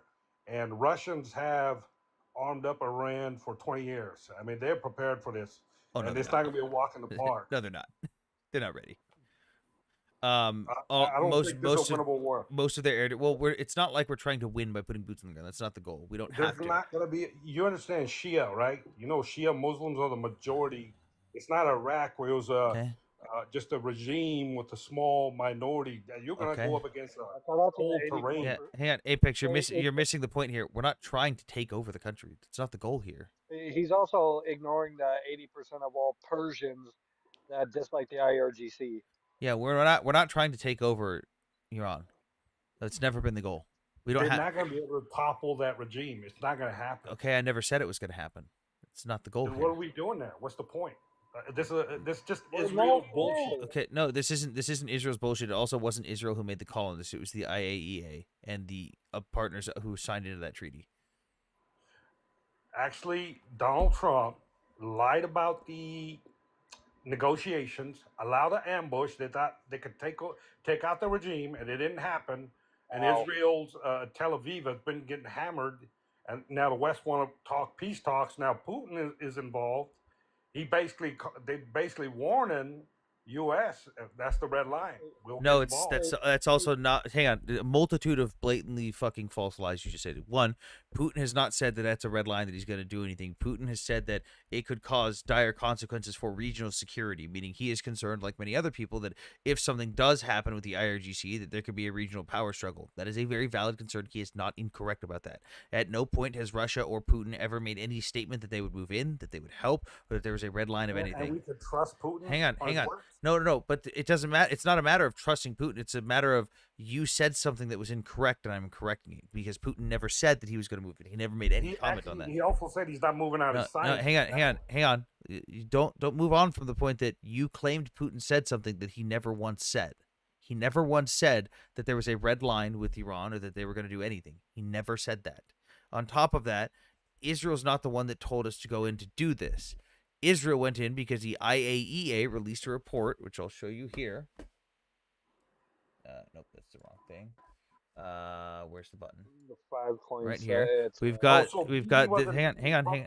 We've got this report from 2000. The references to 2015 agreement, and we've got this report, both released on May 31st, 2025, that were presented to the international community, showing that the IRGC had lied and hidden 3 to 4 nuclear enrichment sites, that they had completely lied about what their capabilities were, what their procedures were, and what they were doing. They had been only allotted that they were supposed to be enriching uranium to about 3.75%. They were at 60+% with a massive enough quantity that if they reached 90% enrichment, they could in theory make 9 nuclear warheads. Now, no one is saying they had warheads. No one was saying they were actively making warheads. No one is saying they were ready and had nukes, period. The IAEA stated, hey, they've got a bunch of it enriched to 60%. They're going to get to 90 pretty fucking quick, which means they're going to start making a nuke. This is a problem. And the international community went, yeah, shit, that's a problem. Even the ones who were anti-Israel went, shit. And Israel went, well, I'm the first fucking target. They've already said they're going to nuke me. Might as well take out the sites. Again, Donald Trump also, it can't be trusted. He lied to the Iranians about the peace talks and led an ambush and told on himself. I never said that Trump could be trusted. I don't like Trump. Yeah, so how is this going to get worked out? Like, yeah, this little tiny ass country is going to take on a terrain that's worse than Afghanistan. And yeah, we're going to be sitting out there with our ships like sitting ducks, wearing out our valuable ammunition for this little tiny country. Fuck Israel. America first. You realize we're making money off of Israel. Like, it's not like Israel's asking us for help and saying you need to put boots on the ground. They have said, hey, if you want to help out, by all means, feel free. Like Afghanistan, we spent trillions to lead the Taliban in power. That has nothing to hey, we're gonna stick to the topic here. That has nothing to do with that. That's a false equivalency. It's gonna be the same thing. No, because Apex, we're not trying to take over Iran. We're not going to put boots on the ground. There's no need to it. There's no fucking purpose to it. This isn't some fucking nation rebuilding. We're not trying to do that. Dollars should go to the border security. Apex, Apex, Apex. We're not pivoting to border security. You made a statement. Apex. You're talking about millions. Apex. No. The problem is that people like you can't stick to the topic. Apex. We are Trump voters, not Trump is. Apex. The problem is you keep talking over me when I'm trying to hold you accountable. You keep switching the topic to other things. The border thing, sure, we could talk about the border all day long, but that's not what the topic at hand is. You said that we were going to be putting boots on the ground like we did in Afghanistan. You said this was going to be the same thing as Afghanistan. We were there for 20 years, but it's not. That is what's called a false equivalency, because those scenarios are nowhere near the same. We are not trying to. No, Apex. That's a completely separate argument. No, I understand. That's a completely separate argument. A completely different thing. We are not trying to nation build. We are not trying to. I understand. You don't want to have a conversation. I understand. I'm trying to have a conversation with you, but you keep changing the subject and then talking over me. I'm not changing anything. It's linked together. No, the border has nothing to do with this. No, the border, Apex, the border has nothing to do with this. Hold on, sir. Let me get in about 5 words. You've been talking more than I have. That Iran terrain is a nightmare. It's Afghanistan on steroids. Okay. And you're assuming everything's going to go smooth. Like, oh, we're just going to hang around there. And these not what Iranians, I said. They're crazy, bro. They got some. Can you tell me what air defense systems Iran currently has? Well, they're shooting them missiles, and our soldiers. No, I didn't ask about missiles. I said what air defense systems does Iran currently have? I don't know, but they're firing. Exactly, I do know. Hold on. They got ballistic missiles. That's And nice. we're right there. We're That's right there. nice. We're Okay, they have ballistic missiles. I That's think nice. you're like a Jewish Apex. guy, or you're like like Mossad. There it is. I don't There it think you're is. American. There it is. I don't think you're American. Yeah. No, There I'm it just is. saying America first. Fuck There it is. Israel. Our Hey, tax hey, dollars Apex. ain't going to Israel. Apex, did you have Apex? Here's the reality. You're a random fucking dude on TikTok that likes to ramble and was probably MAGA and is now butthurt that you're not getting the. You're just talking loud shit. Cool. Apex, I'm someone who actually gives a fuck about this country. MAGA, bro. Why aren't you MAGA? Because I don't like what the fuck MAGA is, because MAGA's fucking delusional people that go with fucking groupthink and can't think for them fucking selves. I'm an American citizen who served 10 years for this fucking country, literally gave my spine to this country. I served 10 years and fucking retired from this country doing combat marksmanship instruction and doctrine development. A lot of the training doctrine I'd helped develop will go on to train Marines to go to combat for years to come. I did all of our digital simulator programming for the fucking Marine Corps. I did programming for the Army, Navy, the Air Force as well. I've got over a decade in geopolitical and foreign affairs experience specializing in the Middle East and Eastern Europe. I know more than this about you. So when you talk over me and create false equivalencies, I'm going to hold you accountable. I'm going to keep you to the topic, and I'm going to not let you pivot with shit you don't know what you're talking about. It doesn't matter that the terrain is different from Afghanistan. We're not doing the same thing we did in Afghanistan. The planes don't fucking care if there's extra mountains. They're dropping bombs and kicking ass because Iran can't do shit. Iran does not have air superiority over their own airspace. There's currently 4th generation F-16s flying around the skies of Iran completely uncontested. You must be on Apex payroll, bro. Like, you're not America Totally. first. Totally. You're not America yeah, first, I served bro. 10 years for this country, but I'm not America first. Doesn't matter, bro. Apex, you're what not have you on done our for this borders. country? Apex, what have you done for this Can you country? bigger me real quick? I Bro, cannot. we got to secure our borders. We got Apex. invasion. Cool. Yeah, that has nothing to do with this. I care about border security too. That has nothing to do with this topic. Don't fucking pivot. Don't be like No, every other. this Don't is be what like we every voted other for. MAGA and run away. This is what Trump told us. Now he's in trouble because we're gonna vote their asses out if they don't That's nice. listen I'm sure you to will. us. I'm sure you'll vote. I'm sure you'll make the greatest choice ever So, voting. wait, You're not hold going on to go one with second. groupthink. Apex. So Apex, if Israel is losing so bad that they need America's help, why is it that we've physically witnessed a drastic decline in the rockets being launched at Israel? Their first wave had well over 200. Their second had only 110.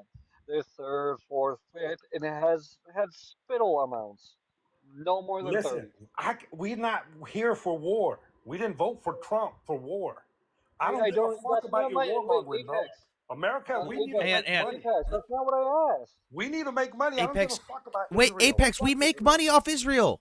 We make We money. don't make shit off of Israel. They Really? get billions off of us. Really? man. Okay. What agreement was it? They're Hang on. asking for Apex. handouts from us. Apex. What agreement was it that caused us to give money to Israel? What agreement is it? You know how much money they No, ask Apex, for? Apex. I want you to answer the question. Don't run away like a fucking MAGA coward. I want you to answer the question. What is the agreement we have with Israel where we give What them is aid Israel money? doing to make America great again? Why can't you answer the question instead of running away like a typical MAGA coward? Answer the question. What is the agreement in which we give Israel aid money each year? What is it called? They get billions from us. What is the agreement called? They beg money from us. America first. I don't want you to unmute unless you're going to tell me what the agreement's called, because I don't think you know jack fuck about this. You don't know anything about this. What is the agreement called?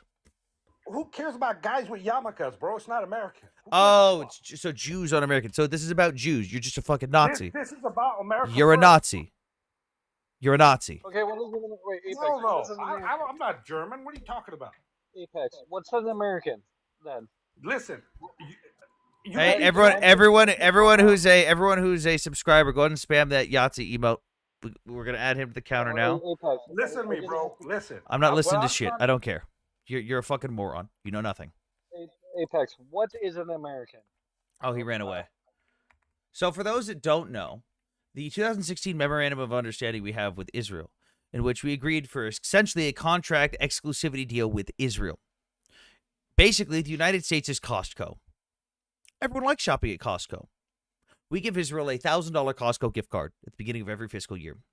And we go, hey, man, go nuts. And they go shop at Costco and they go, wow, that was fucking great. And we go, hey, man, if you sign this contract and promise to only shop at Costco for the next 10 years, I will give you a $1,000 gift card at the beginning of every year. And they go, dude, that's fucking dope.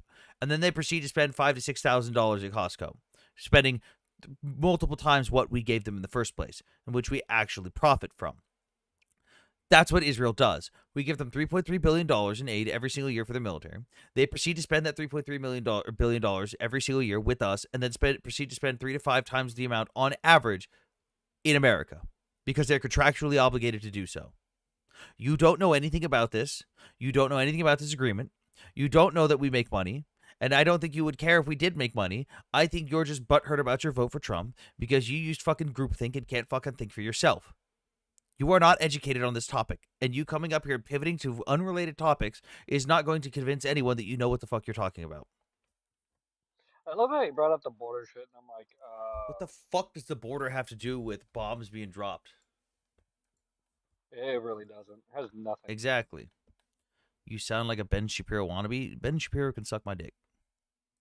Not everything is about money. I never said everything was about money. I'm just pointing out that we make money in this because he said we're losing money. He's wrong. The Costco is owned by an Israeli. Who owns Costco? Love my Costco dogs. Costco is a publicly traded company, meaning it is owned by shareholders. So every single shareholder is now Israeli, I guess. Interesting. Yeah, they turned that way after their founder passed away. So we're just making shit up in the comments as always. Boycott Cisco. Why are you boycotting? Well, then don't use any cooking utensil. They make 90% of that shit. It's a counter analogy. The counter analogy doesn't work if you didn't say anything that was correct. So, Israel is Yahtzee. Bro, did he just say he's not a Yahtzee because he isn't German? Yeah. So does that make Mussolini not one either? Israel owns space lasers. Yeah, I'm gonna say I will say I'm pretty disappointed in Israel because they were developing the Iron Beam system for decades, and then out of nowhere in the Red Sea, we saw fucking England be the first people to shoot down a fucking missile with a laser. Just casually one day, England's like, "Oh yeah, we shot down a missile with a laser," and everyone was like, "What? What? What do you mean?"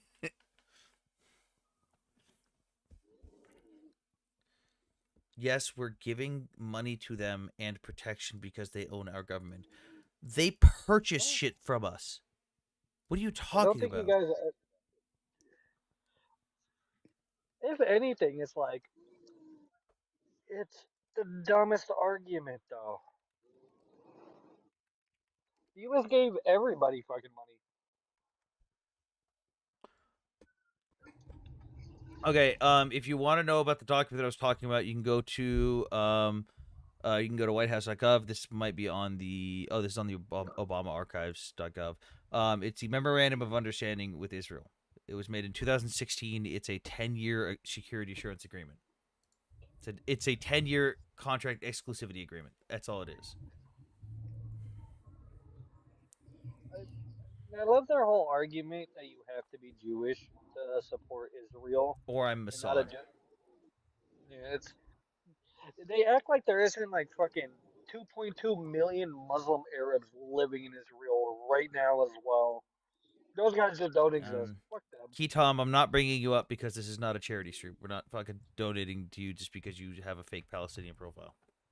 What blows my mind is it's the amount of limited information that they try to use to advocate for their cause. Like they say, oh, Trump pulled out of the Iran deal. Okay, what was the Iran deal? What was the name of that agreement? Yeah. Also, well, why did he pull out? Exactly. Well, and then you say, okay, well, what is, you were asking that guy before, what is the name of the program in which Israel gets that money from us? They can't name fucking the 3 program. words. 3 words. Memorandum of Understanding. FMF. It means something. But again, they don't understand that they're contractually required to purchase and use that after the 500 million comes off for missile defense. The other 3.3 billion has to be returned and used within the United States military-industrial complex, which is literally a pillar of our economy. And we see an ROI, which is return on investment for you broke people. We see an ROI of around 500%. And Yeah, I mean, and I people say love when that America makes money. Right? We didn't become the richest country in the world or the wealthiest country in the world, the best country in the world by doing it the way that the Europeans do it, or doing it the way that they do it in anywhere else in the world. We do it our way because it works. Obviously, it works better than anywhere else. I'm Well, sorry, but I know that like when I sit down, that the UK cops aren't going to kick in my door for not paying a TV tax or saying mean things on the internet because we're just better. We have a right to speech. When people say Israel is going like Israel controls the United States, under what logic well, is that? Because we work with our allies, that we benefit from each other's existence, and that's why we have allies. It wouldn't be very wise to have one of our best allies and alienate them for no other reason than, oh no, we don't like this person, so we don't like this president. There's We don't another like one in this the leader. chat. What year did you guys go on Aliyah? And Cyber goes, I'm not Jewish. And he goes, yet you're pro-Israel? See what I'm saying? And I'm a, stupid. I had the picture Oh, up, Sam. hey, Oscar. hi. Can I butt in here? No. Uh, please let me butt into this conversation a little bit about missile defense, which is my Also, favorite topic for of those that all. don't know, Oscar's an international journalist from Iceland who's been working in Ukraine, been on the front lines a lot. So if you guys want to see his lives or see stuff about Ukraine, go ahead and give him a follow. Go ahead, Oscar. Thank you for that nod to my butt. I will call this. It like with missile defense, um, it's interesting, and just the general military industrial complex in the U.S.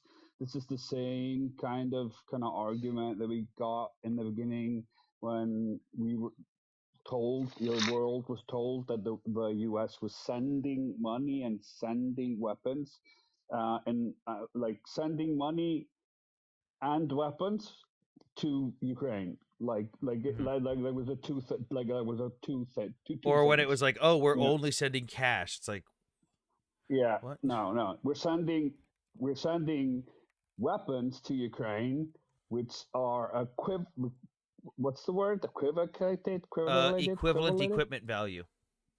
Yeah. That's the word. You're sending like a 30-year-old Humvee, priced as a new Humvee. You're sending like your oldest missile defense systems, like the Hawk systems and all that kind of stuff, and you're pricing it as like a fucking PAC-3 or something. And you're sending all of that stuff that would cost you more to destroy than to send to here. Like we And pay for then, this stuff to be in storage. This shit that we were never going to use again. We pay for it to be in storage. Yeah, and then you use the money that you are supposedly sending to Ukraine. You're not doing that. You're investing it in your military-industrial complex for a brand spanking new PAC-3 missile defense, missile making like factory, which is now, I think, went from 150 interceptors to I think they're going for 625. The easy way to explain this is normally we have a shelf life on our equipment. So an artillery shell, I think our shelf life is like 12 years. Our missile is 15 years. 19, When it 19. depends on what kind it is. Like the Excaliburs go longer. The standard artillery shell, I think, we're down to 12 years those now. are 42 years. Oh. Well, they have a shelf life. When those things expire, they go to a stockpile for foreign aid. And that is stuff that we will not touch, because we will not touch our own equipment past a certain shelf life, because we have deemed that it is not safe to use it anymore per our own standards. We're basically a bunch of snooty, snobby bitches. Imagine you buy a car every couple years, and every 10 years you go, this car's obsolete, I need a new car. And then you just throw that car in the garage and store it there. Now, normally, the American taxpayers pay for that replacement. We pay to replace that shell as it expires or as they get used. It's legit called the SAG classification. It's safety fucking shit. It's safety. Fuck, God damn it, I can't remember. Effective guarantee. Yeah. So now, with the stuff that's going to Ukraine, instead of giving money to Ukraine, we are taking that old expired equipment that we were storing, that we were paying to store, and offloading it off of on Ukraine while charging them full value for it. Like I always say, the example of the Humvee. A brand new Humvee costs $100,000. You and I can all go to a government auction website right now and buy a fully functioning Humvee for $10,000. Buy it, drive it off the lot, register it in our name. But when we send that aid package to Ukraine, that aid package of 10 Humvees doesn't say the realistic truth of $100,000 worth of 20-plus-year-old crap. It says $1 million because that is what we bought Sam, that stuff as brand new, and that's what we charge them. Now, when it comes for these artillery shells and stuff, we're why using you the fibbing, money. Sam? What? You ain't driving no freaking Humvee. Some fucking auction Humvee off the damn lot. You know Yeah. that thing ain't No, moving. you can't. My father-in-law just bought 2 of them and drove them off the lot. No, I'm just saying it ain't gonna be running. No, he bought 2 of them. Wait, no. DJ, they said they were broken, both of them. Do you know what was wrong with them? It was 10 level, I'm sure. It was out of gas. So Sam, that's It's out why of I gas. use the milk reference. I use the milk analogy a great all the time when it comes to this shit. Say I go buy a fucking gallon of milk at $4 since milk is fucking expensive. Guess what? It says I gotta use it before 2 weeks. I store that shit in my fridge. I'm for one paying for it to sit in my fridge, and two, I am hoping to use it at one point. I don't. 2 days before it goes bad, I sell it to Sam for $4 fucking. I'm pretty sure I just watched a B2 fly right over the top of me like 20 minutes ago too. Mind you, I live about 100 miles away from my Whiteman, so You wouldn't it's very see it. possible. Well, yeah. It was the Yeah. flash pattern. The thing was super wide. It was black, and it was black night. But I'm looking up in the eye, and I'm saying that's not a commercial airliner because I also live close to the airport. Red Dawn APAC info shows it as number 6 on Open Secrets. That might be in overall spending, but they're like ranked number 180th in influence because they don't actually do anything. And I would like to I know I don't like to quibble over terminology, but you said like you charge them this much of I say that because it's the only way to explain it to people because they don't understand lend lease. Yeah, because you're not actually charging Ukraine, you're charging yourself because you use that money. Actually, no. Reinvest it into with the lend lease. We are also charging them. The US. No, with the lend lease, we are also charging them. Yeah, and then it's gonna be like whatever. It doesn't matter, but like the point being is like that money is mostly being spent into the U.S. into the military-industrial complex to rebuild it and restock it and do a bunch of stuff like building a new factory that can make more interceptors that are in very, very high demand, as you can see by current events. And the thing is that Israel is buying the new interceptors. Like they are buying. Oh yeah, we make the Iron Dome missiles. We make the Iron Dome missiles. Yeah, and they're paying full price for that. I think it's like $60,000 a missile. You make money. Yeah. And that's so interesting. That's so interesting that it's always being framed that like the money is being sent to Ukraine. Nothing is being sent here other than equipment. I'm not saying nothing. Like there's a little bit of money because we're like helping make sure the government doesn't collapse. Yeah, but that was USAID, and USAID has stopped. So yeah. So, but in terms of interceptors, like you could see it just yesterday, last night, Israel is or has run out of most of their interceptors, their own, which they make, and their PAC-3 interceptors that they've already stocked up on. And they're I haven't seen confirmation that they ran out. They've started to prioritize very, very like you can. Oh, it was like let's get rid of the old shit before we use the new shit. Yeah, but like you can So they have the arrows, they have the David Sling, and then they have the PAC-3, which is the only ones who can fire and THAAD that can like take down ballistic missiles. No. So the Patriot They also have system. No. Patriot They do have Patriots, but they just retired those. The Iron Patriot Dome. is PAC-3. The Iron Dome has the ability to intercept ballistic missiles, but it's traditionally not what it tracks. The arrow system and sling system are what you would use for higher speed cruise missiles and ballistic missiles.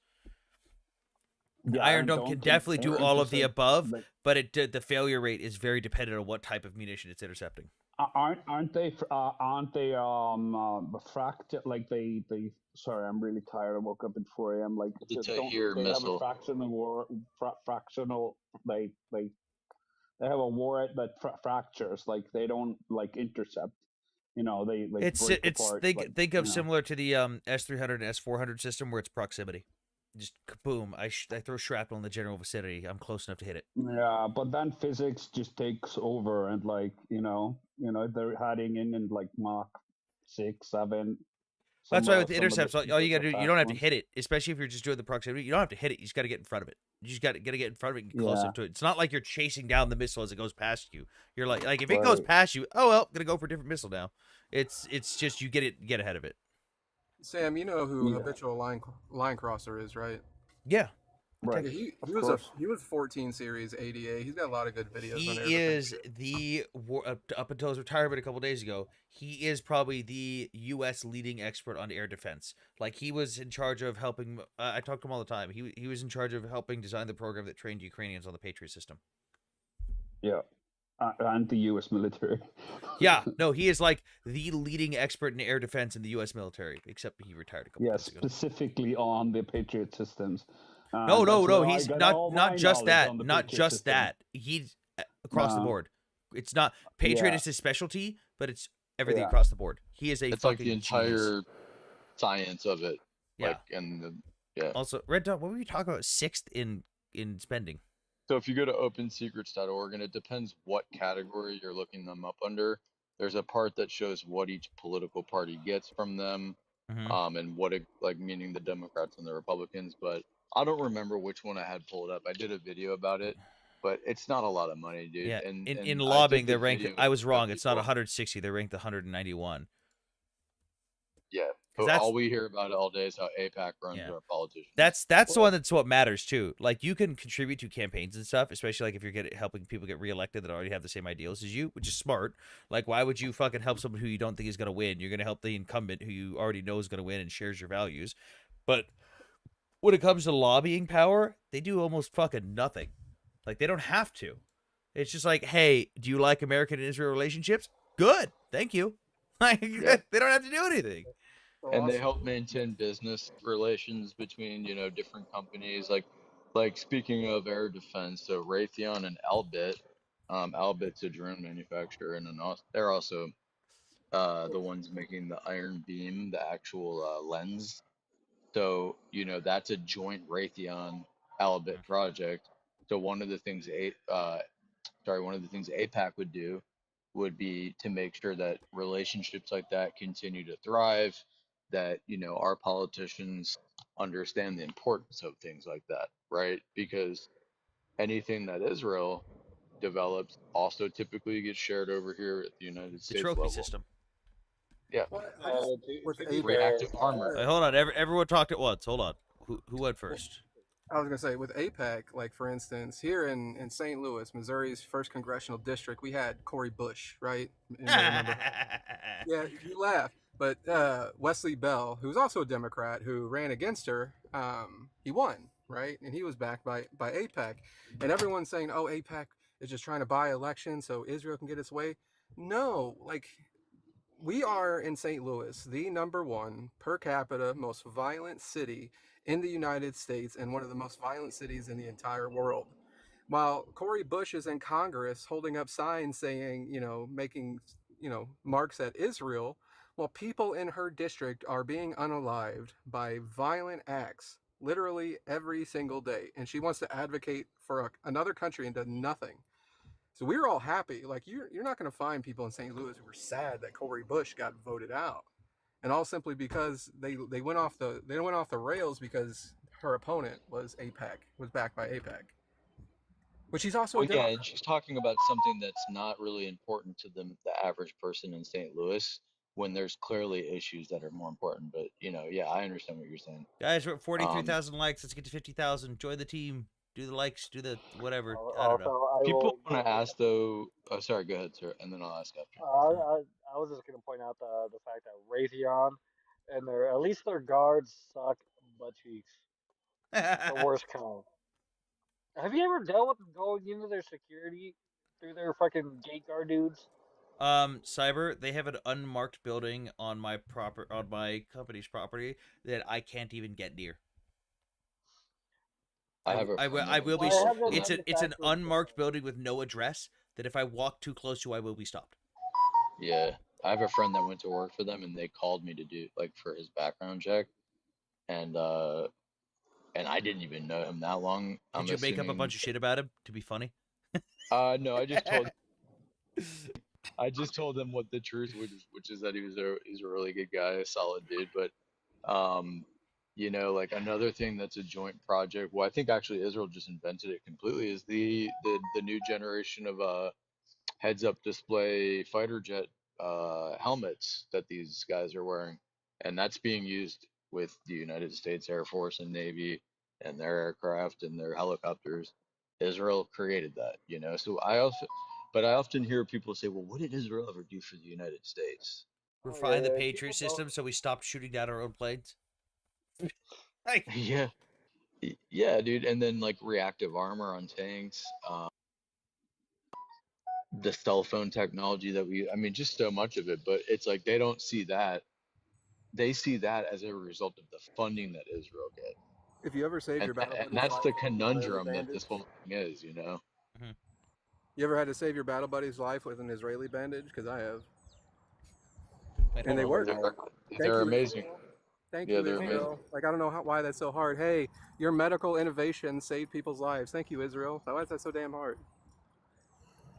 I have a friend that, well, let's call him a source that used to work here in Ukraine for an allied country off the books, and he was a great source, and I was pissed off because a few days before everything kicked off in the Middle East, he messaged me really hey, you want to go for a walk? And that's usually code for leave your phone at home. We're gonna talk about some serious shit.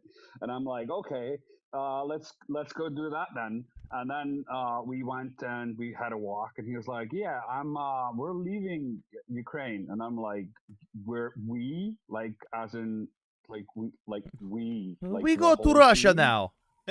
No, he went is this to not Iraq. clear? No, he went to Iraq, and he's not a U.S. citizen. He's from a different country, and he went to Iraq, and he's coordinating not only with other nations that are there, but also defense contractors. We Is he hiring? skipped those guys.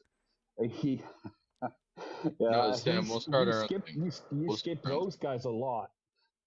So that's very interesting. There's a lot of defense contractors working in that whole region. Is he hiring? That are.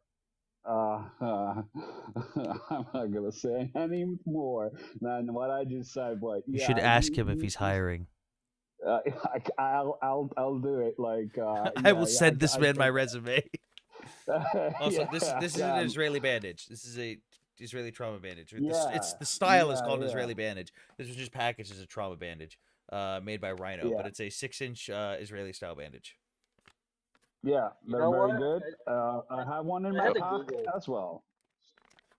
Hey, ladies, all the ladies in chat, you should be happy with Israel because Tampax was made by an Israeli man. Also, No, I had to Google it. cat tourniquet. After, They didn't make it, in, but I like having it. But in Afghanistan, I had to have a Tampax shoved in my rib cage, so I had to look.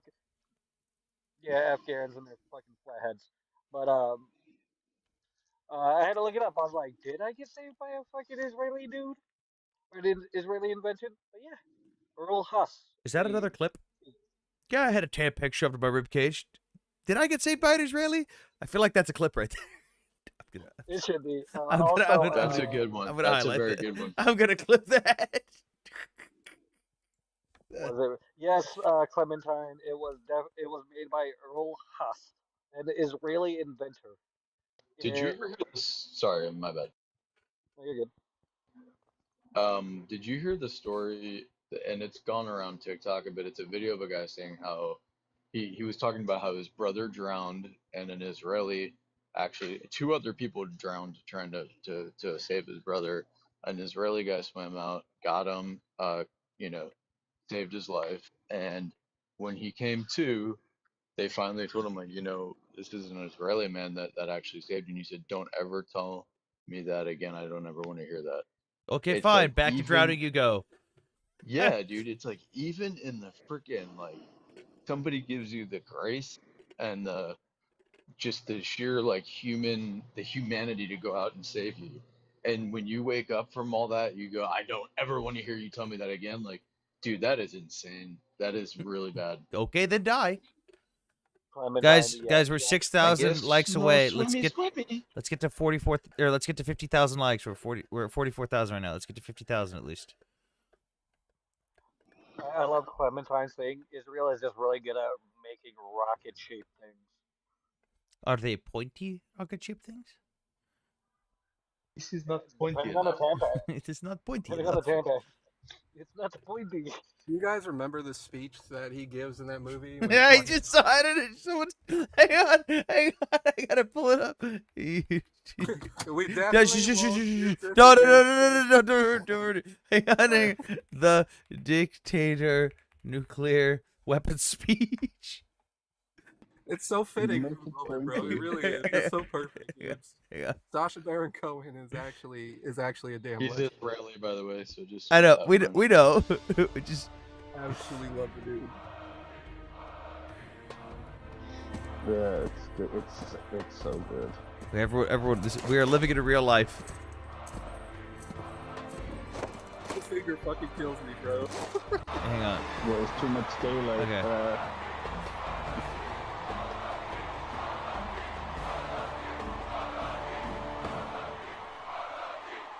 People of Wadaya, I come before you today to tell you that the world shall kneel before our great nation.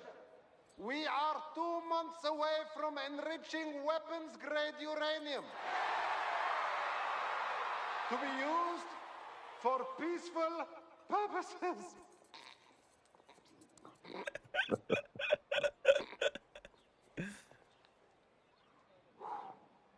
It will be used only for medical research and clean energy. It will, and will certainly never be used to attack oh boy.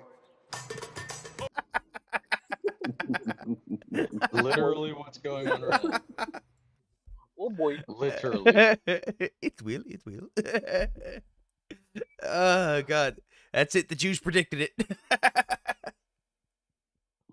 In the movie Bruno, he speaks Hebrew in the movie Bruno a couple of times, and it's so funny. Like when they find the lady doing the yard sale, and like he's like, "I know you're a gypsy woman. Don't play your gypsy tricks on me." Wait, did you see when he got chased around by the Hasidic Jews?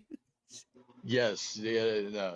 What? He goes and sits down with like he sits down with like a Shmerist leader too, and he's like, "I want a video."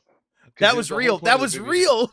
Yeah, that was real, dude. That was a legit dude. So Bruno in Bruno, Sacha Baron Cohen went into an intentionally really orthodox area and dressed up like a fucking slutty rabbi. I gotta see that. I gotta go look that up. Thank you. Thank you for that. The whole premise is he wanted to be famous. He's trying to get famous. Oh, look at him. Oh my. Hola, ¿cómo estás? Hey, great. Is that Mark Jacob? Look! Stop the car! Stop the car! That's hilarious. Only in Jerusalem Talking would of, that happen, by the way. can I make a point about slutty rabbis? Because I had the most random experience back in 22 when I was like full fledged, like, Bakhmut, Solidar, like the craziest fights that I've ever been into in my entire life. And then like there was like before the turns out in the middle of Ukraine there's a city called Uman, and in that city there is like some famous Ukrainian rabbi that's buried, and it's like a holy site for Rebbe, it's the one that in the picture he's always got his hand up and he's the famous Leibovich. It's Rabbi Leibovich. He's the one that all of the Haredim and the Hasidic Jews recognize. Anyway, sorry. Yeah. So basically, like once a year, Did he they just go classify there. a bunch of people as Floridian? Yeah. I didn't know Florida was its own. Hasidic and Haredi Jews. Oh, I thought you said Floridian. I was about to say, like, I didn't know Florida No, was you its can say own that. diaspora. Floridians, you can say that. Yeah. Yeah. But anyways, like they're once a year they pay tribute to this man apparently, and they have like this like Hebrew name insert festival where they come to Uman and they bring like I don't know tens of thousands of themselves from all over the world, all the Hasidic Jews, and they come to this part of Ukraine. Hell or high water, they still do it every year, once a year. They did it through COVID. They did it like the Israelis were paying airlines all over the world for not accepting like Israeli passports for like to travel to Poland for them to, so anyways, it doesn't matter. They come here. They get shit faced drunk for 3 days straight. It's all just dudes, and their wives. They are not allowed to walk on the street, and they all just hang out in balconies, and they have like a full on drunken fuckfest for 3 days straight. And now because of the curfew, they fight with the Ukrainian military, but they bring a lot of Mossad guys and a lot of like the Israeli military with them. And it was such a weird experience going straight from like Soledar, Bakhmut, and then I was like in this very peaceful part of middle of Ukraine. Everything was in Yiddish or Hebrew or whatever, I don't know, different lettering, Minecraft and they have runes. their I don't own speak it. like little Israel in the middle of Ukraine, where they do these like fucking trips once a year to get shit faced drunk and fight Sounds like and a fuck. Purim. Is that what this is? Wait, where's this? Where's this for research purposes? So where is this? Just like what I would like to know. It's called Uman with a U. Uman. I can't remember the name of the festival, but it's once a year. It's They before Rosh come. Hashanah. Doesn't matter Okay. yeah. It doesn't matter what's going on in the country. This is like when everything like was really intense in Ukraine in 22. The Russians had full like were fully in charge mode and bombing the shit out of everything. And yeah, I just went there, took like a documentary piece about a bunch of drunken Jews. They wanted to fight everyone, and they went to fist fights with the Ukrainian military, and Mossad guys had to pull them off, and it was fun. It was great. Oh, did you see Really Did you fun. see on a Holocaust Remembrance Day? There was some guys in Kharkiv that posted the photos of themselves with they walked around to Jewish monuments in Kharkiv and they spray painted a bunch of Swazi symbols. Did you see what happened to them? No. They were posting it saying, "Look, we're pro-Ukrainian and we're Yazis," and unironically, it was posted only in Russian Telegram channels. It's amazing that they wouldn't post that in Ukrainian Telegram channels because they're probably not fucking Ukrainians. Dude, they got tracked down and got the ever-living shit kicked out of them. It was so great. I got videos of these guys actually getting fucking like curb stomped.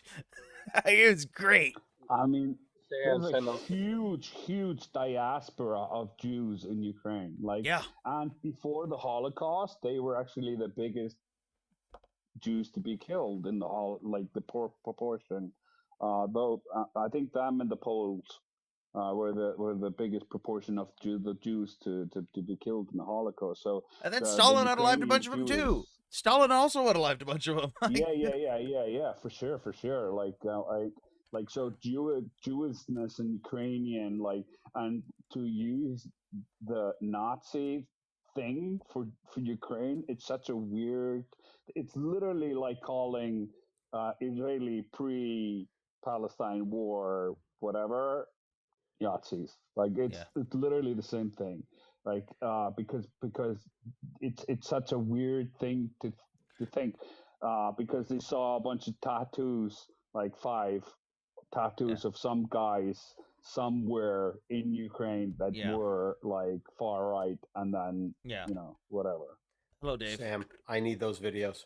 I need those videos. The ones that I was just playing on stream? No, the ones you just mentioned. Oh, I'll have to look back on Telegram, dude. That shit was lit. It was great. Please. I remember it was Holocaust Memorial Day. Or Remembrance Day. I mean, to me, this sounds like corn. Beating up schmozzies, it sounds like corn. It's like, oh, you want to post Swazi symbols in our city as we're being shelled by the Russians who are calling us all Yahtzees? Oh, this isn't going to end well for you. Beautiful.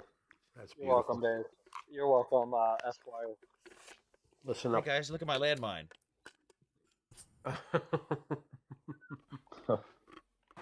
No, I joined later and you were straight chewing on a PIM. Sam, drop me down, bro. I'm in Portland, Maine. I just left the airport. I'm just like don't in a taxi. Don't get jumped by protesters. I'm not going to be able to contribute to this. Okay, see you, Radon. I'm here to kick their asses. You act like we're contributing. You mean the PFM one? This thing? Yeah, I was kind of taken aback. I'm like, I come in and you were just like straight chewing on it. I'm like, Sam. When was I chewing on this? Like a week ago. No, I wasn't. This thing's plastic with spray paint on it. Why would I chew on this? You had to do your Marine. You just did. I was about to say, why do Marines eat crayons? Right? Because they taste good. It's a silly question. Sam, you're the reason why Claymores. That's why there's a warning label on Claymores that tell you not to eat the explosives, man, and it's your fault. I guarantee you it was a Marine's fault. Dave, tell the Russian fuel joke. The which one? The Russian fuel joke. Oh, God. Oh, the Russian fuel joke. So, for those of you who don't know, the Russians built this fighter called the MiG-25. It scared the unholy hell out of the Americans because they didn't know what it was. Turned out it was a piece of shit, but here's the thing. That's how we got the F-15. Exactly. The thing flew at Mach 3. Now, the Russians basically created what was essentially a rocket. But it was held together by fucking gum and good feelings, and it needed to be cooled. So the Russians, the Soviets, decided that the coolant should be alcohol. The fucking the air crews would continually get drunk on the coolant from the MiG-25 to the point where the Soviets said, "You know what? We got to stop this." They reformulated the coolant to make it poisonous. So after several aircrew members died, that is how they learned not to drink the coolant. Not the idea of drinking coolant for an aircraft is bad, but drinking coolant for an aircraft will kill you today. It didn't kill you yesterday. This encapsulates the entirety of Russian/Soviet thinking from before the Tsar was unalived to probably 150 million years in the future. As long as there will be Russians on this planet, there will be people willing to drink aircraft coolant to get drunk. I like the person that commented, Azov Battalion Bandera collaborators in league with Zionist Zelensky. So hey, I can tell you one thing. Now the latest thing about me by the trolls that they have my critics my critics my fan group they all say now that I'm a member of Azov, which is great. Like Wow, a civilian Azov member? That's neat. Congrats, bro. Well, well, to think that I am in the physical form to be a member of that special forces unit, I'm so grateful. Like every time I stand up and they see my big fat like fucking crisp eating belly, and they still call me a member of Azov, I just feel like thank you. Like I just feel blessed, you know. By the way, Sam, that comment, which I'm reading right now, is the personification of the fight that I've seen on lives where an Arab and a European schmatzi will argue with each other. They should go back to the middle. They should go back to frigging Europe. No, they need to stay in the Middle East. That's where they belong. No. Have you ever seen things like that? I've seen it twice now. yes, actually, I've seen it a few times myself. I know you have, and it's that comment is the personification of that exact scenario. Someone just sent me a post from r/liberal gun owners. First time firearm purchase denied. Hey guys, I recently went out to go buy my first firearm. The store handed me a tablet with a questionnaire to fill out to be able to purchase the firearm. I filled it out and I had a bit of confusion, but still filled the form out. Later, the seller tells me that he can't allow me to purchase the firearm because I answered the questions in a way that denied the sale. What happens next? Can I try again at another time? The seller was a bit vague and just let me know that he cannot sell me the firearm. Is there a time frame I have to wait? Am I barred from trying to buy again? And so it says, how do you answer the weed question? He says, I told him no. The one that confused me was the disposal/transfer of the arm if convicted of a felony or something like that. In my head, if I get a felony, I'm going to have to transfer/dispose of the gun. Someone says, you mean this one?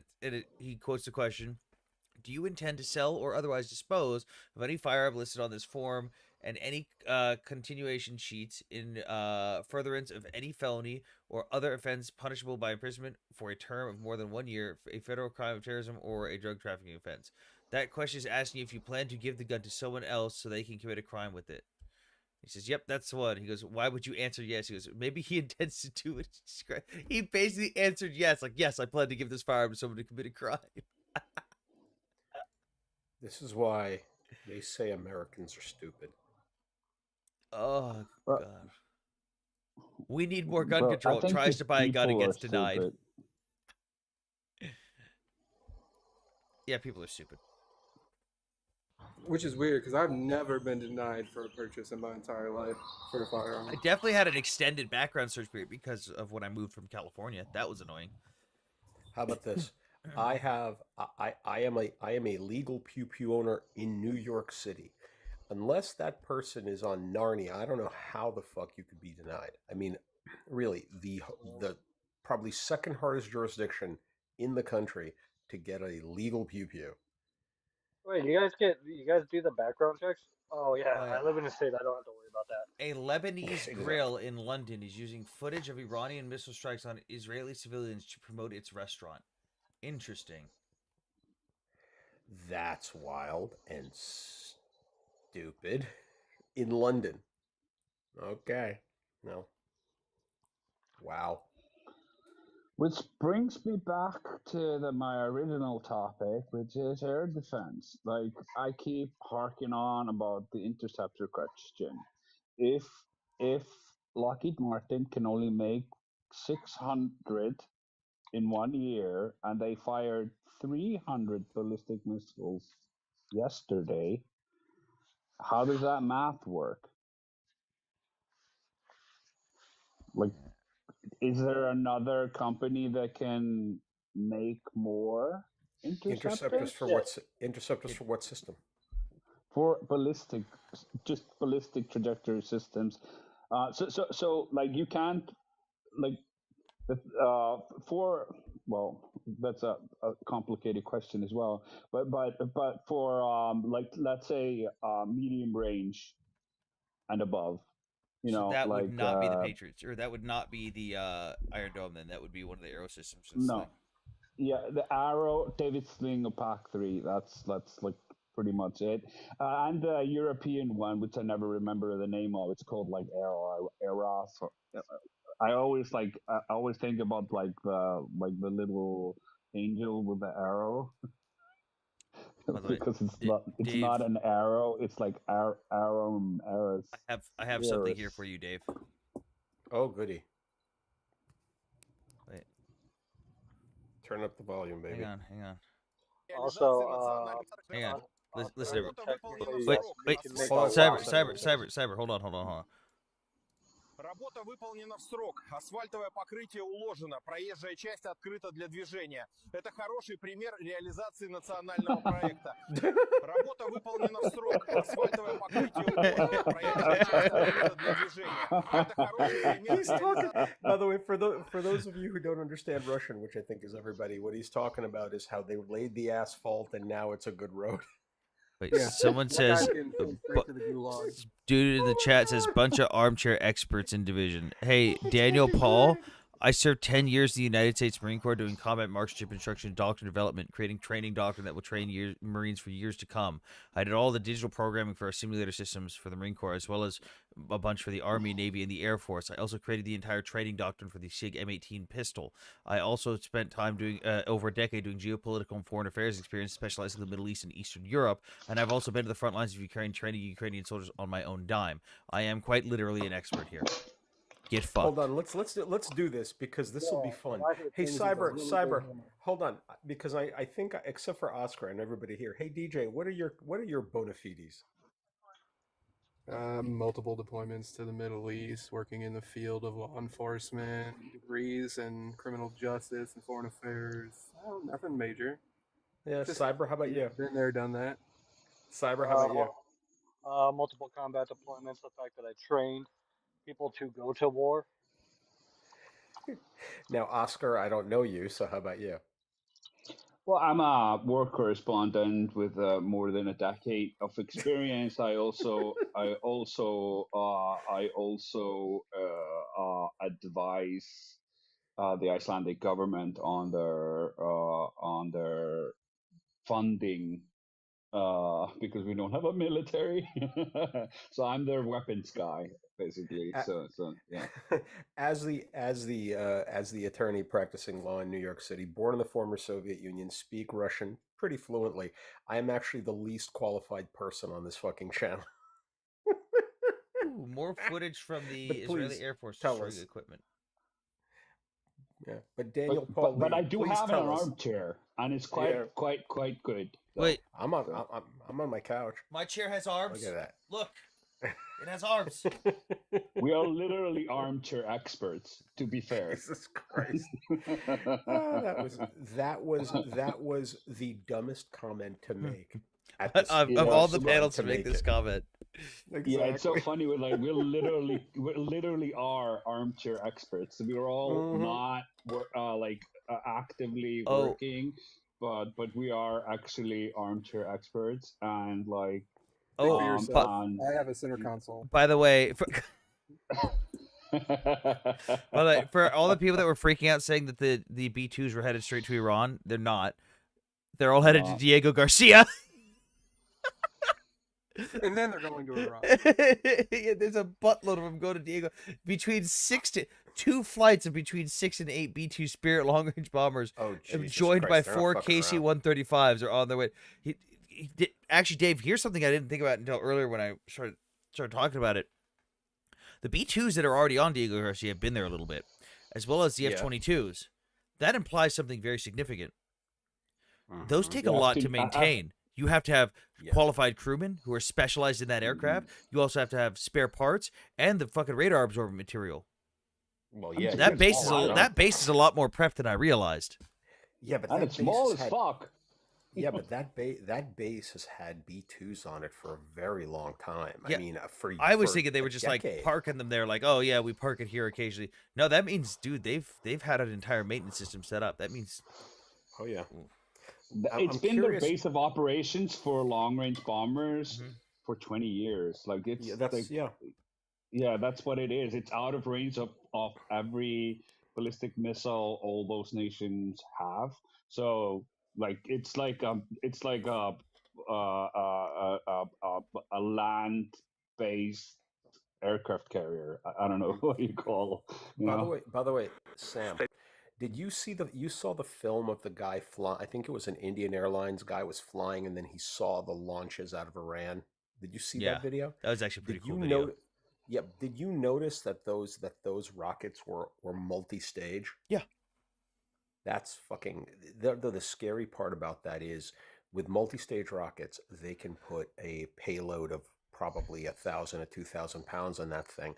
That's more than enough to lob even like a first generation nuke. You could put on Oh that yeah. thing. That's fucking But frightening. by the way, for those that say that Russia isn't imperialist and it's just about Ukraine violating this and that, here you go. Yeah, this is just, I love this Oh, you saw this? speech. This is from Putin himself. Oh. Старинная, Throw it.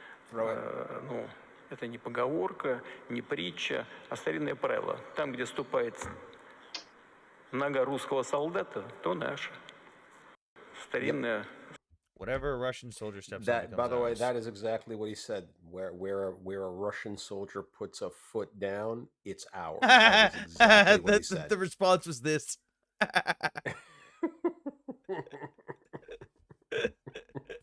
That's good. And he just said it.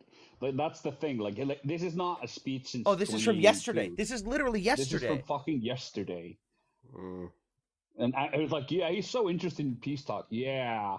He hasn't deviated one single bit from that essay he did before the invasion. Mm-hmm. There's just not a single bit deviation. He might like fuzz a bit around it, but in the end, that's his end goal. It's going to be end goal.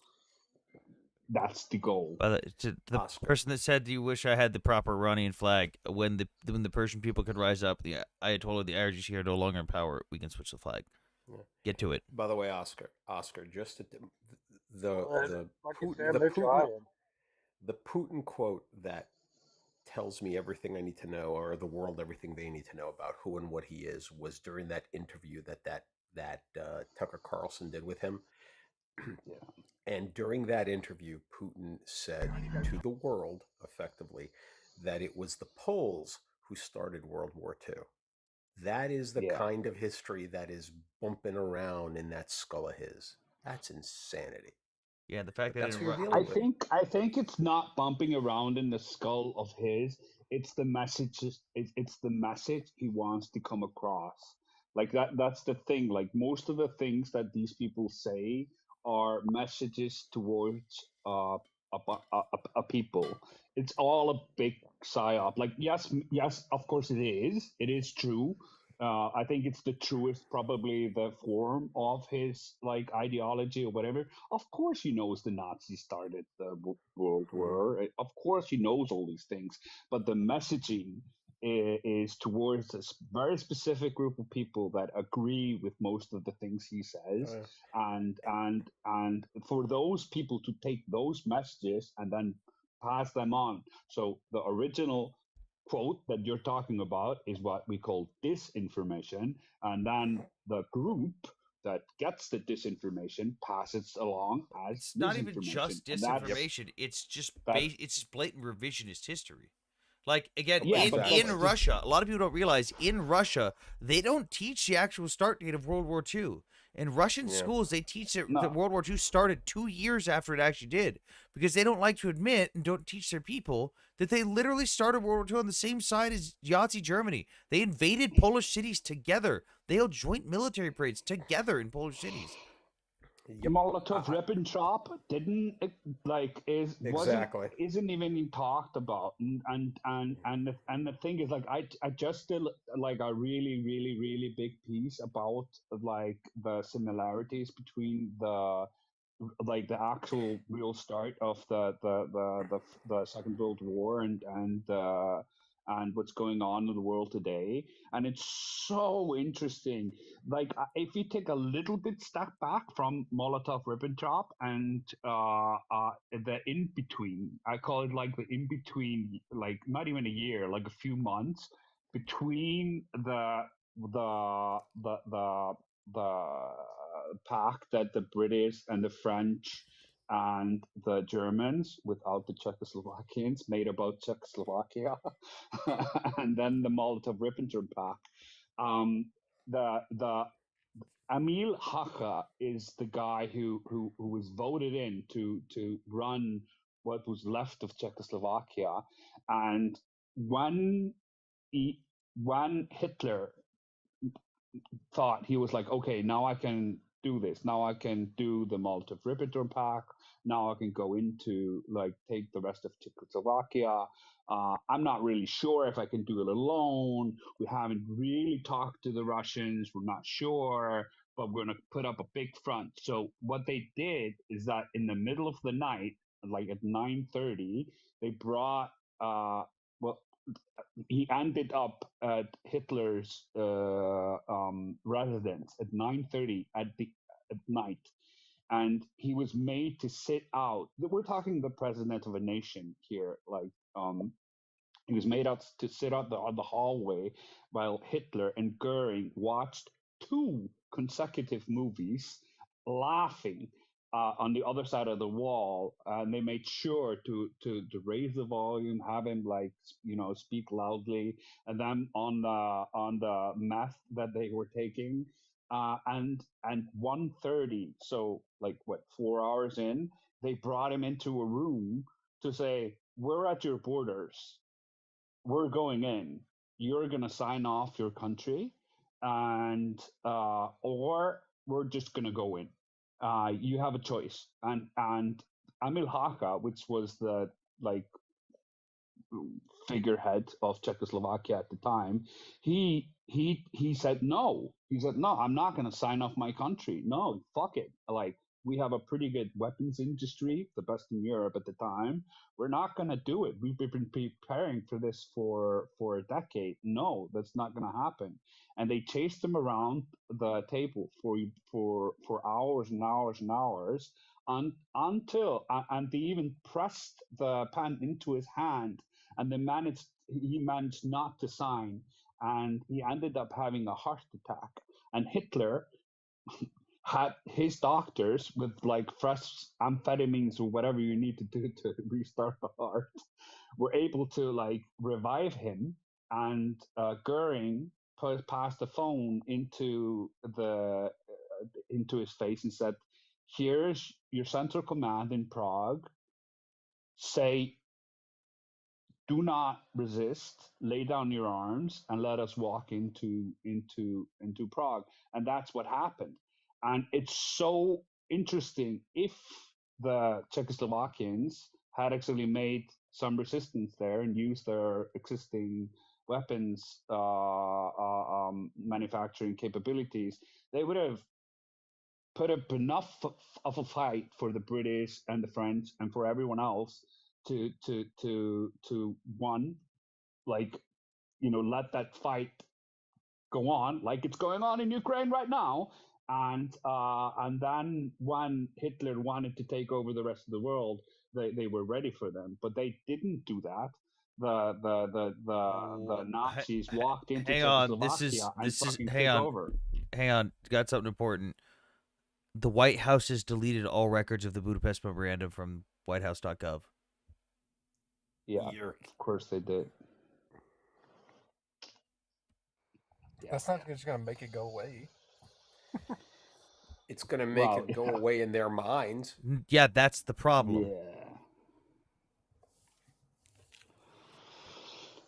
Well, then they're attacking the National Archives as well. So the Budapest Memorandum, like the Budapest Memorandum is like whatever. The comments are super pro-Russia on this. It's crazy with the Budapest Memorandum. actually went to see the last remaining nuclear silo in Ukraine that wasn't destroyed. They were allowed to have one for as a museum, and I actually went to see it. So I went to see the last remaining ICBM in Ukraine, non-functional one, but still cool. Breaking news: U.S. officials now believe only a nuclear bomb could destroy Iran's main nuclear facility. Yeah, breaking news from who? Who said that? Because that's not fucking true. No fucking U.S. Yeah. official is going to go, hey, you know what's the only way to destroy an underground nuclear facility? A nuke that detonates in the air that doesn't affect anything underground. Yeah. Right. It depends. That one, it depends on if they do ground burst or air burst. No, the our They said it's airburst. still it's 100 meters under the ground. Even a ground burst is not going to do anything. The nuclear detonation of a ground burst is not as effective as air burst.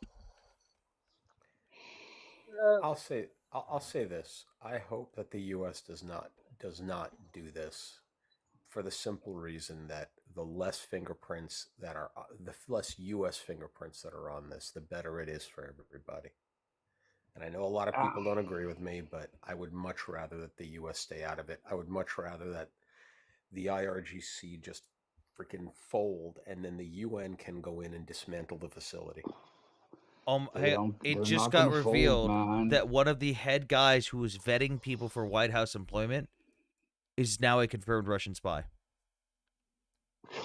For the last What? 5 months, the guy in charge of vetting people for White House employment. What's his name? What's his name? Because I think So the Russian spy that Elon Musk accidentally helped reveal, Sergei Goryachev, working in the White House with God. Trump as the director of personnel using the name Sergio Gore. Sergio claims to be from Malta, but has not had any background check. With almost no career history, he started working for major RNC candidates and then helped lead fundraisers for Right for America Super PAC, which raised millions for Trump and had him appointed to the administration. We learned about him after Musk started complaining about him publicly. Apparently, Musk wasn't getting to influence hiring in the way he wanted to because it all ran through Sergio, and they frequently fought, which led Sergio to escalating complaints about Musk to Trump. When reporters did digging on him, they found Malta has no records of the man, despite him claiming to be born there. The White House claims he is following all security regulations, but has not had a background check. Sergio Gore's personal Gmail once used a unique long string of numerical passwords. The same passwords in data leaks have been seen on multiple Russian emails for Sergey. Like, his password has been used by Russian emails that have been leaked. And here's the list of emails that all had that password. Sergey Goryachev shows up in Russian databases as Sergey Anatolovich Goryachev of Saratov, Russia. Having a state tax ID that lists the date of birth as November 20th, 1980, while Sergio Gore claims to be born November 30th, 1986. Although personally, I think he looks a bit weather for claiming to be 38. He has also failed to produce any school records, despite the fact that his supposed alma mater, George Washington University, has a diploma certification service allowing you to prove authenticity. Under oath, he refused to comment on where he was born, simply saying he was not from Russia, which of course That doesn't rule guy's out the born USSR or 1980. society bloc countries, which it would have been in the 1980s. Even if this is above board and he was born in Malta, we need to be asking the person in charge of all personnel hiring has a Russian tax ID and can't it clear a background check. And why Rubio, Vance, Trump, and Matt Gaetz and Ron Paul have all hired him for key roles and defended him whilst knowing he can't pass the background check. No, but I can't check a dagger out of the commo cage without having my fucking my TCI verified, and then Ooh, this is gonna be a video. I'm gonna be making a video on this. and even then I have to get it signed on just to get it on my hand receipt from an officer of 03 or higher. Yet we have spies vetting people without verification of employment or anything. That's crazy shit. Can we all take a moment and just take in the idea that this administration had an actual spy so close to basically cabinet level posts? I No, don't he's know if still he had there. any actual. He's still in the position. Oh my Yeah. god. So is Tulsi Gabbard. No, Dave. He is Tulsi's fucking dude. he is the person in charge of vetting employees for the White House. The person. This is insane. It's fucking insane. I mean, it's yeah, like yeah, yes. And correct me if I'm People, wrong, but is that not like treason committed by people, Trump and the administration? I don't know people if that don't would count as treason. understand the spider web that the Russian foreign like clandestine network reaches. It's just fucking insane, man. Like the people that I work with here, the OSINT people, like the actual real expert in OSINT, like they're like, you have no idea, man. You have fucking no idea. Well, turns out, yeah. So Russia's basically successfully infiltrated our government. Dude, they've been doing that for a long time. CXMBT 40. It's I Combat want Priest. to Combat Priest. I think it's you. Priest. Maybe it's just. I don't know. I say Combat. Combat Post. But Post. Posts. My favorite story about how well the Soviets previously have infiltrated our government is that there was, and I don't remember his name. He was from New York. This was during World War II. There was a sitting congressman from New York that was an active asset for the for Soviet intelligence. This is I forgot the name, Samuel something. He was Jewish, unfortunately, but that was just the way it was. And yeah, he was. So the Soviets and the Russians have been infiltrating our government for a very long time. Well, very also long the time. Manhattan Project. Well, yeah. Well, I mean but that's more well known. What? I mean, Wait. there's Manhattan Project. There's Philby. Elon's now openly saying, "Oh yeah, this dude's a Russian spy," and commenting on it. Oh boy. I don't know if it discredited or credits. Samuel Dickstein. This broke 19 hours Samuel ago. Dickstein. Yep. 19 hours ago. So we're gonna see this all over the news today. It's gonna hit. No, we're not. And we're gonna see a bunch of other things today because it was like the biggest data leak of passwords, like I think in the history. Oh shit! Maybe that's how they found it. Jesus Christ, Cyber guy! Fucking Christ, Cyber! Did someone just peel out in front of you? Bro got aliens. My bad. I thought I was muted. Yeah, no. So I'm wondering if the password data leak is how they found this out, because they just said that they matched all the passwords with all those emails. Yeah. Oh shit. Yeah, and all my passwords are like assfuck69. Assfuck69. Something like that. Dude, like you just my like, password's just, like the 50 most characters long. horrendous- Yeah, like the most horrendous fucking thing that I would say to my family member. That was my goal, to have a password when I was younger, so I wouldn't share it with them. So that every time they would ask for my password, I would be like, no. I had read a book about Soviet agents getting intel from the Manhattan Project. Yeah, I know that we did intentionally deceive a lot of them too, because we knew they were there, but we couldn't out them because it would give away too much that we how we knew they were there. So we gave them fake data that would maybe harm their bomb. Wasn't there a congressman not too long ago that got caught piping down a Chinese spy? Yeah. Oh, there was the what's her name, the redhead, the cute redhead that infiltrated the NRA, and through them infiltrated got close to a bunch of congressmen. I forgot her name, Butina, I think it is. Yeah. Oh That wait, was in the there's last more decade. dirt. There's more dirt. With question about Sergio Gore's background and possible ties to Russia, I'd like to share known public facts about Sergio, and as I dig deeper, I will share anything else I find. Let's start with the fact that he officiated the wedding of Matt Gaetz. Oh, of course he did. He officiated Matt Gaetz' wedding at Mar-a-Lago. This is, at Mar-a-Lago. is so. Oh God. How do we do it? You gotta look at this. You gotta look at the juxtaposition of this. The United States has the most powerful military that has ever existed on the face of the earth, and we have the most inept administration that has ever. It's just incredible. I would go a little bit French here and say a coup d'état would probably serve a good purpose. Maybe More like escargot. I don't know. Okay, maybe I don't know. It's okay. This you is. got some 4-star generals there, which I kind of like. So I'm gonna do something really funny. I'm gonna send this to Rudy. Giuliani. Oh. No, moderate Democrat. Oh, he's gonna love it. He's gonna love it. He's gonna lose it. He's gonna love this. Yeah. Like it's been such an interesting time because I'm a rough and tumble kind of guy. I like to fight. I was like in Thailand. I was fighting professionally. Like that's my idea of intellectualism. We can just fucking fight it out, bro. That's kind of like my way to do an argument. So now I'm fine with going to war zones, dodging bullets, and going into trench lines and Mike understanding Flynn, Paul Manafort. stuff like that.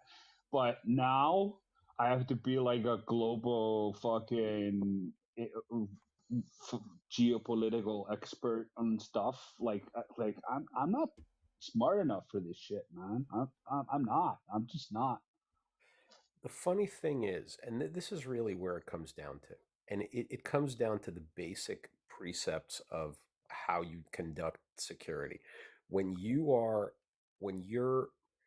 financially compromised, you can't get a clearance because that makes you a target.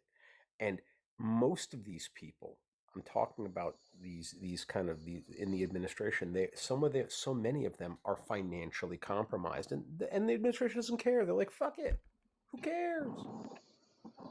It's ridiculous. We got a new guest, Levi. Welcome to the panel. What's up? Hey, what's going on? I can already tell what you guys are talking about. I think that's interesting. What? Love it. That sounds like APAC. No. No? I was wrong? Damn. Damn. It also sounds like you're firing off a grad barrage. It sounds like you're in your car. No, we're talking about how a confirmed Russian spy has now been fucking doxxed and found to be working for the Trump administration, and he's in charge of approving all the employees for the White House. Wait. A Russian spy, and I'm guessing because we know this because of a bunch of password leaks that have now been linked to all his Russian emails.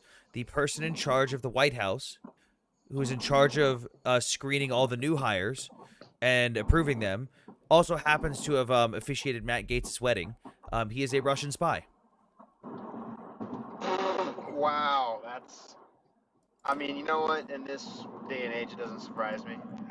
And his password for his White House email is a random string of numbers, which happens to match the password for a bunch of Russian emails going by that name and a slightly different name. Nice. That's some good OPSEC. That's good. Yeah, great. That's quality stuff. Yeah. That's great. Well, I guess I'll introduce myself a little bit. I'm active duty. I'm in the Marine Corps.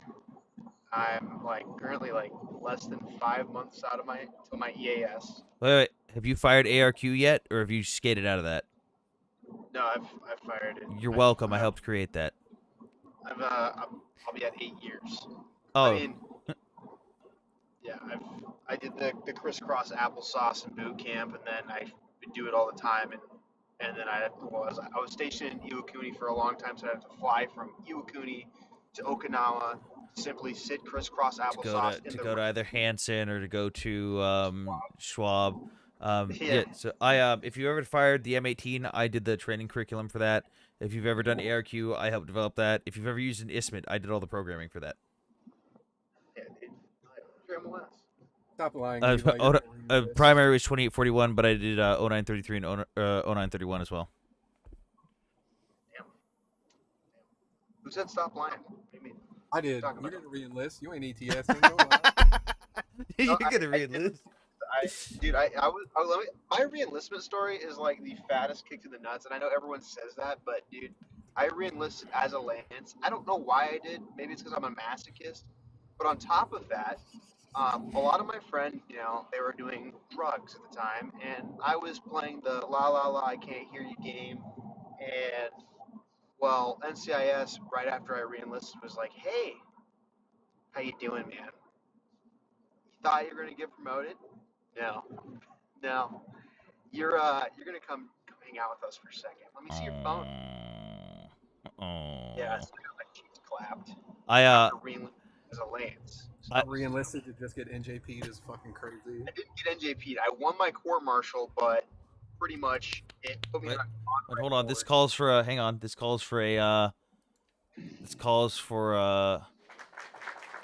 Won the court martial. Won the court martial. Let's go. No, and then the worst, but the cherry on top though was when I talked to my monitor, and I'll even admit, I hate admitting what my MOS is because everyone knows when your MOS is motor T operator, you have the worst, some of the worst quality of life sometimes. Because I know people are like, no, you get to drive the truck, bro. No, because the people you work with are fucking stupid as shit. And not only are they stupid, they have like the level 31 ASVAB score, right? So My staff sergeant at one point was a 23. He was the only waiver I've ever met in real life. I never seen somebody enlist with an IEP before. That's crazy shit. Dude, seriously, he was a waiver. He scored a 23, and he was a cook. Dude, but they fapped him out to my section. First sergeant was 25, and I remember him yelling at me for not wearing a duty belt one day. I was like, great, yeah, this is nice. No, but I was like, hey, since I proved my innocence, can I have my preferences now, my unit preferences? He's like, well, since you're a tier 3 now. I'm like, what do you mean I'm a tier 3? Excuse me?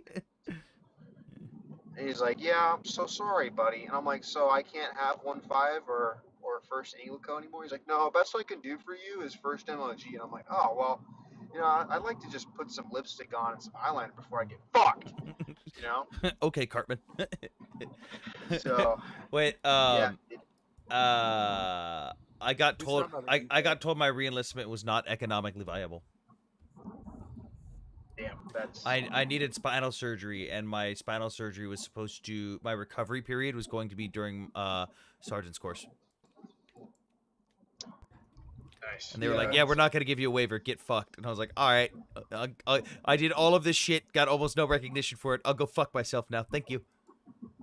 Yeah, sounds like the Marine Corps. Universal fucking. Let's go. Yeah. Also, just to get broken and then have don't worry. 6 months of convalescent downtime. Don't worry. Toter mud dudes are pretty dumb sometimes, but also then you have guys like this in the comm field.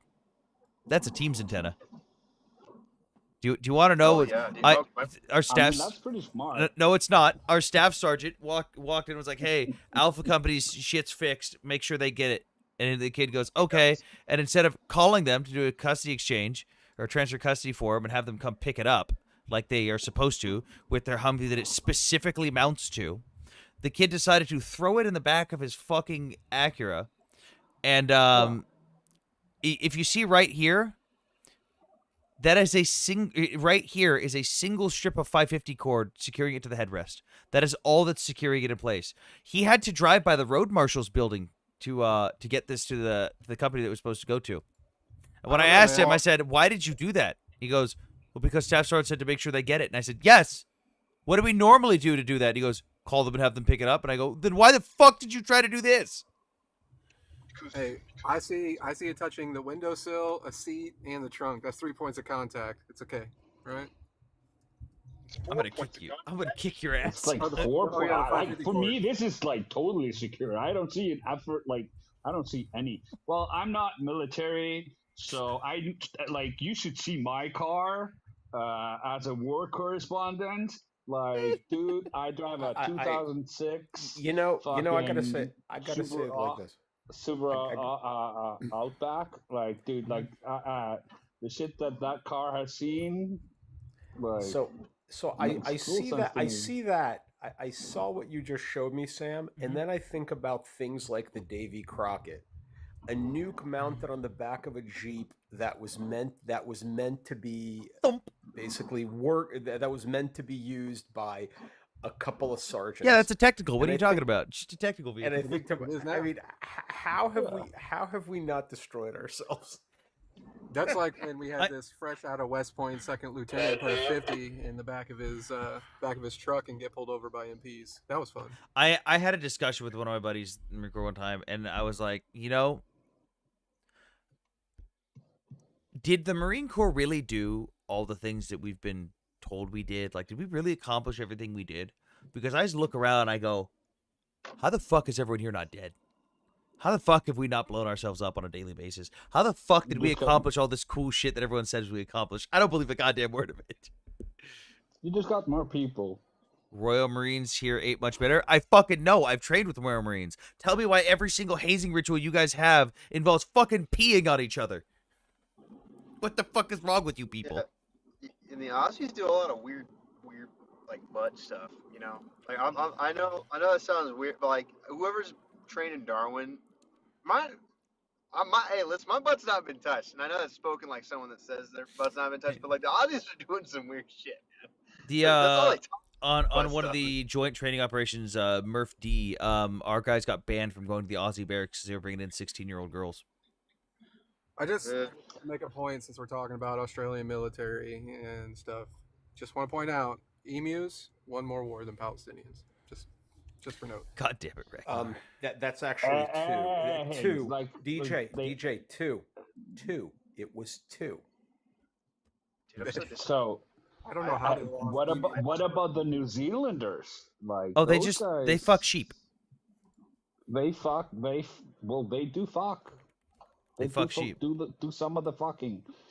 They fight, man. Like, we got a bunch. Like, they're a little bit more than us in Iceland. Like, they're like a little bit more. Like, I don't know how many more, but a little bit more.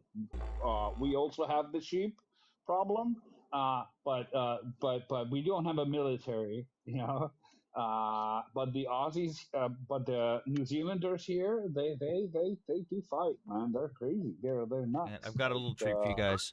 This is the second emu war. What is that? This is the second emu war, colorized. The quarter share. What the hell? So you know it's legitimate. Canon quarter shares. The didgeridoo is funny.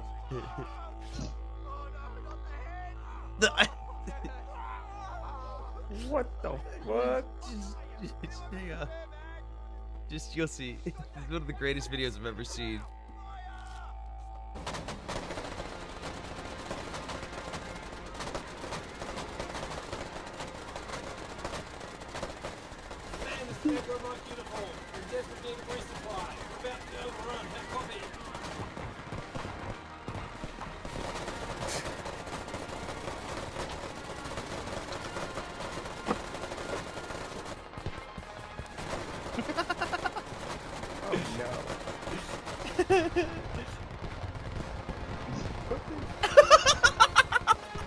I wonder if it tastes good though. Oh no. You guys think it tastes good? This is the greatest video ever.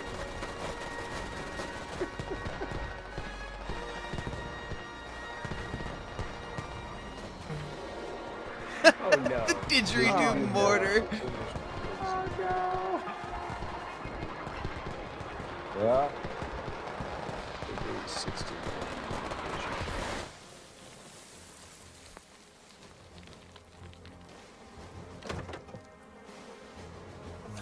Where's the reinforcement come in? This is a really funny. Oh God, I can't. I don't want to skip. Get me some ammo here. Get some ammo up here.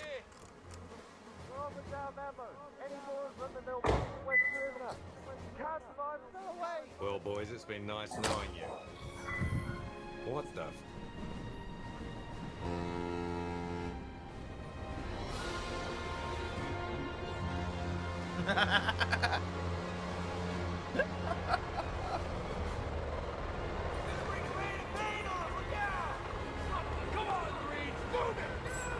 The Marines are here.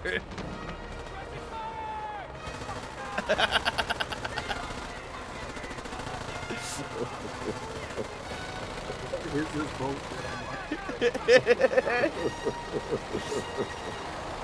Footage of the 30 newborn. It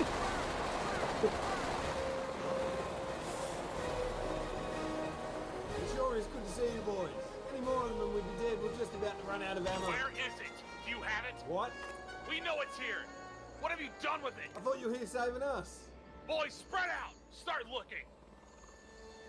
Where is it? Where the fuck is it? It's not over here. So close. Come on. Hey boys, I found it!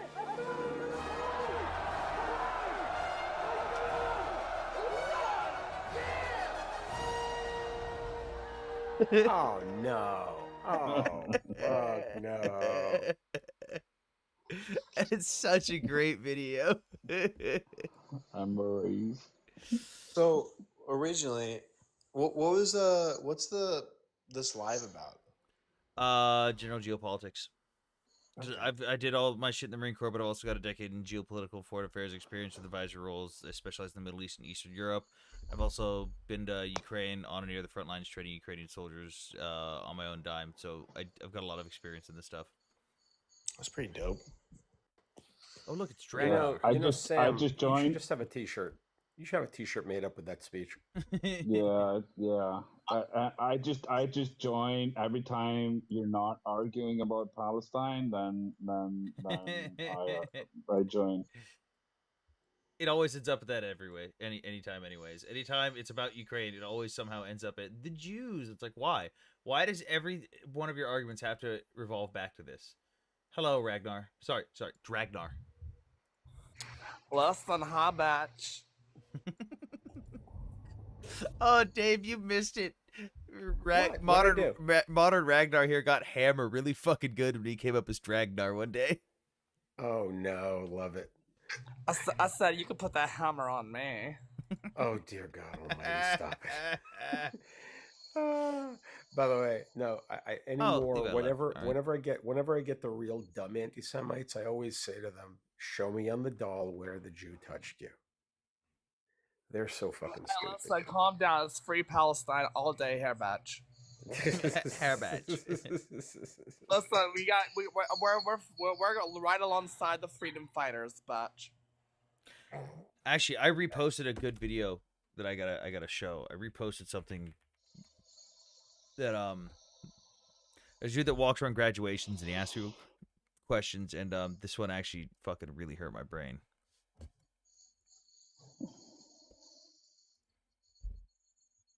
Hello and welcome to Iranian graduation. But first, a message from the terrorist Oh, groups. Ira is so funny. This guy is so Al-Qaeda funny. just thanked you guys. They thanked all the college protesters and everything. Houthis, Hezbollah, Hamas. Does that make you happy? Yeah. Of course, we're supported. It makes me feel like there's actually some kind of hope. For $100. Who was the terrorist group behind 9/11? No clue. ISIS. Al-Qaeda. So you think that 9/11 had some justification? Good in some ways. Wow. Can you guys find Gaza on a map? I think we need a better map. Can't find it. No. Who is the #1 sponsor of global terrorism? America. I think the U.S. New York? Well, New York's a state. Starbucks. What? Wait. The answer was Iran. Oh. They give $1 billion a year to all of their terrorist proxies. And there's Not good. Where is slavery legal in the Middle East? Israel, In Yemen, the Houthis brought it back. Oh my God. Wow. What's a Houthi? Where is the only country where it's legal to be gay in the Middle East? I would say Asia. I don't know. Do you know it's Israel? I don't consider it a country. I would go to I Palestine. want to You went to beat Palestine, her you'd to be thrown death with out of that the fucking fan. Dave, hang on, we gotta let him. Listen, that's a big W. Let him say their stupid stuff. Remember, the only place you can be gay in the Middle East. Asia. I don't know. Do you know it's Israel? I don't consider it a country. I would go to Palestine. If you went to Palestine, you'd be Tel Aviv's like the gayest city on earth. I doubt it's the gayest city on earth. It's really gay. You know what the #1 slogan the Iranian government chants is? Death to America. Honestly, like I kind of don't blame them. Really? Do you think Iran trying to spread Islamic jihad is that the same as America trying to spread democracy? Arguably, yeah. Women won't be able to show their hair. Gay people get thrown off buildings in these places. We have to respect that and also be supportive. Once again, students don't seem to know what they stand for, especially when they're standing with terrorism. The Supreme Leader thanks you. Yeah. Do you know what kills me about his videos? And I What? watch his videos all the time. He does them in Washington Square Park. I went to NYU. I went to NYU undergrad. The school is all around the park. That I don't know if those idiots actually go to the school, but it kills me. I spent 4 years walking that park back and forth, going from class to class. It's actually an awesome school. It's an awesome experience, and to know that people that stupid attend it hurts me. It hurts me, It's and like then they got really so awesome bad. people there now. I love them. They're all amazing. Especially the hair girl. Her hair was popping. I swear, I want to beat her to death with that frickin' fan of hers. What kind? He was wrong about Listen, the I would legal to totally be go to gay thing. Palestine too. I would spread my movement. He was wrong about the legal to be gay thing. Yeah, I think it's, what is it? Cyprus and Turkey allow you to be gay. But Cyprus, yes. I don't know about here's Turkey. the sad part is a lot of people don't realize that. Like, I hate these fucking activists who like claim to be pro LGBTQ, and they talk about Iran. And it's like, okay, cool. They're like, Iran has the highest number of transgender people. It's like, yeah. Do you know why? It's because that's my they favorite. don't allow same sex relationships. So if there's someone who's gay, they will literally force them to transition. They force them to transition so they can say, "Oh, what? We don't have any gay people here." God, that's crazy. That's crazy. I'm sorry. Did you recently just come back from Iran, Dragnar? Say I had flashbacks. Jordan allows gay people? Oh, good for Jordan. My balls fell out. I had to put them back in. My balls. I gotta say this. I want to find all the LGBT for Palestine people and teach them a single word, and that word is defenestration. You have to teach me that, man. I'm not smart enough to know that.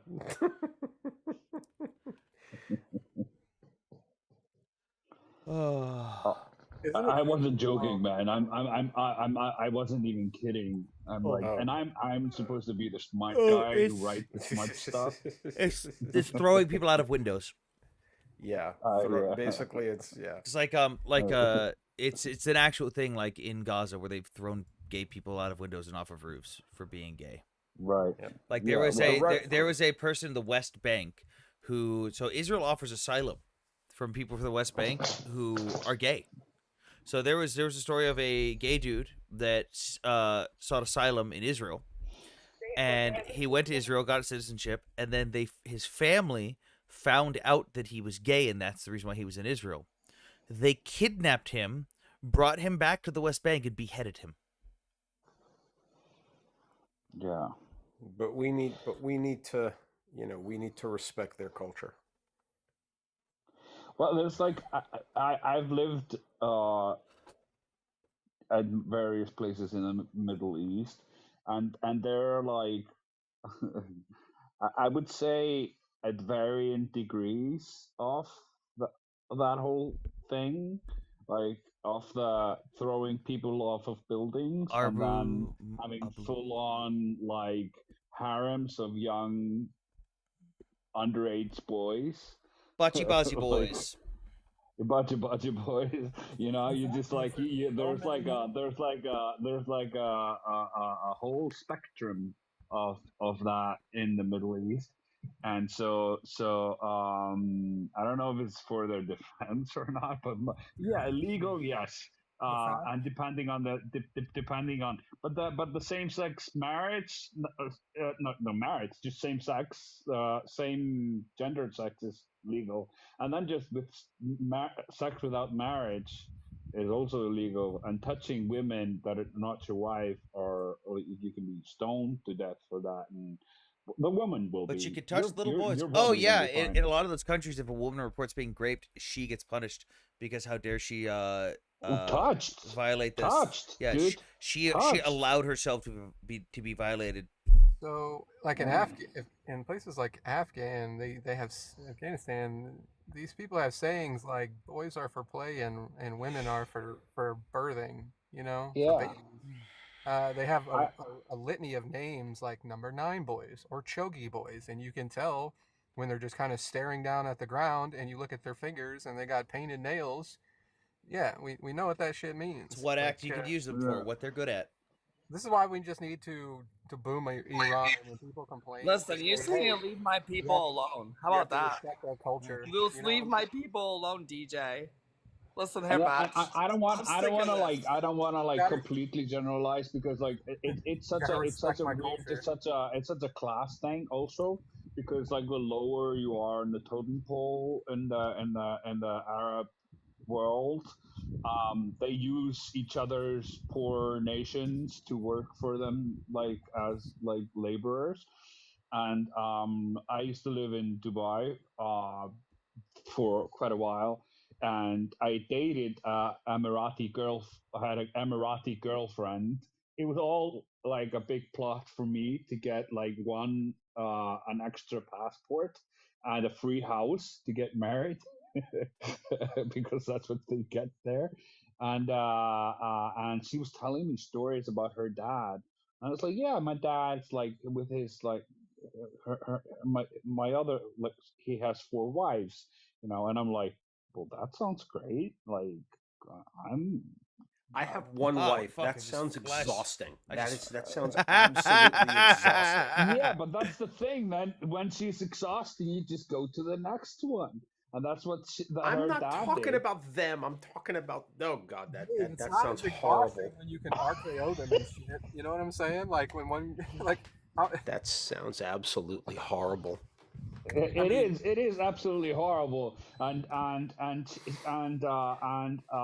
he did this to all of his wives. He's like when the wives just annoyed them, he just went to the next house, and then of course he sexually assaulted all his daughters. And then when Hey, he was not you doing gotta say that, SA TikTok. You gotta be careful. Oscar, you gotta learn TikTok sorry, language here, sorry. bud. Yeah, sorry. S8 his daughters, and when he was bored with doing that, he picked up young boys off the street and did the whole thing, and perfectly fine with the authorities, and everyone was fine with that. But if you get caught with woman that's not your wife, like in a hotel room, It's the woman's fault. two foreigners, it's punishable by like years in prison and or you get expelled. well, like I said, it's not hard to manage four wives when the wives know at any moment they can become an unwilling sparring partner. Well, yeah. I mean, it's a weird world down there, man. Like for you, probably all of you were deployed there. I wasn't like I never been military, so I don't know how that was. But being a civilian in those countries, was very interesting. I can tell you that for sure. I've never served either. Okay. I mean, it was very interesting because I was kind of like doing I was doing a normal job, but I was also like doing an investigative piece on the side that nobody knew about, and to get access there and just to see the upper epsilon of society, like the when you think like you remember that song, "Era money," you know, What? you all about era money, you know No. Arabs, like the rich ones, they do be got some money, you know. Yeah. They are rich. We don't think rich like wealthy like American wealthy thing. Like oil money is something on another level, man. Like especially if you're connected to the crown, like that is crazy. That's like hundreds of billions of dollars. Like the Saudis, for example, they have trillions for sure, 100%, trillions of dollars Like being on because it's patrol not. with Yeah, the. because it's not like a personal like Elon Musk having assets. You know, it's a state. It's access. It's the Yeah, but most. it's that their money. It's their No, I get country. it. No, I get it. The You know. most I would think probably the wealthiest single human on the planet is likely Putin, considering the No act. way. No. Look, first of all, timber, gas, Yeah, yeah. oil, an arms industry, all of it, and it is all at his beck and call as far as the single richest human on the planet, possibly in history, it's probably Putin, just with the sheer amount of assets that he has as beck and call. He doesn't have any money in a bank account, doesn't need it. Yeah, I mean, I guess I would take the argument because he's a singular person and he's running this whole show around himself. Exactly. But with the Arabs, they're more like and I'm saying Arabs funnily because you're American, but We say Arab. but like I'm as but the I'm as I'm Texans. as I was born in the former Soviet Union. I'm as American as no. No, But yeah, I'm a fucking Viking, dude. So it's whatever. It's like I'm Icelandic. So, like, yeah, I lost my plot. But yeah, yeah, it's all tied up in family. But when I was doing an investigative piece in Qatar at one point, and they actually, of the ones that are smart with their money, they are the smartest of them all. They have their assets in. They were the ones who invented liquid natural gas and how to export it and get it out and all that stuff. And all of the money that comes back from that, the sovereign wealth fund that they have there, it's all reinvested. So nothing comes back to the state before it's reinvested. Well, in Saudi, nothing is reinvested. All the money just goes back to the state, and then they just spend it, and that's how they use their money. So even if they would like not use any of the gas money in Qatar, they would still be quite well off. Like if it would just dry up tomorrow, they would be fine because the money that they had already gotten from that they have in assets in other things now. Someone in chat says, I know 10 Jewish guys who are richer than Putin. Here's the thing Putin actually, I will say this, he's smart about his money because Putin's been called out for that multiple times of like, oh, he's the richest man, blah, blah, blah. He has all this stuff. Except it's funny. If you look into his finances, he doesn't. All of the shit he uses, all of the shit he claims is his, it's all in his friends' names. It's all in the oligarch's name. It's just basically his. So he has access to all Yeah. this stuff that he claims is his, but it's not actually. It's just they have it. He uses it. He's the only one that uses it because it's his, and he's essentially money laundering. What was the guy in the first oligarch in the box that they? I can't remember the name of the player. That started this whole like that became Putin's like what made Putin the wealthiest man in the yeah, world. I know what you're talking about. I can't remember. So the first oligarch in the box was the leftovers of the Yeltsin era, where he was like, running Oscar. Gazprom or whatever. I can't remember his name.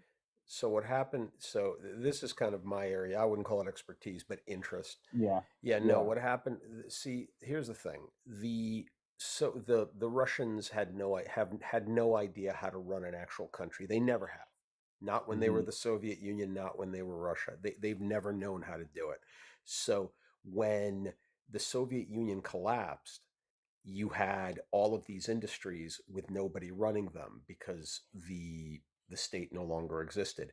And so what did they do? They aped the only example they had, which was the US. So they said, okay, let's privatize everything. And they privatized everything. Then they destroyed their money supply. Absolutely destroyed their money supply.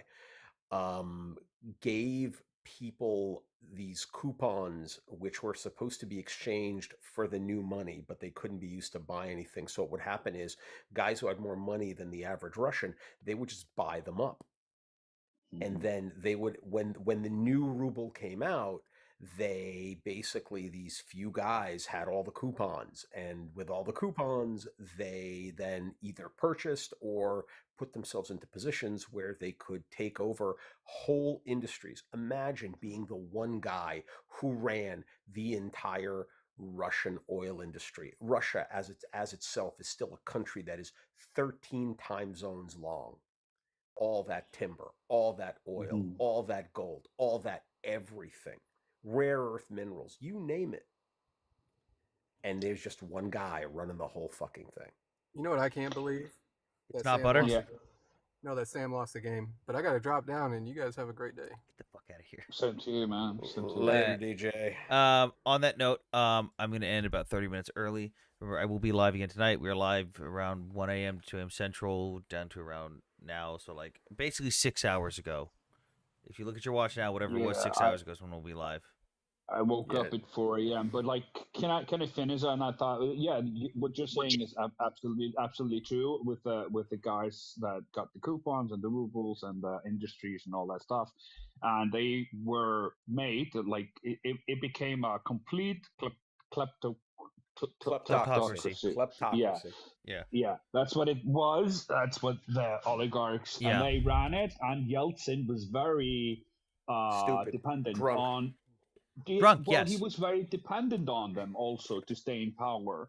And Putin came up like to his side and said, like, okay, you're facing all these charges, for corruption because he was corrupt as fuck. I'll help you with that if you help me and blah blah blah. And actually, the average Russian was really like when I say average Russian, also in Moscow and St. Petersburg and all these fancy places, they were also really, really poor, and those places were really, really corrupt. And so he came up, and Yeltsin went away, and Putin became president, and then 10 years passed, and he played the game of these oligarchs, and Oscar, then I gotta go. okay, They're all okay. corrupt. They're all No, corrupt no, pieces of shit. no. But just before I go, Well, if you guys want to watch on the other platforms, check Yeah. the link tree in my bio. We're live on Twitch, Twitter, and YouTube all at the same I time. think you just Remember, need, drop I a think you follow. just need to take a shit, man. No, it's 6:30 a.m. I gotta go do stuff. But Later, Sam. Thank you. everyone have a good night. Okay. Thanks for being here. Bye bye. Have a good night. It's morning. It's 7:30 a.m. Whatever. It's Bye. nighttime for me. And good night, everyone on the other platform. Sorry I wasn't responding to the chat as much. It was pretty hectic on this end of the live, so I didn't get to respond vocally to your guys.